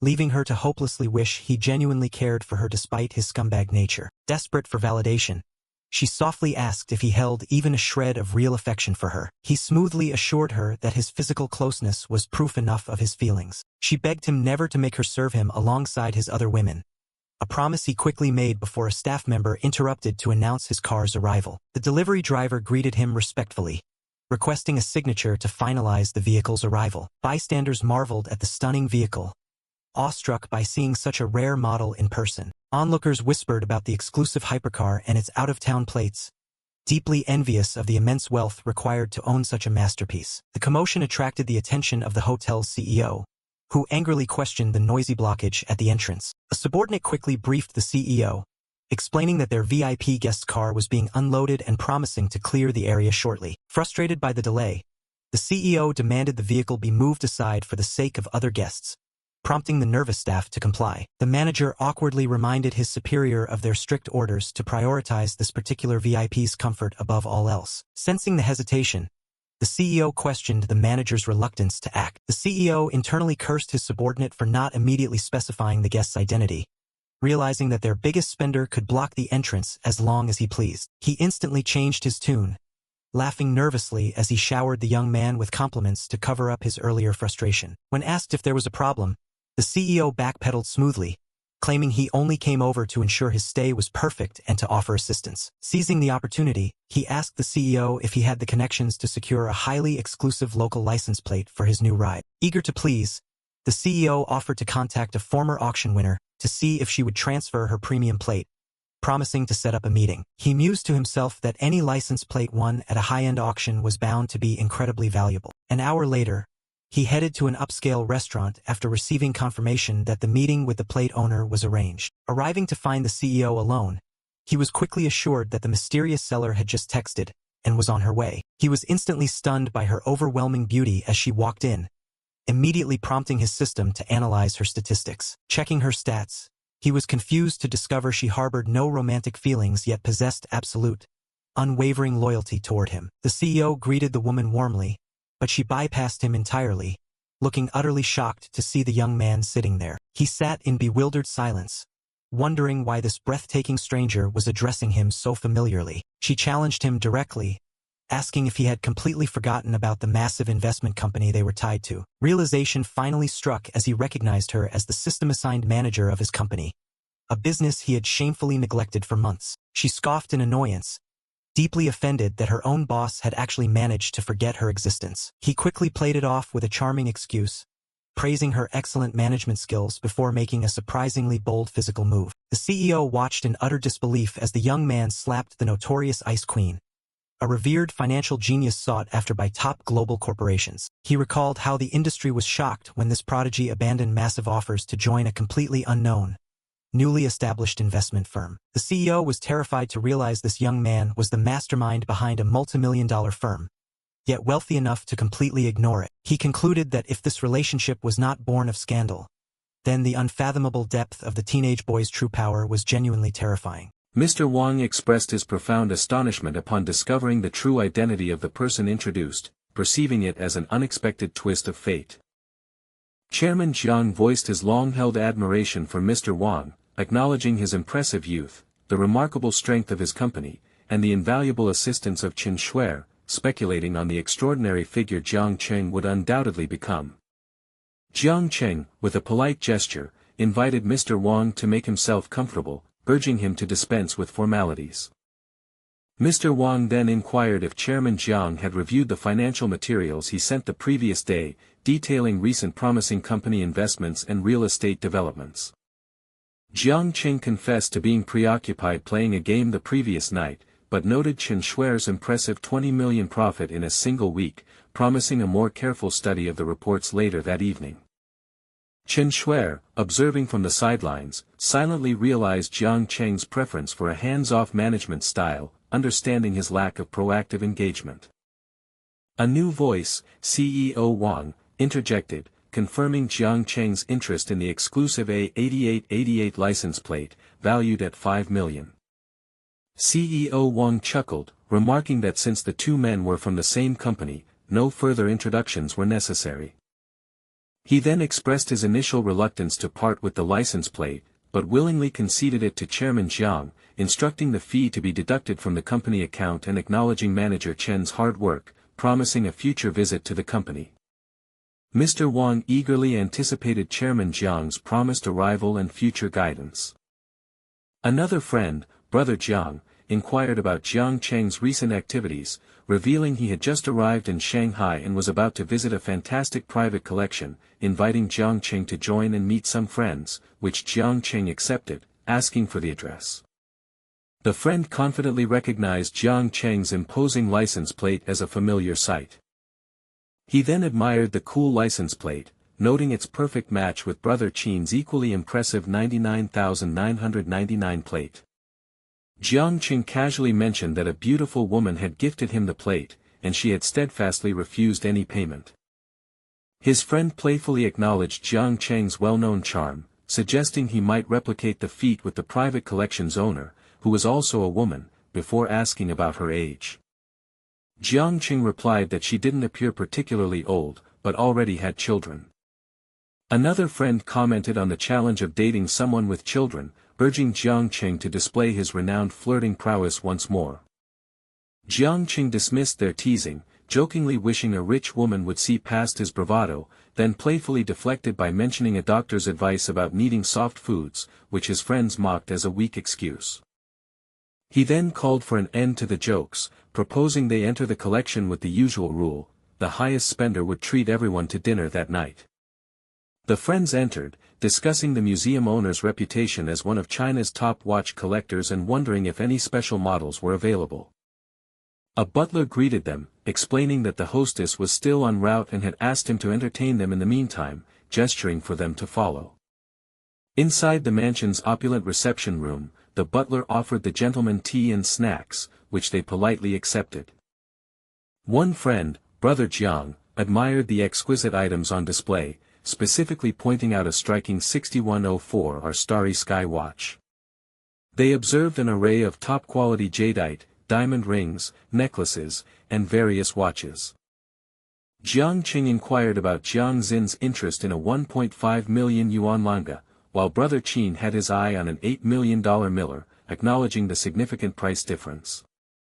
His friends playfully teased Brother Qin about the potential back pain from such an expensive watch, mockingly calling it a mushroom harvester for nightclubs. Brother Qin, visibly annoyed, demanded they be serious, asserting he bought watches purely to tell time, not for their complicated reasons. Another friend, offering to take the watch if Brother Qin didn't want it, declared his readiness to go to extreme lengths for Brother Qin, from climbing mountains to plunging into valleys. The group teased him for wanting to keep all the attention, then asked Jiang Cheng if he liked anything, who mentioned a specific, seemingly unavailable, 3-minute repeater astronomy model 5374. His friends exclaimed in utter disbelief at his interest in a watch priced in the tens of millions. They realized Jiang Cheng had been secretly eyeing an even more extravagant piece, accusing him of wanting to eat alone by acquiring it. Jiang Cheng inquired with the butler if the specific watch was unavailable, and the butler confirmed that unmarked items were the owner's personal collection, suggesting they try again when the store reopened. He expressed his growing admiration for the watch's grand, mysterious, and luxurious appearance. Brother Jiang tried to console him, suggesting they return another time in hopes of acquiring it. A soft tap of footsteps echoed through the grand room. The butler greeted someone with profound reverence, acknowledging them as the master. The newly arrived woman apologized for her lateness, blaming traffic, and inquired if everyone had seen the collection. The friends greeted Sister Xian warmly, complimenting her beauty and her amazing, unbeatable aura. A moment of stunned realization swept through the group. This master was indeed the very Sister Xian, and she recognized Jiang Cheng, asking what he was doing there. The friends exchanged confused glances, noticing Sister Xin's unusual expression and wondering about her connection to Jiang Cheng. Jiang Cheng expressed surprise at her ownership of the establishment, then asked what brought her to Shanghai, recalling she was in Chengdu just days prior. Sister Xian explained she was bored and had just arrived in Shanghai the previous day, coincidentally the same day as Jiang Cheng, regretting they hadn't arranged to meet, mentioning Annie often spoke of him. The friends reacted with astonishment, realizing Sister Xian and Jiang Cheng were old acquaintances, perhaps even old friends.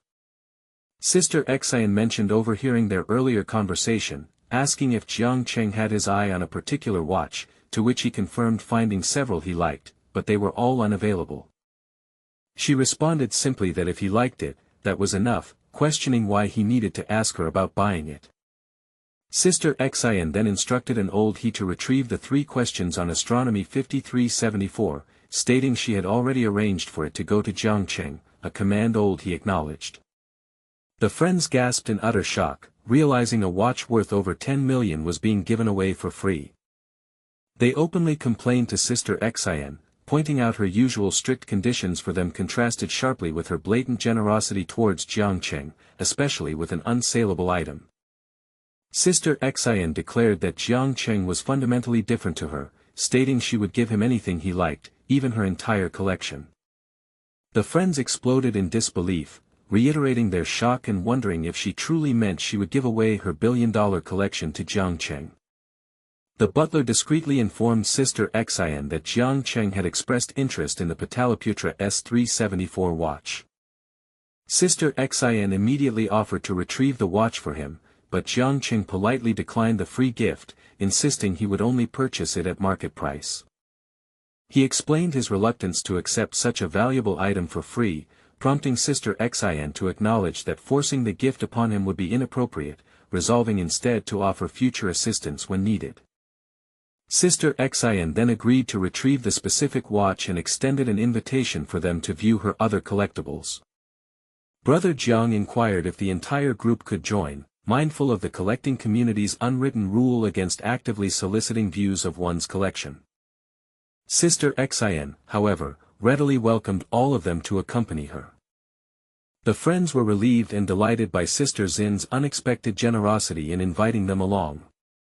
A woman's hand pressed against a scanner, followed by a soft light illuminating her face as her eye was scanned for entry. She then gracefully moved through a massive metal door, her dark dress flowing behind her, with a man following closely. One of the friends remarked on the unprecedented security of the location, noting its resemblance to a bank vault. Another friend observed the large number of bodyguards who had entered alongside them. Sister Xian declared that the items within were all part of her private collection, encouraging them to explore freely. One of the friends expressed surprise, pointing out an enamel watch. Another friend excitedly recognized a Rolex, believing it to be the iconic timepiece worn by James Bond in the 007 films, marveling at its coolness. Sister Xian then specifically asked Jiang Cheng if, beyond the initial watch, he had found any other pieces he liked. Silently, Sister Xian decided that giving him another watch in front of everyone would be awkward, so she resolved to present it to him on his birthday or another special occasion. About half an hour later, the group's conversation shifted. One of the friends vehemently denied an implication, disclaiming any interest in such matters. A friend recalled that Bosun, reportedly their age and a mother, leading them to question Jiang Cheng's relationship with her. Another friend expressed disbelief upon hearing it was only their third meeting, wondering if Bosun harbored feelings for Jiang Cheng. Jiang Cheng dismissed their speculation, clarifying that the primary connection was Annie, Boss An's child, who was fond of him. His friends playfully accused him of being a beast for charming even a young girl, teasing him mercilessly. Sister Xian informed Jiang Cheng that she had acquired the 5,374 watch in 2016 for 18 million, and while its current market value was 30 million, she proposed a compromise price of 23 million for him. Jiang Cheng agreed to the price and asked Sister Xian to help him put the watch on, promising to transfer the funds shortly. Sister Xian readily agreed, inviting him closer to help adjust the watch. He thanked Sister An, commenting on how much more comfortable the watch felt when she adjusted it, noting it was neither too tight nor too loose. The friends observed Sister Xian, noticing her apparent enjoyment of the moment and wondering if this was the same reserved woman they knew, while also complimenting Brother Jiang's sophisticated driving. Jiang Cheng informed Sister Xian that he had transferred the payment, then bid her farewell as he and his friends prepared to depart. A friend reminded the group of their agreement. The highest spender would treat everyone to dinner, noting that while Brother Qin usually paid, it was now Jiang Cheng's turn, so they should ensure he received a good meal. Jiang Cheng, holding several critical hit cashback cards ranging from 10x to 50x, mentioned he had received 4 such cards from the system and intended to use them, then asked his friends to decide on a place to eat as he was unfamiliar with Shanghai. One friend suggested a newly opened bathhouse owned by an acquaintance, praising its top-notch environment and excellent service, then jokingly questioned its legitimacy. Another friend scoffed at the idea of completely legitimate channels, suddenly feigning a tired lower back and a desperate need for a massage. A third friend chimed in, humorously complaining about equally sore and tired neck and shoulders. The first friend, seeing through their exaggerated complaints, told them to stop pretending and announced he would lead the way. Upon arrival, a host warmly welcomed the gentlemen, presenting a selection of featured massage models who were described as skilled, attractive, and capable of satisfying all their needs. One of Jiang Cheng's friends directed the host to take him first, explaining it was his brother's initial experience with such entertainment.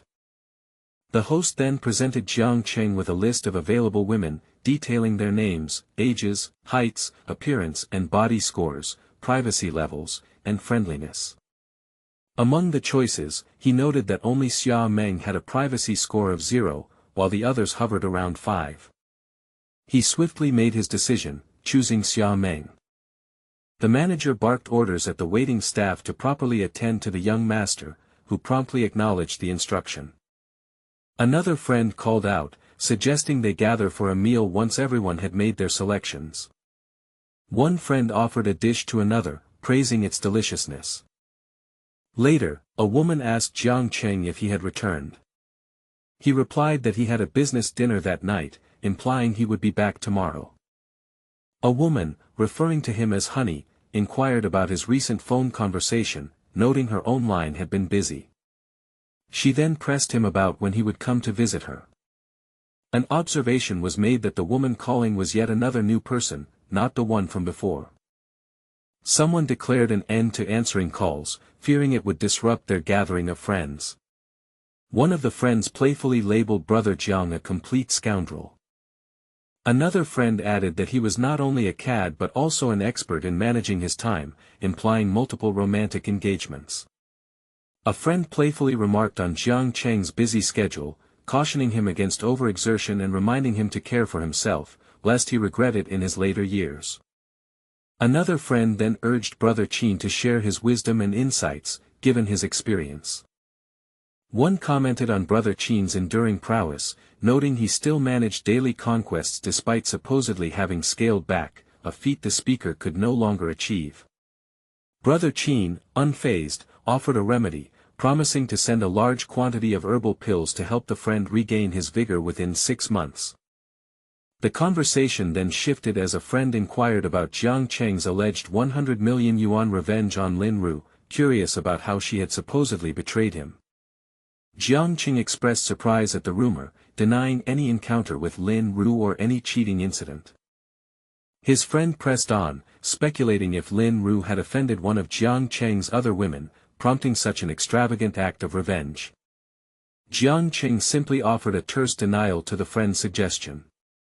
A friend then turned to a woman present, playfully suggesting it was her turn to consider how she would serve the god of wealth, Jiang Cheng, later.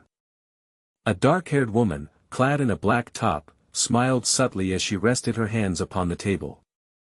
20 minutes later, as a woman seemed nervous, she was gently urged to relax and take a shower first, to which she hesitantly agreed. A man began to undress, his sculpted abdominal muscles coming into view, while a woman stood nearby, holding a shower head.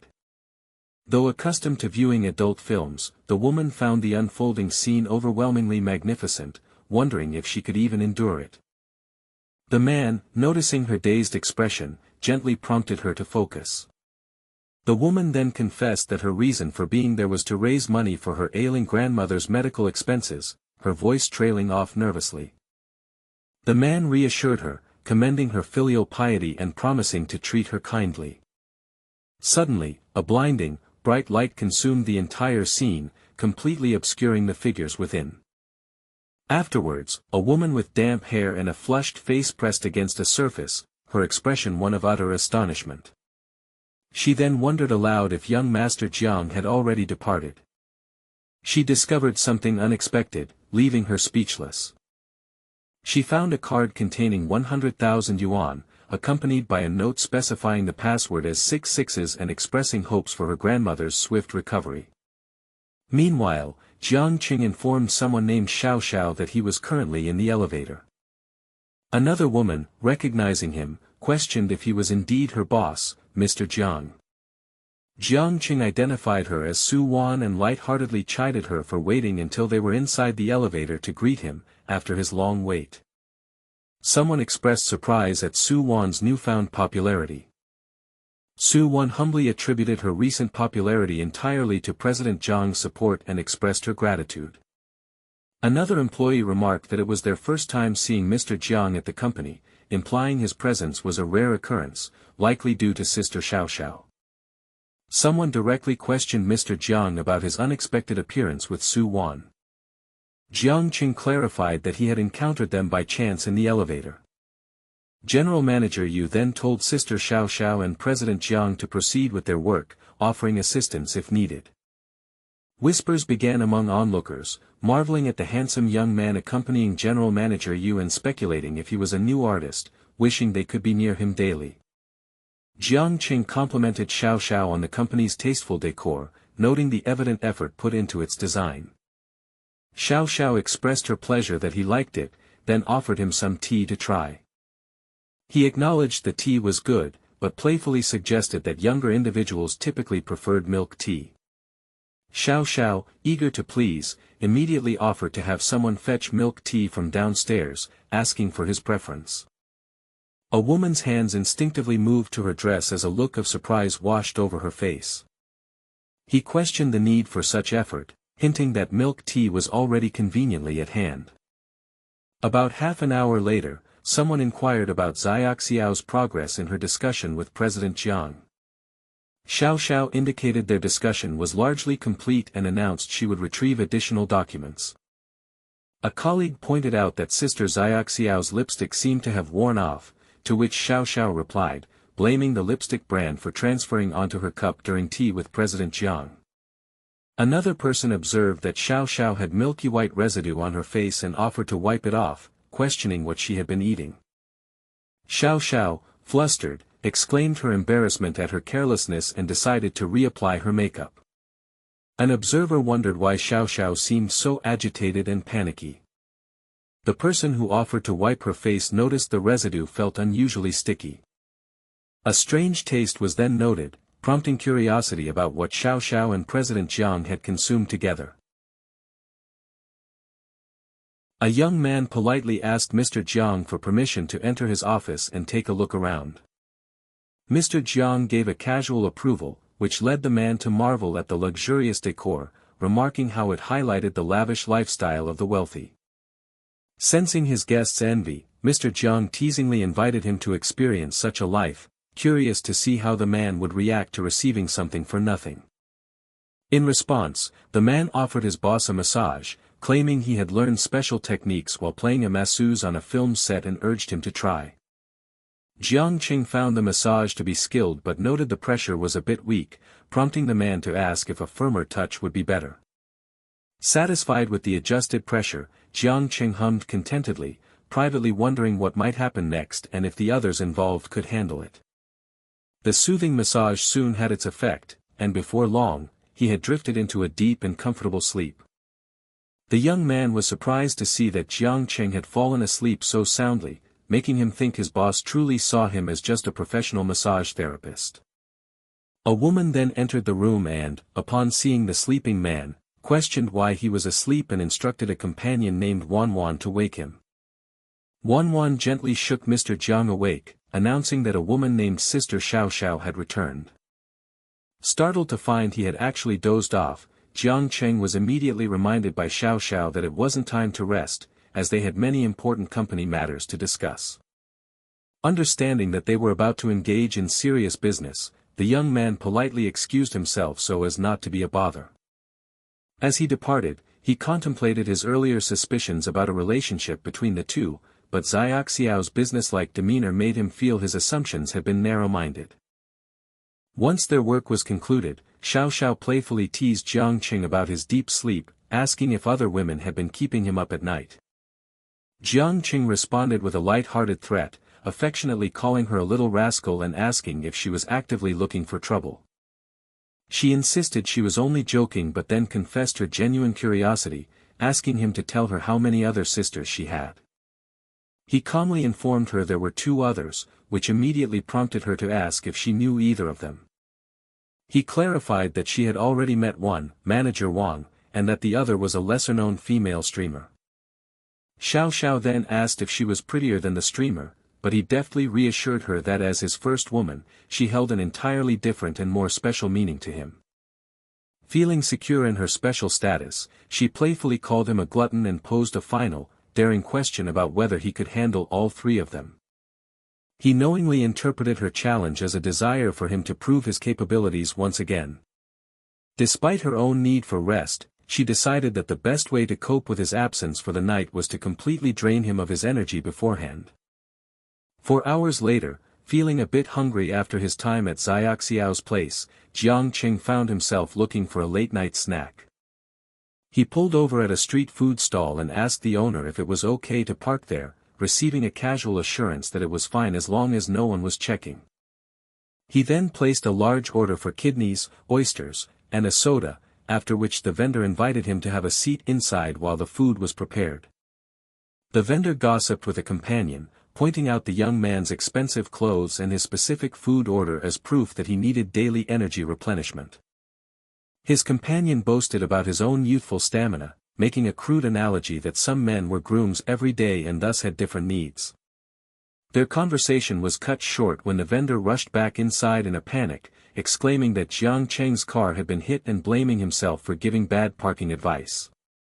Unfazed, Jiang Cheng calmly told the vendor not to panic, then immediately shifted his focus and asked if his grilled kidneys and oysters were ready yet. The vendor was stunned by his composure, realizing that the man cared more about a few skewers of food than his damaged multi-million-dollar supercar, suggesting immense wealth. Outside, the driver who caused the accident was directed towards Jiang Cheng, who was identified as the owner of the car he had just hit.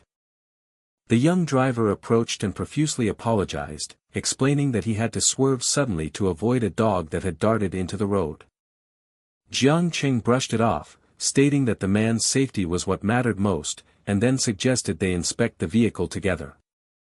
After a quick glance, he dismissed the damage as insignificant and told the driver to handle it as he wished before stepping away to make a phone call. The driver was struck by Jiang Cheng's authentic calmness and, noting the extremely hard-to-get license plate, concluded he must be part of an incredibly wealthy family. Jiang Cheng returned and explained that he had called someone to take care of it, then warmly invited the stunned driver to join him for a meal. Once they were seated inside the restaurant, the driver made a call to a brother Tsong, telling him his location. A man named Wang Tsongming, known as the son of the richest man, arrived and immediately chastised the driver for crashing and calling him instead of his insurance company. The driver frantically explained he couldn't involve insurance because he had borrowed the car from his sister, just as other patrons began to recognize the famous visitor. The young driver then began to introduce everyone, mistakenly pointing to Jiang Cheng and identifying him as the man who had crashed into his car.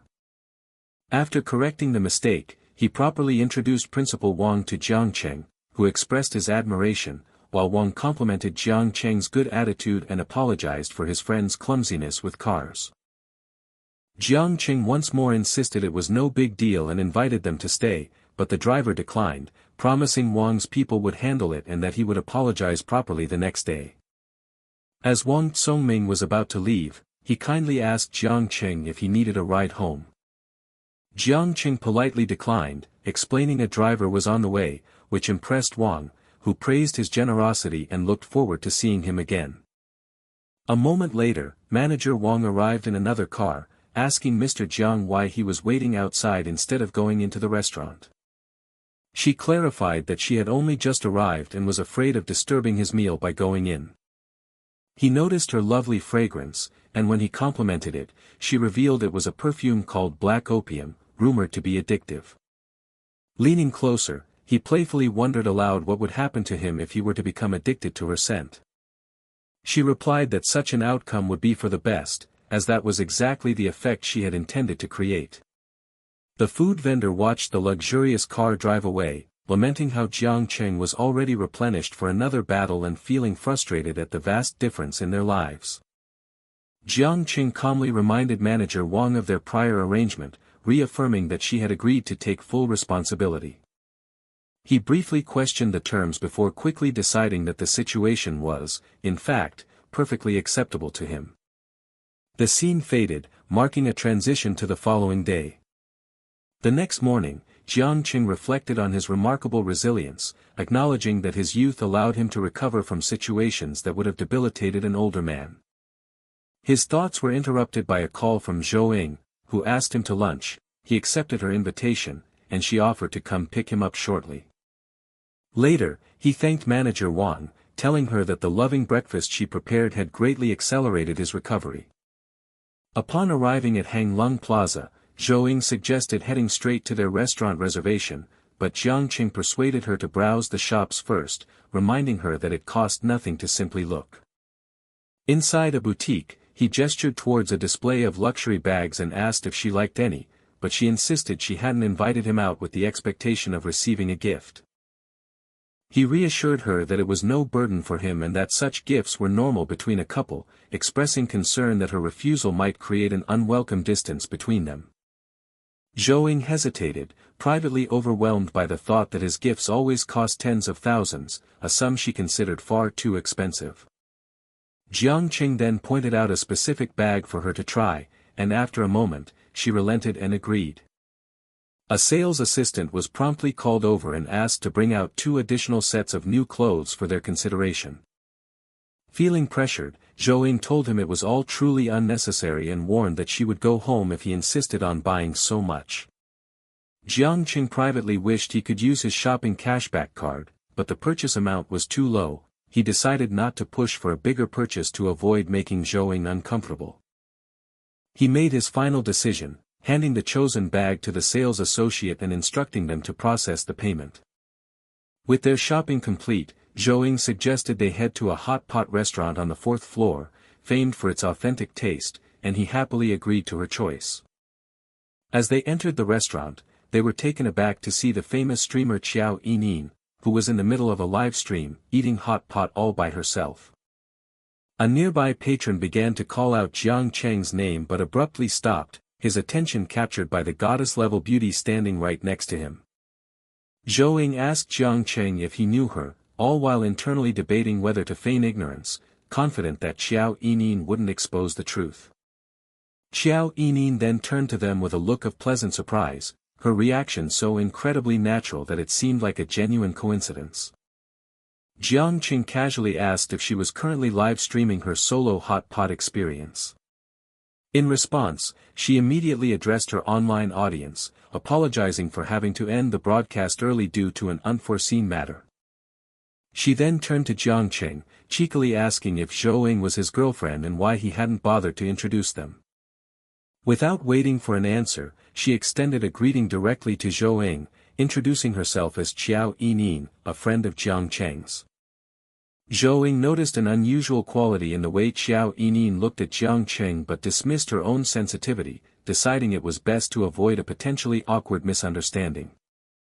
She graciously introduced herself as Zhou Ying and returned the pleasantry, meeting Qiao Yinin's gaze.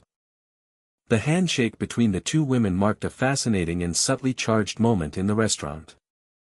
Qiao Yinin invited them to join her meal since she was alone, but Jiang Cheng initially declined, claiming there wasn't enough food for all of them. She quickly dismissed his excuse, insisting they could just order more dishes, and then pleaded with the beautiful Zhou Ying to join her. Qiao Yinin explained that her streaming schedule left her with little time to make friends, expressing her genuine happiness at meeting them and urging them to sit down.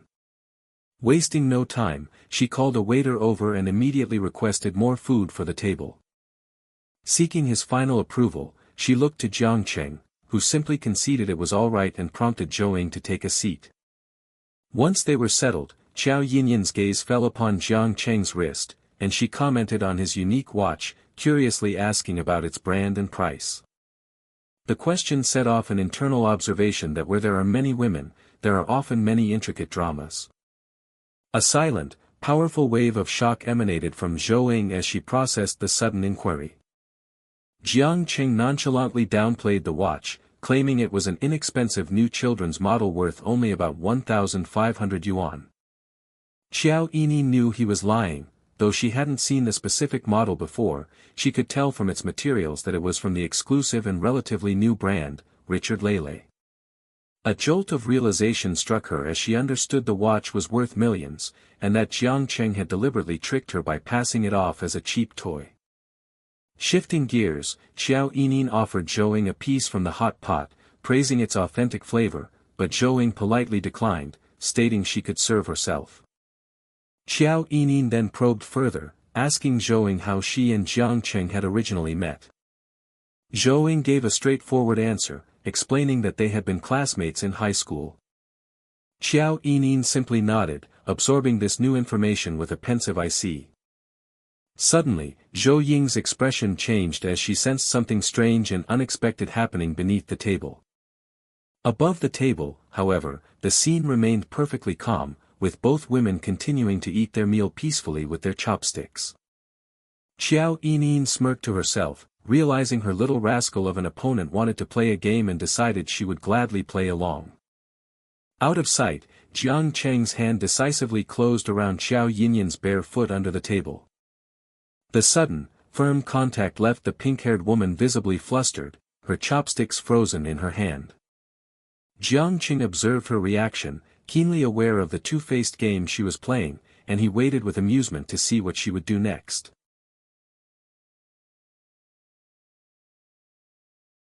The man with dark hair forced himself to continue telling jokes during his live stream, much to the amusement of Zhou Ying. He playfully challenged his audience, declaring he would go a little harder with his humor. The woman with pink hair burst into laughter before being suddenly caught off guard. The man with dark hair observed Zhou Ying laughing so freely and concluded she must be a nice, carefree girl while his hands remained busy preparing food.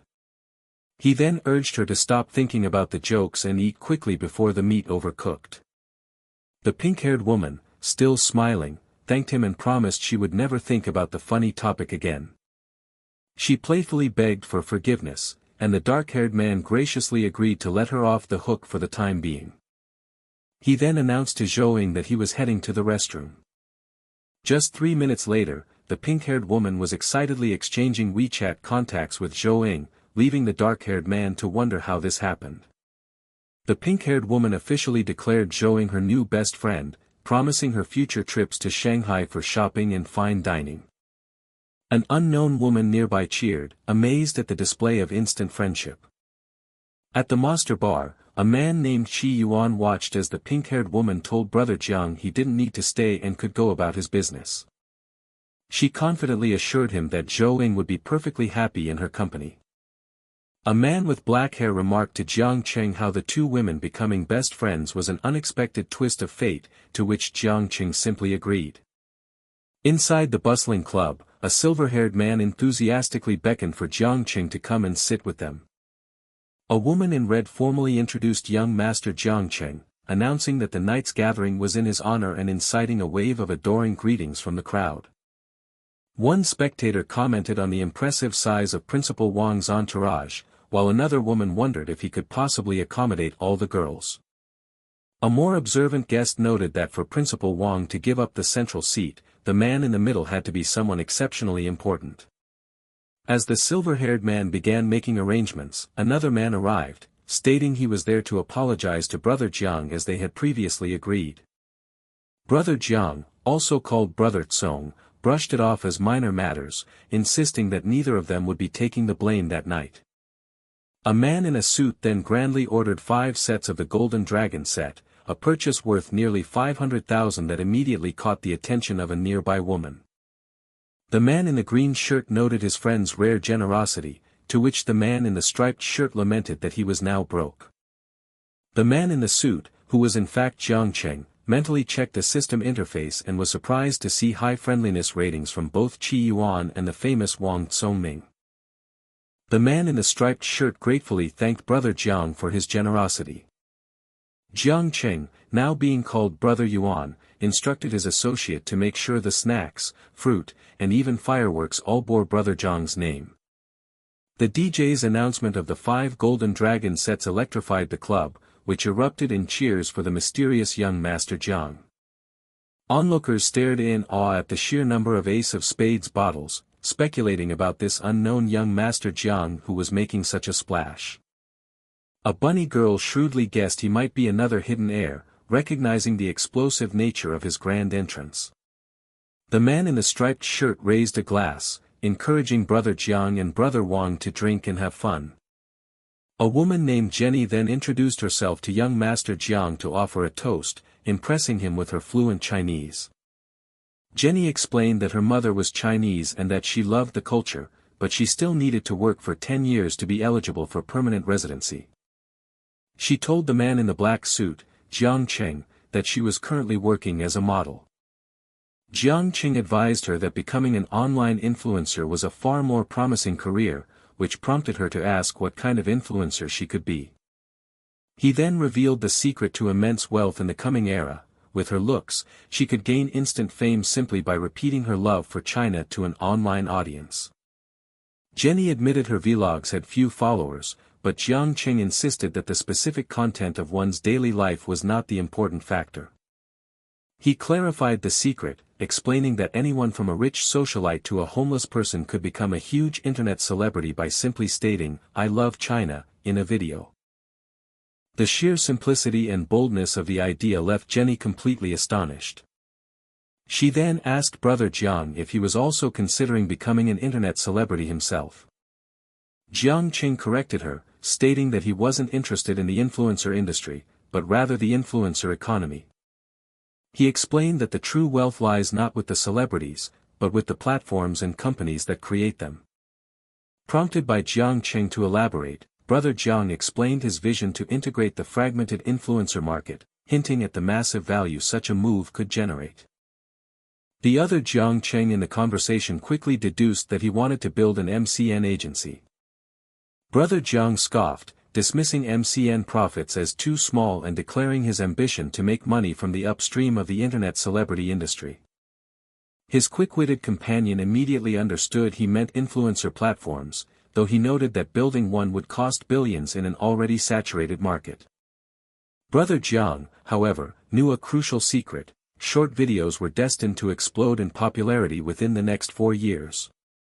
He recalled from his past life that a specific company would be valued at over $400 billion by 2023, and with a financing round a few months away, he was determined not to miss the opportunity.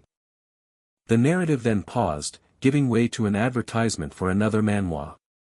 A woman with bunny ears interrupted the intense discussion, demanding the men stop talking and start drinking, as the other girls were getting bored. Jiang Cheng curtly dismissed her, saying she wouldn't understand their conversation and should go play somewhere else. After Brother Jiang urged him to continue, Jiang Cheng concluded that they needed to find new platforms and opportunities. The man in the suit smoothly intervened, suggesting they pause the business talk and have a drink with Brother Chi. The man in the olive green shirt enthusiastically agreed, proposing they all drink until they drop. 2 hours later, the man in the olive green shirt invited Brother Jiang to join them at the Bund, suggesting they book a nice room. The narrator noted that compared to the others, Yu Xiao was a more appealing prospect. The man in the suit declined a ride, explaining he had already called for a driver and recounting a bizarre, cautionary tale about a previous encounter with a female driver. He then politely thanked Brother Chi for the concern. The man with gray hair approached young Master Jiang, thanking him for his earlier guidance and promising to continue their talk another time. After bidding farewell to Brother Wang, the man with gray hair departed. Watching from afar, the pink-haired woman internally fumed, wondering why Jiang Cheng was constantly surrounded by beautiful women. She then approached, announcing she was there to pick him up, causing the man in the suit to step back as a tense silence fell. The blonde-haired woman named Jenny thanked Jiang Cheng for his valuable advice, promising to seek his counsel again, to which he simply agreed. Once in the car, Jiang Cheng professionally asked for her destination, and the pink-haired woman playfully replied, "Of course, it's your home." She then added that she had assumed he was going to Zhou Ying's house instead. Jiang Cheng coldly offered to go elsewhere, privately deciding that this kind of possessive tantrum needed to be nipped in the bud. The pink-haired woman quickly backpedaled, but Jiang Cheng reminded her that she had made her choice and was free to leave if she regretted it. She insisted she had no regrets, confessing her greed stemmed from falling for him, which prompted Jiang Cheng to ask if he hadn't treated her well enough during her live streams. She admitted he was very good to her but feared he would grow tired and forget her, but he assured her that as long as she remained obedient, he would never forget her. When she asked if he liked her, he questioned how he could possibly not like his own woman. The pink-haired woman then flirtatiously asked him to help with an itch, and Jiang Cheng, playing along, told her they should hurry home.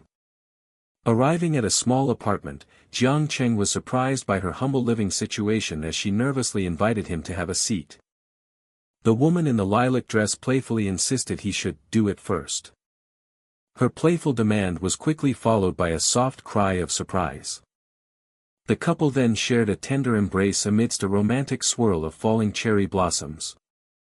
The next morning, Jiang Cheng woke first, offering to buy breakfast for his companion who had claimed to be so tired the night before.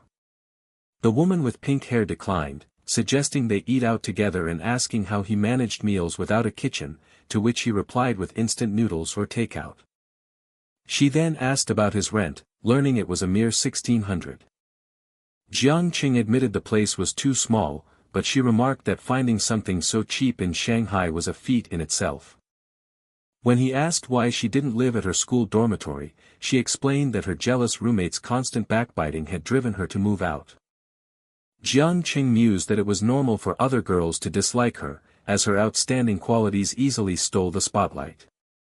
He then generously told her to move, offering to pay the rent for any nice neighborhood she chose close to her school. Overjoyed, the woman with pink hair thanked her honey, promising to start looking for a new place the very next day. Jiang Cheng then pointed out her small, empty wardrobe and declared he would take her shopping for new clothes. She demurred, saying all she truly needed was a small piece of his heart, but he countered that while he could give her a house, a car, and love, his true dream was to conquer the stars and the sea. Accepting she had fallen for a jerk, she vowed to never leave him, prompting him to tell her to get dressed so they could go. They arrived at the luxurious Hang Lung Plaza, where a store employee greeted them at the entrance. The employee instantly recognized Jiang Cheng from the previous day, realizing this was a new girlfriend and musing that as long as the rich spent money, it didn't matter to her. After a shopping spree, the employee announced the total of 480,000, and Jiang Cheng simply instructed her to swipe his card. Internally, Jiang Cheng knew this amount was perfect for his cashback card and silently activated it, receiving a system notification of a 100 times reward, an incredible 48 million. As they left the store, the woman with pink hair shyly asked if he would like some milk tea. Their attention was drawn to a young boy holding a sign, pleading for help to cover his father's disability and his mother's urgent surgery. The pink-haired woman was immediately moved, calling the boy's situation pitiful. She then emptied her wallet, giving the young boy all the cash she had and receiving his heartfelt thanks and a wish for a happy life. Nearby, cynical onlookers muttered that it was obviously a scam and that the woman was just putting on an innocent act for her rich boyfriend. The young boy, however, looked into Jiang Cheng's eyes and thought to himself that they did not look like the eyes of a conman. Jiang Cheng then stepped forward, handing over his own cash and telling the boy to take it as well. Overwhelmed with gratitude, the young boy thanked him profusely and wished him a long and healthy life. For his act of kindness, the system rewarded its host with the mind perception skill, but it was the pink-haired woman who felt the shift, wondering if a new skill had been triggered and stunned by a power that was almost like mind reading. Onlookers reacted with shock, with one woman wondering if the handsome man was crazy for giving money to a scammer, while another recognized Jiang Cheng from a trending video. Using his new skill, Jiang Cheng confirmed the boy's story was true, feeling the genuine gratitude and pain radiating from his heart. Jiang Cheng asked the boy, how much more he needed, learning they were short 28,000 yuan because public trust had been eroded by con artists. Assuring how that he believed him, Jiang Cheng told the boy not to be afraid and to come with him. At an ATM, Jiang Cheng presented how with 100,000 yuan to cover his mother's surgery. The young boy protested, insisting the amount was far too much since the surgery only cost 28,000 yuan. Yining watched the exchange, wondering what exactly Jiang Cheng was planning. Jiang Cheng calmly explained that the extra money was for post-op treatments and to improve his family's living conditions, an act of charity done in careful moderation. The boy tearfully thanked him and promised to repay the kindness, but Jiang Cheng simply told him to focus on his studies before offering to drive him to the hospital. For restoring hope in a young, disillusioned heart, the system rewarded Jiang Cheng with a danger perception skill and a U.S. stock information card, a divine upgrade he immediately recognized. An hour later at the hospital, Yining confessed feeling extravagant after seeing Ah Hao's situation, but Jiang Cheng advised her to simply do what she could and not overthink it. Jiang Cheng then answered a call from a friend, who told him his car was fixed and invited him to join a race later that day. At the racetrack, a young man noted that even the influential Tsong had only come because he heard Jiang Cheng would be there, to which Jiang Cheng casually replied he wasn't a big fan of supercars. A man in a blue jacket scoffed at this claim, pointing to Jiang Cheng's extensive collection, while a man in a pink shirt made a comparison to buying too many clothes. The man in the pink shirt immediately objected, arguing that clothes and supercars were not the same thing at all. His friend in the blue jacket shot back, questioning if there was truly such a big difference between their hobbies. A woman in a pink dress laughed, playfully telling them to stop their showing off and have a normal conversation for once. The man in the blue jacket looked around in awe, amazed by the sheer number of models available for the event. The man in the pink shirt then turned to Yining, informing her that they had booked the entire venue and she could test drive any car she wanted. Jiang Cheng encouraged her, suggesting she take one for a run if she liked. Yining's face lit up as she eagerly accepted the offer. The man in the pink shirt then asked a woman named Jiaoyan to take Yining over for a test drive. Jiaoyan cheerfully agreed to show her the ropes. As they walked off, the man in the pink shirt thought to himself how envious he was, wishing he could one day own a Porsche 918. Jiang Cheng overheard and asked why he didn't own a car. The man explained his father had banned him from buying one after 2 accidents, leaving him unable to afford it. When Jiang Cheng suggested he simply make more money, the man lamented that he found stock trading boring and had never been successful. A man with silver-streaked hair remarked that his inconsistent approach was precisely why he wasn't suited for the stock market. The conversation sparked a thought in Jiang Cheng's mind as he remembered the U.S. stock information card he had just received. He recalled that the system's card was designed to pinpoint a U.S. stock with promising upward momentum. Deciding to test his friends, Jiang Cheng casually remarked that stock trading was a fast way to make money, immediately catching the attention of the man in the pink shirt. A system notification then offered rewards for collaborating with his friends on a stock, an opportunity Jiang Cheng saw to build his network and showcase his abilities. Jiang Cheng dangled the bait, claiming he had inside information about a short-term trade that could yield returns of over 25%. The group reacted with disbelief, with the silver-streaked man calling it a lot and the man in the pink shirt dismissing such a high return as unreliable. Song cautiously asked Jiang Cheng about the source of this news, noting his own highest returns were only 4%, but Jiang Cheng assured him the stock carried virtually no risk. His curiosity piqued, Song immediately asked which stock it was. Jiang Cheng withheld the specifics, instead instructing anyone interested to go through his Starry Sky investment company, which prompted brother Jiang to declare he was definitely on board. Jiang Cheng assured him that even a small investment would be enough to get him his desired 718.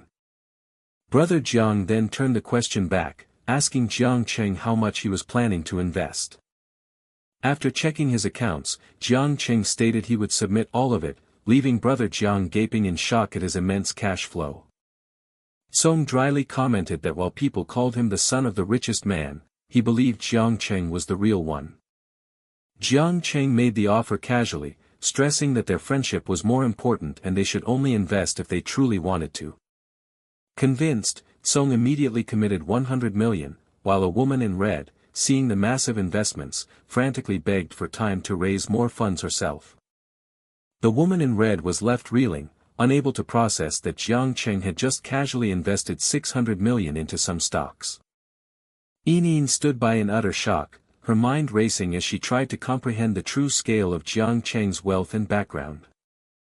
Jiang Cheng offered to allocate some funds to Yuana, but she staunchly refused, insisting she would figure out a way to raise the money herself.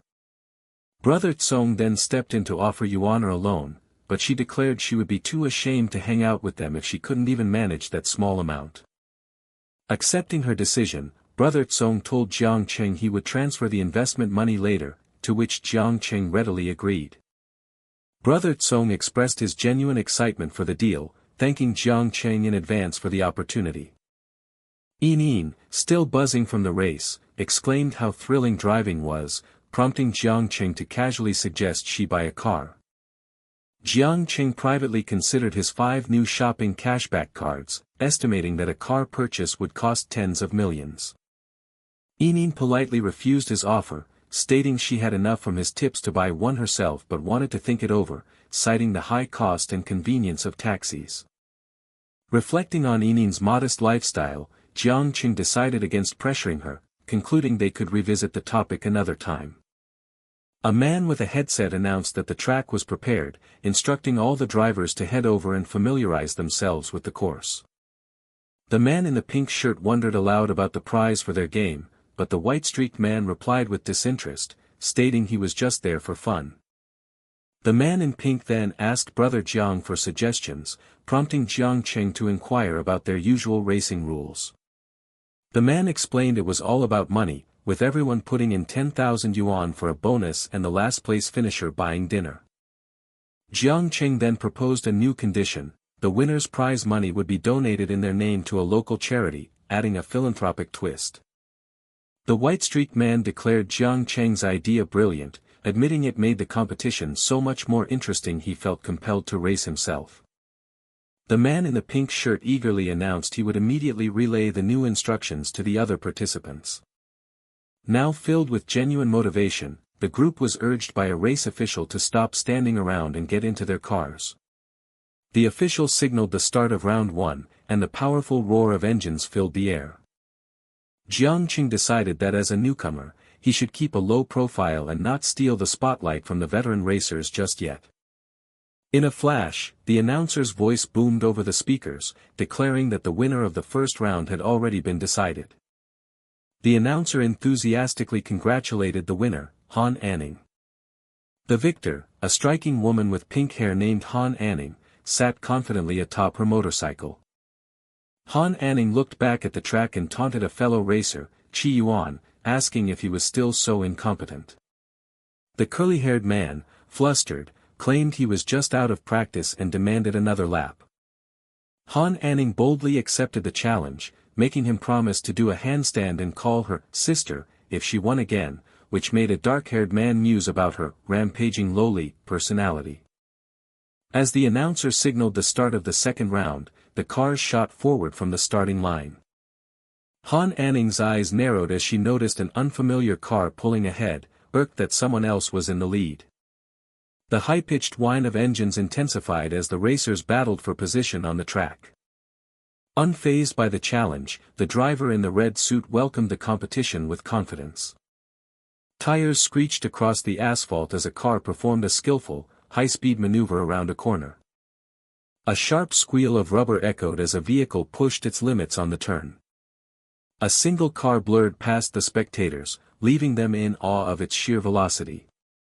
The crowd buzzed with excitement, marveling at the driver's professional-level drifting technique and wondering about the identity of the mysterious newcomer. The results soon confirmed the shocking upset, congratulating Jiang Cheng as the winner of the second round. Han Anning rushed over to praise Jiang Cheng's incredible driving skills, while another man wryly noted how he had obviously sandbagged the first lap. Jiang Cheng calmly explained that as a newcomer, he hadn't wanted to steal the spotlight right away. Impressed, Han Anning formally introduced herself and enthusiastically asked to be friends. As they shook hands, Jiang Cheng was inwardly surprised by how smooth her skin was, having expected the calloused hands of a seasoned driver. Han Anning, noticing his lingering touch, privately believed her hand had completely captivated him.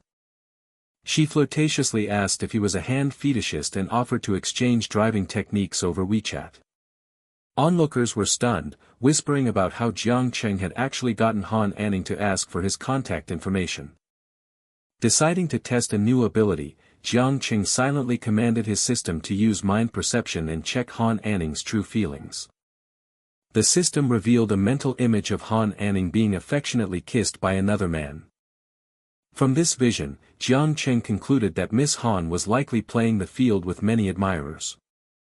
He then politely turned her down, explaining he wouldn't add her on WeChat because he had brought his girlfriend with him. Han Anning's expression hardened with a competitive glint as she resolved to see what kind of woman his girlfriend was. Nearby, the woman in red noted that the girl's round was next, dismissively wondering if a certain girl was even capable of completing a lap. She was then left utterly speechless when the question was unexpectedly turned on her.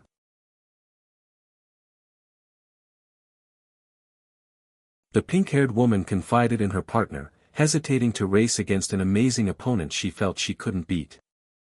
The man in red encouraged her to sign up for the experience, though he nervously asked to be her passenger.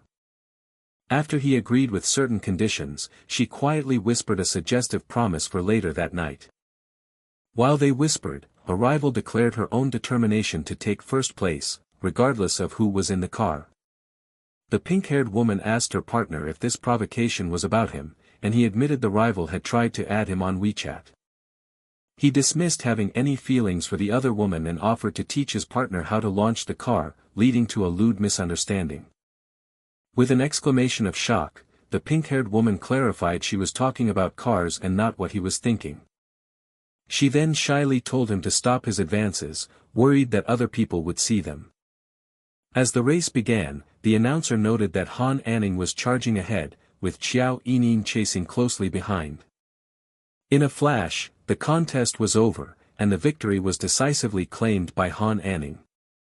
Despite losing, the pink-haired woman was ecstatic about the fun she had, while the man in the red suit complimented her surprising potential. The winner in the red tracksuit, Han Anning, congratulated her on second place, prompting the pink-haired woman to admit it was her very first race. Suddenly, the pink-haired woman's cheerful expression froze in shock.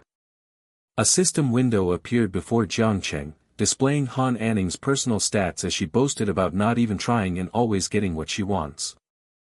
Jiang Cheng analyzed the data, realizing from her zero privacy score that Han Anning's interest was not affection but a desire for conquest. Jiang Cheng offered to buy a car for the pink-haired woman after seeing her excitement, but she quickly refused, wanting only to savor the memory. A man with wavy hair then jokingly asked Brother Jiang if he was looking for a girlfriend, offering himself as a candidate. Jiang Cheng bluntly stated his preference for women, which prompted the man in the blue suit to laugh that he and Jiang Cheng had the exact same tastes. The man with wavy hair ended the teasing, announcing that the event was over and it was time for them to head to a party. The man in the blue suit asked Yining if she was coming, but the pink-haired woman declined to go live stream, promising to wait for them to come back. Half an hour later at a restaurant, Qi Yuan mockingly greeted Wang Hao, a spoiled second-generation heir. Qi Yuan continued to taunt the silent Wang Hao, questioning if he had become timid out of fear of his grandfather. While one of Qi Yuan's cronies jeered at Wang Hao, the man in the blue shirt accused him of freeloading and bringing shame to his family. The man in the blue shirt then insulted Wang Hao's friends as untrustworthy lowlifes, provoking a sharp retort from the young man in the pink shirt. As a man in a black jacket noted the newcomer's guts, the young man with the pink shirt angrily demanded to know who he was to talk to him that way. A tense silence was shattered by the sound of sudden movement. The sharp crack of a heavy slap echoed through the restaurant. The man in the blue shirt stared in disbelief, stunned that someone had dared to hit him. Another vicious blow landed before he could even react. All the man in the blue shirt could manage was a choked grunt of pain. Enraged, the man in blue invoked his father's name and screamed that he would take his attacker's life. He repeated his murderous threat, his voice filled with fury. While a man in black urged Brother Jiang to calm down, Jiang Cheng silently told himself that was enough, remembering the rule of law.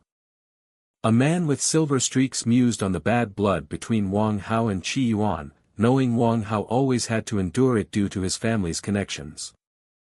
Nearby, a man with blue eyes worried that because of Wang Hao's special status, the situation could easily spiral out of control. The man in black told the aggressor to leave, but the man in blue swore he would not get away with it, vowing to see him jailed. The man in blue then confronted Wang Hao about involving their parents, while Qi Yuan declared the only solution was for the assailant to kneel and beg for forgiveness. The man in the pink shirt urged brother Jiang to leave, warning him that the matter was complicated because of the powerful man his victim's father was. One of the antagonists blocked Jiang Cheng's path, threatening to kill him in jail, while the man in blue blamed Wang Hao for starting it all with his foul mouth. After the man in the pink shirt challenged him, the man in blue defiantly cursed at him once more. With a flash of movement, the dark-haired man declared he would teach the instigator a lesson for his foul mouth.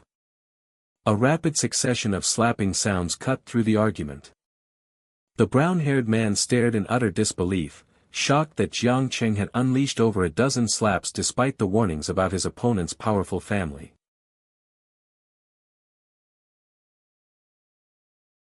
The man with dark hair warned his opponent that not everyone possessed his good temper, while his friend pleaded for him to calm down. The man with brown hair grew anxious, knowing his friend Jiang Cheng was confronting Wang Hao, a man with the powerful backing of a third-generation official. After his decisive action, Jiang Cheng received a privilege flex card from his system, reinforcing his belief that a timid life with such power would be wasted. Wang Hao furiously questioned if Jiang Cheng knew the consequences of his actions, but Jiang Cheng simply suggested they stay out of each other's way. Enraged, Wang Hao rejected the offer, reminding Jiang Cheng that he was the one who had been beaten and that the conflict started over an insult to his friend. Wang Hao vowed to make Jiang Cheng pay, declaring that Moda was not a place where some random nobody could run wild. Despite his friend's offer to call his own father for help, Jiang Cheng insisted on handling it himself, eager to see whose background was truly superior. In his mind, Jiang Cheng decided it was time to use the privilege flex card he had just earned. A moment later his phone rang, and an unfamiliar voice on the other end asked if he was Jiang Cheng. The caller identified himself as Jiang Cheng's second grandfather, chiding the young man for not relying on the family and revealing that his scouts had already informed him of the situation. The elderly man sighed, correctly guessing that Jiang Cheng's own father had never told him about their side of the family. The second grandfather firmly stated that their family's lifelong struggles were meant to ensure the younger generation could live smoothly, urging Jiang Cheng to rely on them. Explaining that he would send someone to handle the matter, he gave Jiang Cheng explicit permission to slap anyone who dared to show him disrespect. Before ending the call, he asked Jiang Cheng to visit him and his grandfather in Kyoto, reminding him that above all else, they were family. Jiang Cheng agreed to the future visit, though he privately wondered about the strange timing of a family reunion. At that moment, police station Captain Chen Qin arrived on the scene, loudly demanding to know who was responsible for the violence. Jiang Cheng's friend attempted to dismiss the incident as a minor misunderstanding, but Wang Hao eagerly identified Jiang Cheng as his attacker to the arriving officer. When questioned by Captain Chen, Jiang Cheng calmly admitted that he was indeed the one who had caused Wang Hao's injuries. The police officer officially declared Jiang Cheng a suspect in a malicious injury case and ordered him to come with them to the station. As the officer repeated the demand, he moved to take Jiang Cheng into custody. Jiang Cheng met the officer's gaze with defiance, coolly asking what would happen if he refused to go. Wang Hao's mother, Lin Lan, arrived and immediately berated the police for hesitating to arrest the person who had harmed her son. Pressured by Lin Lan, Chief Kai ordered his officers to immediately take the violent terrorist away and secure the surveillance footage. While his mother fretted over his injuries, Wang Hao seethed with anger, declaring he wouldn't go to any hospital until he saw Jiang Cheng's hand broken. Lin Lan threatened the police chiefs to ensure the case was handled in her favor, but Jiang Cheng remained untroubled, confident in his second grandfather's promise. The sudden roar of powerful engines pierced the air, making Lin Lan wonder if reinforcements had arrived for Jiang Cheng's side. A formidable group of men in sharp suits and sunglasses stepped out, exuding an aura of disciplined power. Their leader approached the police chiefs and presented his work ID, introducing himself as Shen Chong. Shen Chong then turned to Jiang Cheng with a respectful bow, explaining he was sent by the second grandfather to investigate the disturbance. He assured the young man that as the future successor, Jiang Cheng could be considered his boss and should issue instructions directly in the future. The man with brown hair stared in astonishment, finally grasping the unimaginable depth of Jiang Cheng's family background. Lin Lan, however, remained defiant, threatening Chief Kai's career and vowing to call her husband as she refused to accept her son's humiliation. Shen Chong scoffed at her audacity, sarcastically asking if she and her family truly believed they owned the entire city. Stepping forward, Jiang Cheng met Lin Lan's furious gaze with a challenging smirk, eager to see exactly how she intended to deal with him. Madame Lin attempted to interject, but Shen Chong sternly challenged her authority to speak on matters in Modu. Shen Chong introduced himself as the private secretary to Chairman Qinghong of Mingxin Group, revealing his full authority to handle the situation for the chairman's grandson, Jiang Cheng. Madame Lin's expression turned to shock and disbelief upon hearing the powerful name Mingxin Group.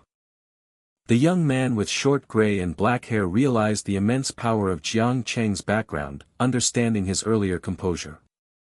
The young man with brown curly hair further pondered Chairman Jiang Qinghong's far-reaching influence, noting his brother's monstrous achievements within the system. Shen Chong then directly demanded to know how Madame Lin planned to explain the day's events to young Master Jiang. Madame Lin inwardly panicked, realizing the situation had completely reversed and she was now the one forced to provide an explanation. Wang Hao aggressively demanded compensation, but Shen Chong calmly countered, accusing him of initiating the violence and threatening a lawsuit for intentional injury. Wang Hao furiously rejected the accusation, questioning how he could be deemed the perpetrator when Jiang Cheng showed no apparent injuries.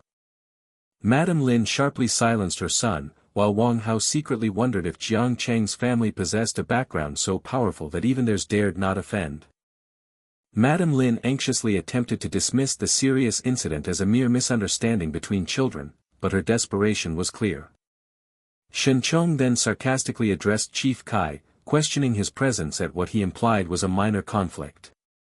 Chief Kai, looking visibly uncomfortable, quickly tried to ingratiate himself by mentioning his past connection to Mr. Jiang Qinghong and asking for his regards to be conveyed. Shen Chong agreed to convey the message but delivered a veiled threat, implying Jiang Qinghong would be displeased with Chief Kai's involvement. A phone suddenly rang, and Madame Lin answered, immediately asking Secretary Du for instructions with a worried expression. Secretary Du's voice came through the phone, sarcastically questioning Madame Lin's family's power before issuing a stern warning about actions detrimental to unity. Madame Lin realized Secretary Du was calling on Jiang Cheng's behalf, then, terror-stricken, she promised a solemn apology and amends from her son, Wang Hao. Chief Kai, sweating profusely, reflected on the immense power of Jiang Cheng's family, noting that even Secretary Du Wei had been scolded due to old Master Jiang. Chief Kai, flustered, politely excused himself, attempting to build a friendly rapport with young Master Jiang before leaving. Both young men observed the unfolding scene, their expressions reflecting surprise. Madame Lin bowed deeply, sincerely apologizing to little Jiang for her son's behavior, as Wang Hao struggled in her grip. Jiang Cheng sternly addressed Wang Hao, stating there was no need to be lenient as he had no intention of ever meeting him again. Wang Hao demanded to know Jiang Cheng's further desires, to which Jiang Cheng chillingly proposed a settlement, where Wang Hao would stab himself with his own knife. Madame Lin reacted with horror at Jiang Cheng's proposal, but Shen Chong immediately warned her, emphasizing the severity if young Master Jiang had been harmed. Wang Hao defiantly invoked his father's name, but his mother desperately silenced him, revealing Secretary Du's call and the dire implications for their family. Madame Lin formally apologized on her son's behalf, forcing Wang Hao to offer his own apology, while Jiang Cheng remained engrossed in his phone, seemingly indifferent.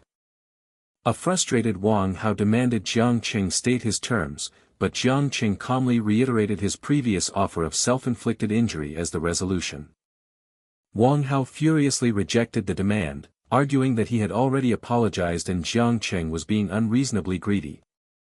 The young man with brown curly hair found Jiang Cheng's method somewhat cruel, despite his personal dislike for Wang Hao. Jiang Cheng offered Wang Hao a choice with a chilling warning of severe consequences, prompting Wang Hao to accuse him of abusing power. Jiang Cheng rebuked Wang Hao's accusation, reminding him of his own past bullying and how an ordinary person would have been tormented to death by him. The young man with short gray and black hair inwardly agreed with Jiang Cheng, acknowledging the harsh class distinctions and the grim fate of ordinary people facing bullies like Wang Hao. Jiang Cheng firmly declared his intention to stop Wang Hao's rampage, stating he had the resources and resolve to prevent further oppression of innocent people. Wang Hao, distraught on the phone, reacted with disbelief and despair to what his father had just told him. Wang Gang's voice came through, admonishing his son about old Master Zhang's formidable status and the potential ruin of their family if Wang Hao didn't act responsibly. Wang Hao's face showed profound shock and fear as his father's words sank in. Wang Hao's hand trembled visibly as he held a small knife, wrestling with the demand to harm himself. A distressed Wang Hao questioned if plunging the knife into his body would truly resolve the conflict between them. Wang Hao pressed the knife against his body as Jiang Cheng's calm voice reminded him to keep his word. Jiang Cheng calmly affirmed his integrity, reinforcing the expectation that Wang Hao would follow through with the agreement. Wang Hao screamed in agony as he plunged the knife into his arm. A panicked Madame Lin cried out for her son and frantically urged someone to call an ambulance. Wang Hao stood grimacing in pain, the knife still lodged in his arm, as Jiang Cheng stated the matter was now cleared. Jiang Cheng calmly confirmed the resolution and dismissed the other party, granting them permission to leave. Medics rushed Wang Hao, bleeding and on a gurney, towards an ambulance while Madame Lin frantically worried about his hand, all under the watchful eyes of Jiang Cheng and his associates. The group of men bid their farewells after the evening's events, with the young man with short gray and black hair offering apologies for the trouble he caused, and the man in blue shirt reassuring him that they were brothers. The man with glasses politely guided the young man with brown curly hair into a car, offering him a ride home. Inside the luxurious car, the young man with brown curly hair remarked on its comfort, prompting the man with glasses to reveal it was Chairman Zhang's exclusive, custom-made vehicle for Modu. The man with glasses then handed over a black card, explaining that Chairman Jiang instructed the young man to spend freely and make a significant impression to prevent future incidents. The young man with brown curly hair pondered the vast wealth his second grandpa had bestowed upon him, questioning the sheer scale of the spending he was expected to undertake. As they parted ways, the man with glasses bowed slightly, bidding farewell and reiterating his availability should the young man need anything. Back in his room, the young man with brown curly hair answered a call from his father, who immediately scolded him for not calling sooner after the day's events. He then turned to the woman with long blonde hair, asking about this second grandpa, but she deflected, stating it was a long story and not the right time to explain. The woman with long blonde hair internally wondered if the young man's father had been scolded, before outwardly expressing her frustration at being kept in the dark about the situation. Over the phone, the young man's father gave stern instructions, reminding him of his grandfather's power and warning him to mind his words and actions, unless he encountered an insignificant punk like earlier. The young man with brown curly hair wryly reflected on his father's words, noting the casual dismissal of a family like Wang Hao's as insignificant, before abruptly ending the call. Soon after, the woman with long blonde hair approached him, blushing as she offered a choice between a ready bath and dinner. The young man with brown curly hair then embraced her from behind, provocatively stating he wasn't interested in any other food that day, leaving her visibly surprised. The scene then dissolved into an abstract, romanticized vision of the woman, surrounded by an abundance of pink and white flowers, symbolizing passion. The next day, the two young men met for lunch. The young man with brown curly hair lightly chided his friend for the early call, but the young man with short gray and black hair, tired from the previous day, complained about his friend's surprisingly massive background. The young man with brown curly hair then teased his friend, asking if he was truly that easily scared. The young man with short gray and black hair grew serious, emphasizing the severe repercussions if his powerful father, Qi Yuan, had found out about the previous day's events. The young man with brown curly hair dismissed the exaggeration, but his friend countered, complaining about being unexpectedly dragged into his powerful background without prior warning. The young man with short gray and black hair then reflected on the hidden power of individuals like the young man with brown curly hair, realizing he was far more than just the son of a small construction company boss. The young man with brown curly hair confidently declared that he didn't care about others' wealth or background, as no one is richer than me anyway, before internally realizing how familiar that boast sounded. The young man with short gray and black hair then recalled their previous conversation about the young man with brown curly hair wanting to buy a building for office space, which his friend confirmed. Eagerly, the young man with short gray and black hair suggested they go look at the building as soon as they finished their noodles. Upon their arrival, Chief Kai, a man in a suit, enthusiastically greeted the two young men and ushered them deeper into the modern office lobby.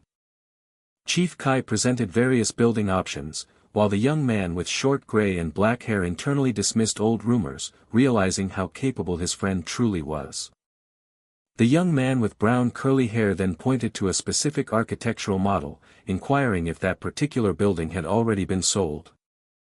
Chief Kai confirmed that the buildings in the East District were still available, prompting the young man with brown curly hair to decide they should go inspect them immediately.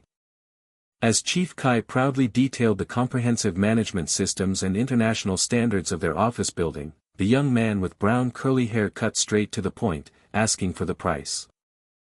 Chief Kai began to quote the market price of 20,000 yuan per square meter, but the young man with short gray and black hair swiftly interjected, demanding the bottom-line price, without formalities.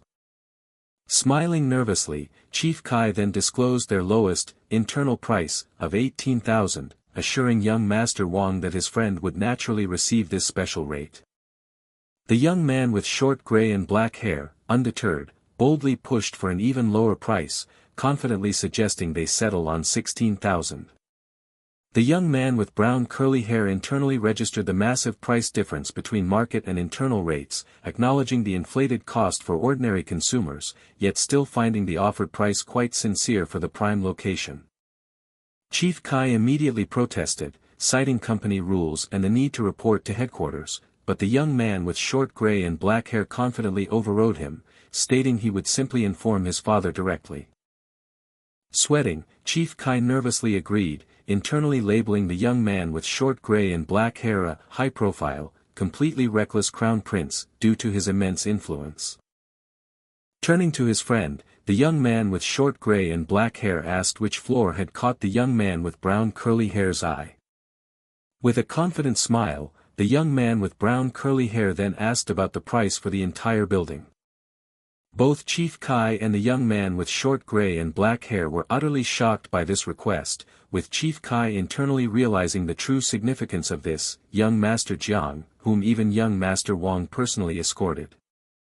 Chief Kai, regaining composure, quoted 6.5 billion for the entire building at the lowest price, to which the young man with brown curly hair casually agreed, then inquired about a nearby China merchant's bank capable of handling such a massive transfer.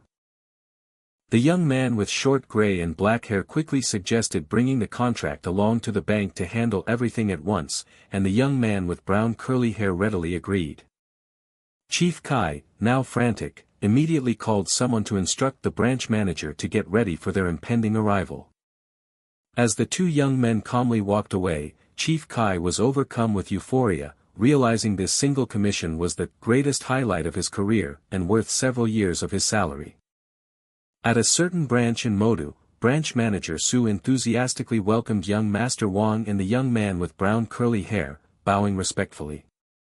Young Master Wang introduced the young man with brown curly hair as his good brother Jiang Cheng, emphasizing that he was a client who could flex even harder than himself. Branch manager Su internally processed the introduction, realizing the immense significance of the young man with brown curly hair, given young Master Wang's clear hint of respect. Branch manager Su warmly welcomed young Master Jiang, promising his best service, but the young man with brown curly hair politely directed them to immediately get down to business. A professional bank employee then addressed the young man with brown curly hair, inquiring about the nature of the business he wished to conduct that day. The young man calmly explained he needed to make a transfer for an office building, while internally pondering the critical, one-time nature of this expenditure and the potential multiplier it would trigger. The bank employee professionally requested his card and the transfer amount, while branch manager Sue internally dismissed the expected sum for an office building as a mere few million, perhaps tens of millions. With a slight smirk, the young man with brown curly hair casually declared his intention to transfer $5.5 billion, implying more would follow later. Branch manager Sue, utterly stunned, leaned forward, his eyes wide as he stammered, asking for clarification if he had truly heard $5.5 billion.